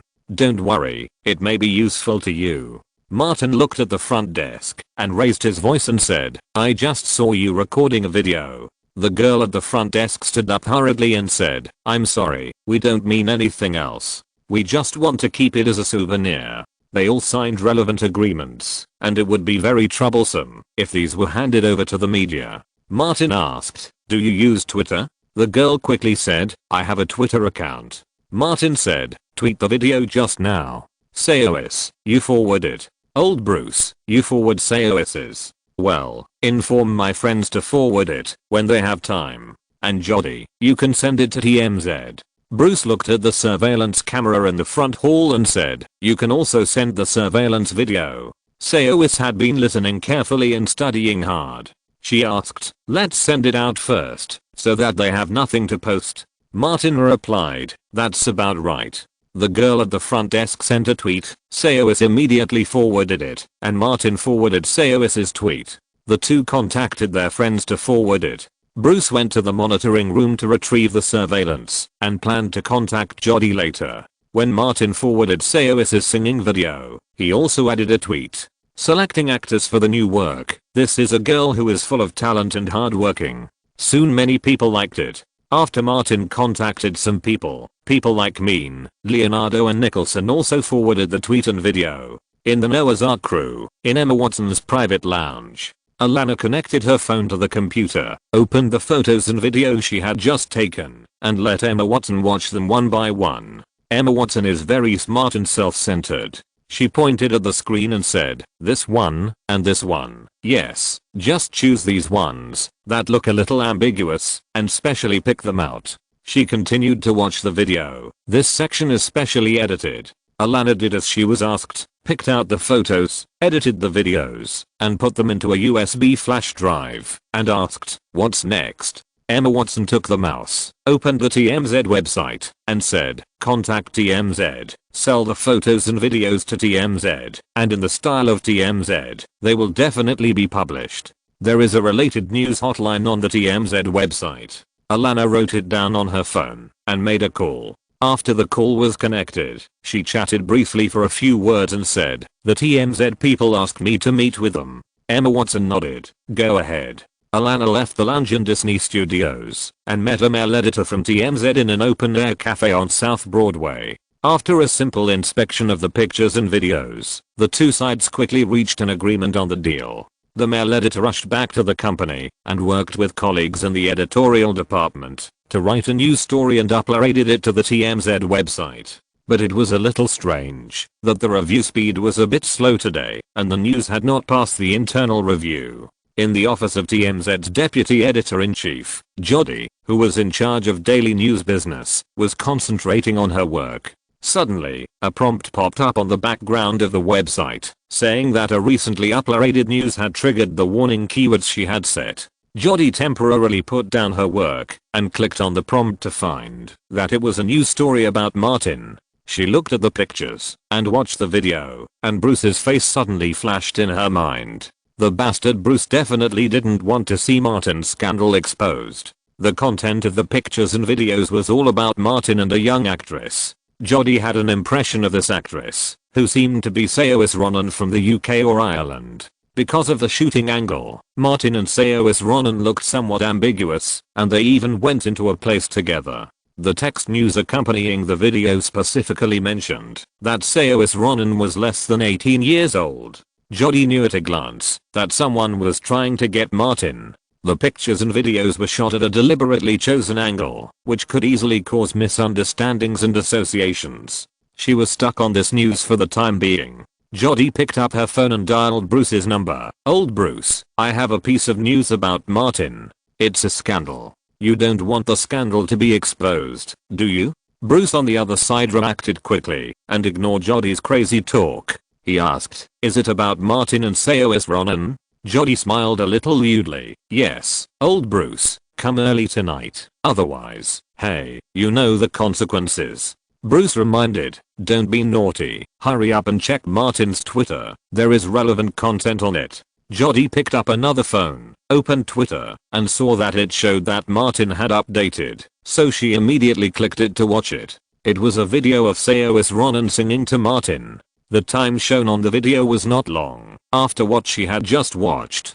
Jodie said, "Someone wants to deliberately blacken Martin or Saoirse Ronan?" Bruce asked on the phone, "Did you receive any news about Martin and Saoirse?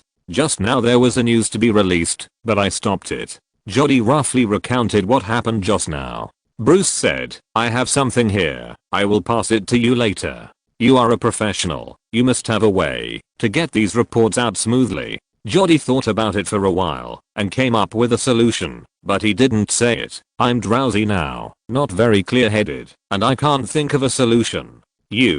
Bruce understood that this was another attempt to make him sacrifice. He cursed the damn unspoken rules and said, "Okay, I will come to you tonight. You wait for me at home."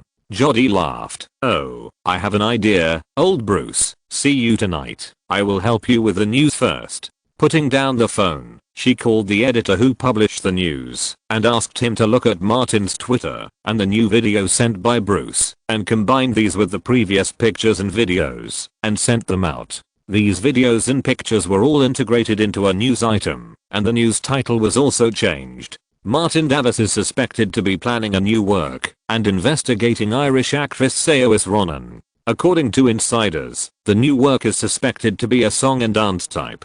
The title perfectly matched the video of Saoirse Ronan singing Scarborough Fair. After the news was released, it did not attract much attention. Even if there were followers, the focus was on Martin's so-called new work. At Disney Studios, Martin and his team returned to the studio area.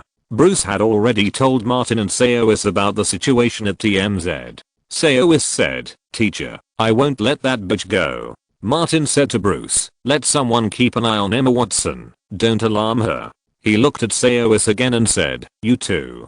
Saoirse replied, "I'll listen to the teacher." Chapter 699 Girls Helping Girls. After the filming was over in the afternoon, Emma Watson returned to the dressing room to remove her makeup, sent everyone away, and asked Alana, the bag-carrying girl, "Is the news out?" "It's out." Alana looked strange, "But the report is different from what we thought." Emma Watson took out her laptop, opened the TMZ website, and found the news about Martin and Saoirse Ronan on the homepage. After looking at the pictures and videos one by one, her eyes focused on the text description. Martin Davis is suspected to be planning a new work and investigating Irish actress Saoirse Ronan. According to insiders, the new work is suspected to be a song and dance type. Alana said, "I just looked at the Twitter of Martin Davis and Saoirse Ronan. These new videos are all on Twitter. Saoirse Ronan sang Scarborough Fair for Martin, as if she was interviewing for a role. The things we shot didn't have any impact. Emma Watson raised her finger and shook it, signaling Alana to be quiet. She had only one thought in her mind: Martin Davis' new work. After a long while, Emma Watson said, "No wonder Saoirse Ronan always gets close to Martin Davis, so shamelessly, for new films and new roles." Alana followed her words and said, "Martin Davis's works have a high success rate. Charlize Theron has fallen to playing supporting roles, but she successfully became popular again with Gone Girl co-starring with Martin." Emma Watson turned off the video of Saoirse Ronan singing for Martin and suddenly opened her mouth to sing a cappella, also singing Scarborough Fair. Many actors are versatile, and Emma Watson is no exception. Alana was a little surprised at first, but when Emma finished singing, she reacted, "You want to steal this role from Saoirse Ronan?" Emma Watson smiled crookedly. "I'm more famous than her, better at acting than her, prettier than her, and have many more fans than her. I'm a first-line actress in Hollywood, and she is barely a third-line actress." She pointed out the key point, that is the film project that Martin Davis is preparing. Although I don't know what it is specifically, his films are always successful. Alana echoed, "Yes, it has been successful. The Harry Potter series is over, and Hermione has become a thing of the past." Emma Watson said, "I need new successful works, preferably the heroine of a first-line project." She was somewhat helpless. In order to get rid of the label of Hermione, I even took the supporting role in Noah's Ark. Do you think a supporting actress is worthy of my fame and status? Alana said, "No." Emma Watson gritted her teeth and said, "Saoirse is my mortal enemy. The biggest support in Hollywood is Martin. I not only want to steal her role, but also her support." Alana asked directly, "How do we do it?" Emma Watson said, "Pay attention to Martin's activities in the studio." After listening to her, Alana responded, "I know what to do." In the afternoon, Martin walked out of the studio and headed towards the studio. Entering the studio lobby, Bruce stepped forward and said, "The woman followed me again at noon." Martin frowned. "Isn't it over yet? Keep an eye on her and Emma Watson." Bruce nodded and went to make a phone call. Martin entered the studio's conference room and met Alan Horn, who was waiting there. The latter came to check the progress of Argo and asked something by the way. Alan Horn asked directly, "Are you preparing a new film project?" Martin said, "I have some preliminary ideas, but they are not perfect yet. Let's talk about it when we have a prototype."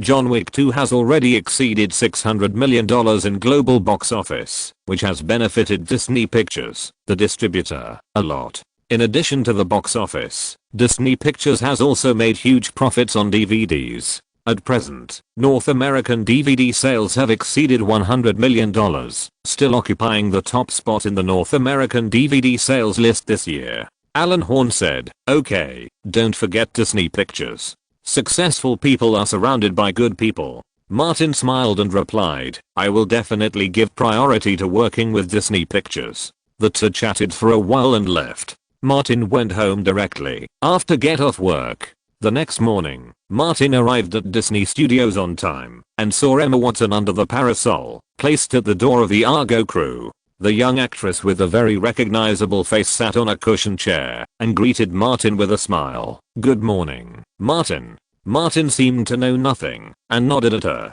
"Good morning, Emma." Emma Watson stood up and said, "I have a friend who wants your autographed photo. She should have come to you in person, but she is disabled, and it is not very convenient for her to move. She heard that I was also shooting a new film at Disney Studios, so she asked me for help." For an actor, this kind of lie is not too easy to tell. She asked with expectation, "Martin, can you give me an autographed photo of you?" Martin didn't understand what she wanted to do, but he had given away at least thousands of autographed photos, so it was not difficult to get one, so he immediately responded, "Sure." Bruce gave Emma Watson an autographed photo. Emma Watson said, "Let's take a photo together." After that, she came over and hugged Martin's arm. In public, Martin was not worried that Emma Watson would engage in sexual harassment, so he asked Bruce to take a photo of the two of them. Emma Watson took a photo with him, but left without any entanglement. Before entering the studio, Martin said to Bruce, "Have someone keep an eye on her and see what she wants to do."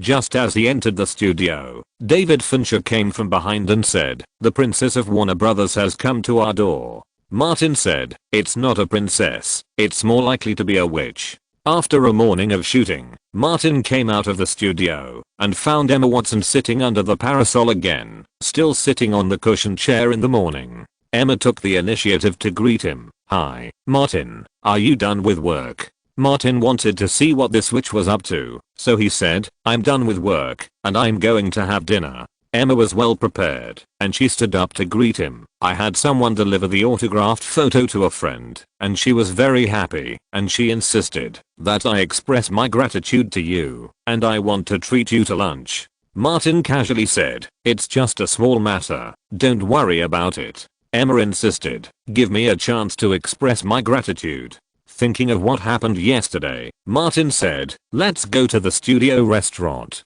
The two went to the studio restaurant. On the way, Emma Watson seemed very happy and in a particularly good mood, humming a song. Her voice was crisp, and her slightly immature voice was not so mellow, but it was also pleasant to listen to. It was no worse than Saoirse Ronan. During lunch, Saoirse saw Emma Watson sitting with Martin, and her brows were furrowed. Bitch. She was so angry that she couldn't eat. Emma Watson was going to undermine the foundation of her foothold in Hollywood. Saoirse wanted to make trouble and wanted to make big things. After lunch, they left the restaurant, and on the way back with Martin, Emma Watson invited, "Let's finish work this afternoon and go for a drink together." Martin turned his head and looked at her. Emma Watson specifically said, "I'm 21 years old and can drink in public." Hollywood men understood the implication of this statement immediately. The other party thought Martin didn't know what happened yesterday, but Martin knew what happened yesterday, so how could he accept such an invitation? He said, "Sorry, I promised Elizabeth that I would go back on time in the evening." Emma Watson smiled and said, "It's okay, we can make an appointment another day." Coming under the parasol near the entrance of the Argo studio, Emma Watson looked at her watch. "It's still early, take a rest here for a while." As she spoke, she sat down on the cushioned chair again. Martin sat opposite her again, and the two chatted about a lot of topics. 10 minutes later, Martin returned to the studio. Emma Watson walked towards the Noah's Ark crew and entered a cold drink shop in the middle. Alana also went in. The two sat at a table to discuss things. The cold drink shop was very small, with only 2 tables. With his back to Emma, sat a very ordinary middle-aged man. From the chat with Martin just now, Emma Watson confirmed that he was really planning a musical film project, and the heroine had a heavy role. Having been in the entertainment industry since she was 10 years old, she was used to seeing and getting used to many things. She said to Alana, "Go modify a bag and put the small DV that Rupert bought in it so that I can take pictures secretly.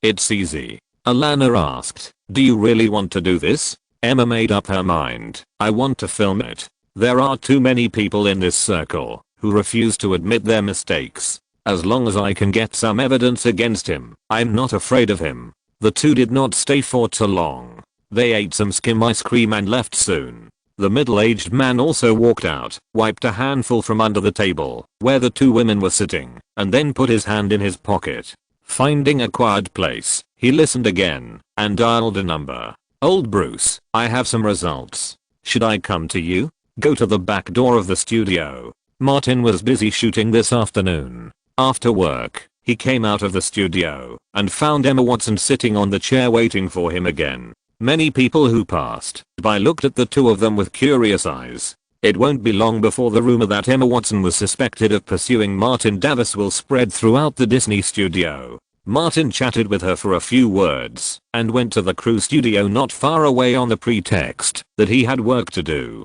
Bruce followed from behind and whispered, "It's basically confirmed." Martin was never polite when someone wanted to mess with him and said, "Let her stay away from him." Bruce asked, "What do you want to do?" "It's not good for a man to bully a woman." Martin already had an idea. Girls should be willing to help girls. Let Saoirse help Emma Watson. Chapter 700 Make her look good. In the small building opposite the studio, where the crew of Argo was filming at Disney Studios, Martin stood in front of the slightly shabby window and looked at his watch. The door opened from the outside, and Nicholson, Leonardo, and Lorraine walked in together. Nicholson asked anxiously. Where is the show? Where is it? Is it ready to start? Martin looked out the window and said, wait a moment. You are a disloyal bastard. You didn't even inform me about the show. Leonardo accused him. If Jack hadn't called me, I wouldn't know about it at all. Martin defended himself. You haven't been in Los Angeles for a while. I thought you were still out of town. He took the opportunity to turn the tables. You didn't inform me when you came back. Lorraine had long since changed from a part-time actor to a part-time female paparazzi. She asked, what show is there? Is there any valuable news to shoot? Leonardo said, are you short of money again? Lorraine said, my pocket money has run out this month. Martin pointed to the opposite side under the parasol. Point the camera over there. There should be a good show. Lorraine quickly took off the bags she was carrying and skillfully adjusted the camera and lens. Nicholson thought of the actresses who had asked him for fireworks before and asked, Saoirse Ronan and Emma Watson? Martin said simply, remember the Twitter video I asked you to forward a few days ago? Maybe Emma Watson saw it and wanted to set me up. He roughly described what happened in the past few days. Leonardo patted him on the shoulder. You have a good chance of becoming the next Harvey. In order to prevent me from becoming a bastard who refuses to admit his mistakes, I must eliminate the temptation in advance. Martin said righteously, I will never degenerate into Harvey. Lorraine has been dealing with Saoirse a lot recently, so, you asked Emma Watson's mortal enemy to take action? Martin said, students should share the worries of teachers. How can I bear to refuse the kindness of students? The other 3 people in the room gave Martin a middle finger at the same time. Saoirse Ronan, who only shot 2 scenes in the morning, left the set and came to the heroine's restroom. She opened the locker, took out the backpack inside, unzipped it and took a look. A sweet smell emanated faintly from the bag. These were the tools that Bruce had helped her make. Saoirse could make handmade chocolates, and she had made some herself some time ago. A few days ago, she had made up her mind to teach Emma Watson a lesson. This shameless bitch actually wanted to steal her teacher. Saoirse put on her bag, left the studio, and walked forward. Now it was working time, and the studio area required a quiet environment for filming. Generally, vehicles were not allowed to enter. There was no one on the road at this moment. Saoirse had observed carefully before, and when she came to the studio, where the crew of Argo was located, she looked around for a while, but did not see anyone. She quickly came under the parasol, deftly removed the cushion on the chair, and replaced it with the same style in her backpack. In order to change quickly enough, Saoirse specially asked Bruce to get a few chairs these days, and practiced many times. She was skilled and changed quickly. Saoirse had been quietly observing Emma Watson. This shameless bitch, in order to steal her teacher, comes here every noon, sits on this chair, and waits for Martin to come out of the studio. In the past few days, every day is no exception. On the opposite small building, Martin picked up the lens cap and blocked Lorraine's camera lens. Lorraine looked at Martin in surprise. Martin shook his head. Shoot later. Lorraine nodded and gave up the idea of starting to shoot now. Downstairs, Saoirse quickly packed up, and just like she secretly observed Emma Watson a few days ago, she went into the opposite small building, leaned against the wall near the window on the first floor, and waited for someone to come. She prepared for several days, and during this period she also specifically asked Bruce for advice. This morning, she also took a special look at Emma Watson's daily clothes, and found out that Emma Watson had no scenes to shoot in the afternoon. In the crew of Noah's Ark, Emma Watson had already removed her makeup and changed her clothes after finishing her scenes in the morning. There was no scene for her in the crew in the afternoon, so she didn't need to come. Emma Watson put on some light makeup and asked Alana, "Are the things ready?" "Already packed." Alana brought a bag over and demonstrated how to operate it. "Press here to open it. The battery has just been fully charged and another battery has been added. It is not a problem to support several hours of shooting." Emma Watson tried it with her hands and then moved the things in her handbag into this handbag. While packing her things, she said, "I asked my agent to inquire. There is news from Disney Pictures that Alan Horn has discussed a new musical project with Martin." Alana encouraged her. "Emma, you are the best. You will definitely win Martin Davis." Emma Watson looked at the time, picked up the handbag and walked out. As long as I have a grasp on his weakness, he must agree. The two left the studio through the side door. As before, Emma sent a liner away and walked alone towards the Argo crew. The crews had not finished work in the morning, and there was no one on the road. Emma arrived at her destination quickly. Seeing the door of the studio was closed, she walked under the parasol, adjusting the off-white suit she was wearing today. The light-colored pants and jacket set off her fair skin and red lips. Emma came to the place where she always sat and smelled a slightly sweet smell, as if someone had just eaten chocolate here, and it was the one she liked. She twitched her nose and sniffed it, put her handbag on the small round table, pulled out the chair and sat down. When her buttocks sat on the cushion, Emma heard a strange sound, a popping sound, obviously coming from under her buttocks. Before she could get up, she felt her buttocks getting cold and sticky, and something stuck to it. Emma's buttocks seemed to be equipped with springs, and she bounced up. While looking back at the chair, one hand subconsciously touched her buttocks. The soft cushion on the chair burst open, and the brown yellow paste-like thing flowed out.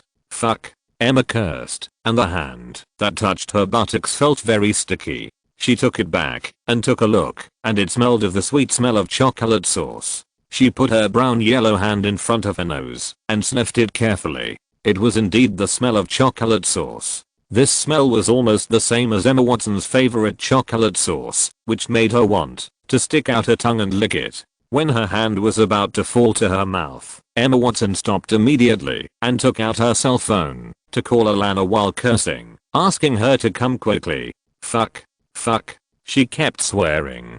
She felt sticky on her buttocks, and she was a little crazy, with a manic look on her face. In front of the window of the small building, Lorraine controlled the camera to take pictures continuously from the moment Emma jumped up. There was a brown-yellow patch on Emma Watson's off-white pants. The special position and color would make anyone who saw it associate it with something. Lorraine took a full-body photo of Emma Watson, a close-up photo of her buttocks, and a photo of the water dripping down her trouser legs to the ground. I'm rich, I'm rich. She kept muttering. A few years ago, the photos and videos of Emma Watson peeing in her pants at Pinewood Studios in the UK were said to have sold for tens of thousands of pounds. This time it's finally my turn to get rich. Muttering in her mouth did not affect Lorraine's hand speed. She pressed the shutter rhythmically to capture photos of Emma Watson, especially when she saw Emma Watson put her brown yellow hand in front of her nose to sniff, and then let it fall down, as if she wanted to stick out her tongue to lick it. Lorraine was excited and almost went crazy. Explosive big news. Martin, Leonardo and Nicholson, who were the spectators, were not idle either. They each took out their mobile phones to shoot videos of Emma Watson. Lorraine adjusted the camera lens, and while capturing Emma Watson's butt, she also focused on her distorted face. This cursing look, you can tell at a glance that something bad has happened to her. Nicholson asked Martin, did you come up with this bastard idea? No. Martin said, Sayowis came up with it. Nicholson was very satisfied and raised a thumb. You have a good student. Leonardo kept shaking his head and said, there is something wrong with Disney Studios. Why is it always associated with these things? In the first half of the year, they met Amber Heard here. Lorraine took over and said, it's not you who came up with it. Leonardo and Nicholson looked at Martin at the same time, and the meaning was very clear. This was the bastard Martin who came up with it, and had nothing to do with them. Martin saw a woman running over and said, be careful, don't let anyone find out. Leonardo and Nicholson both shrank their heads back and honestly became spectators. Lorraine's camera never stopped shooting.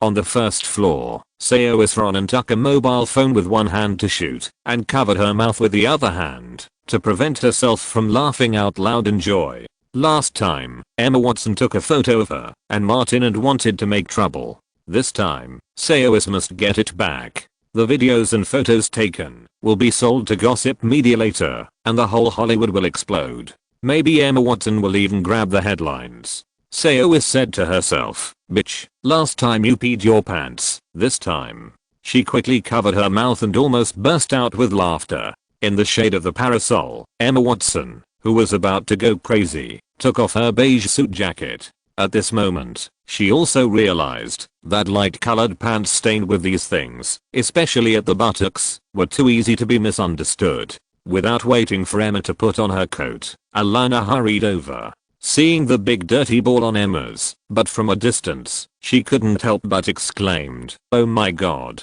She was a qualified bag-carrying girl. She quickly took off her dark coat and ran towards Emma. "What's the matter? Do you feel uncomfortable in your stomach? Why did you suddenly have diarrhea?" "No. Damn it, this is not it," Emma defended. "These chocolate sauces, someone framed me."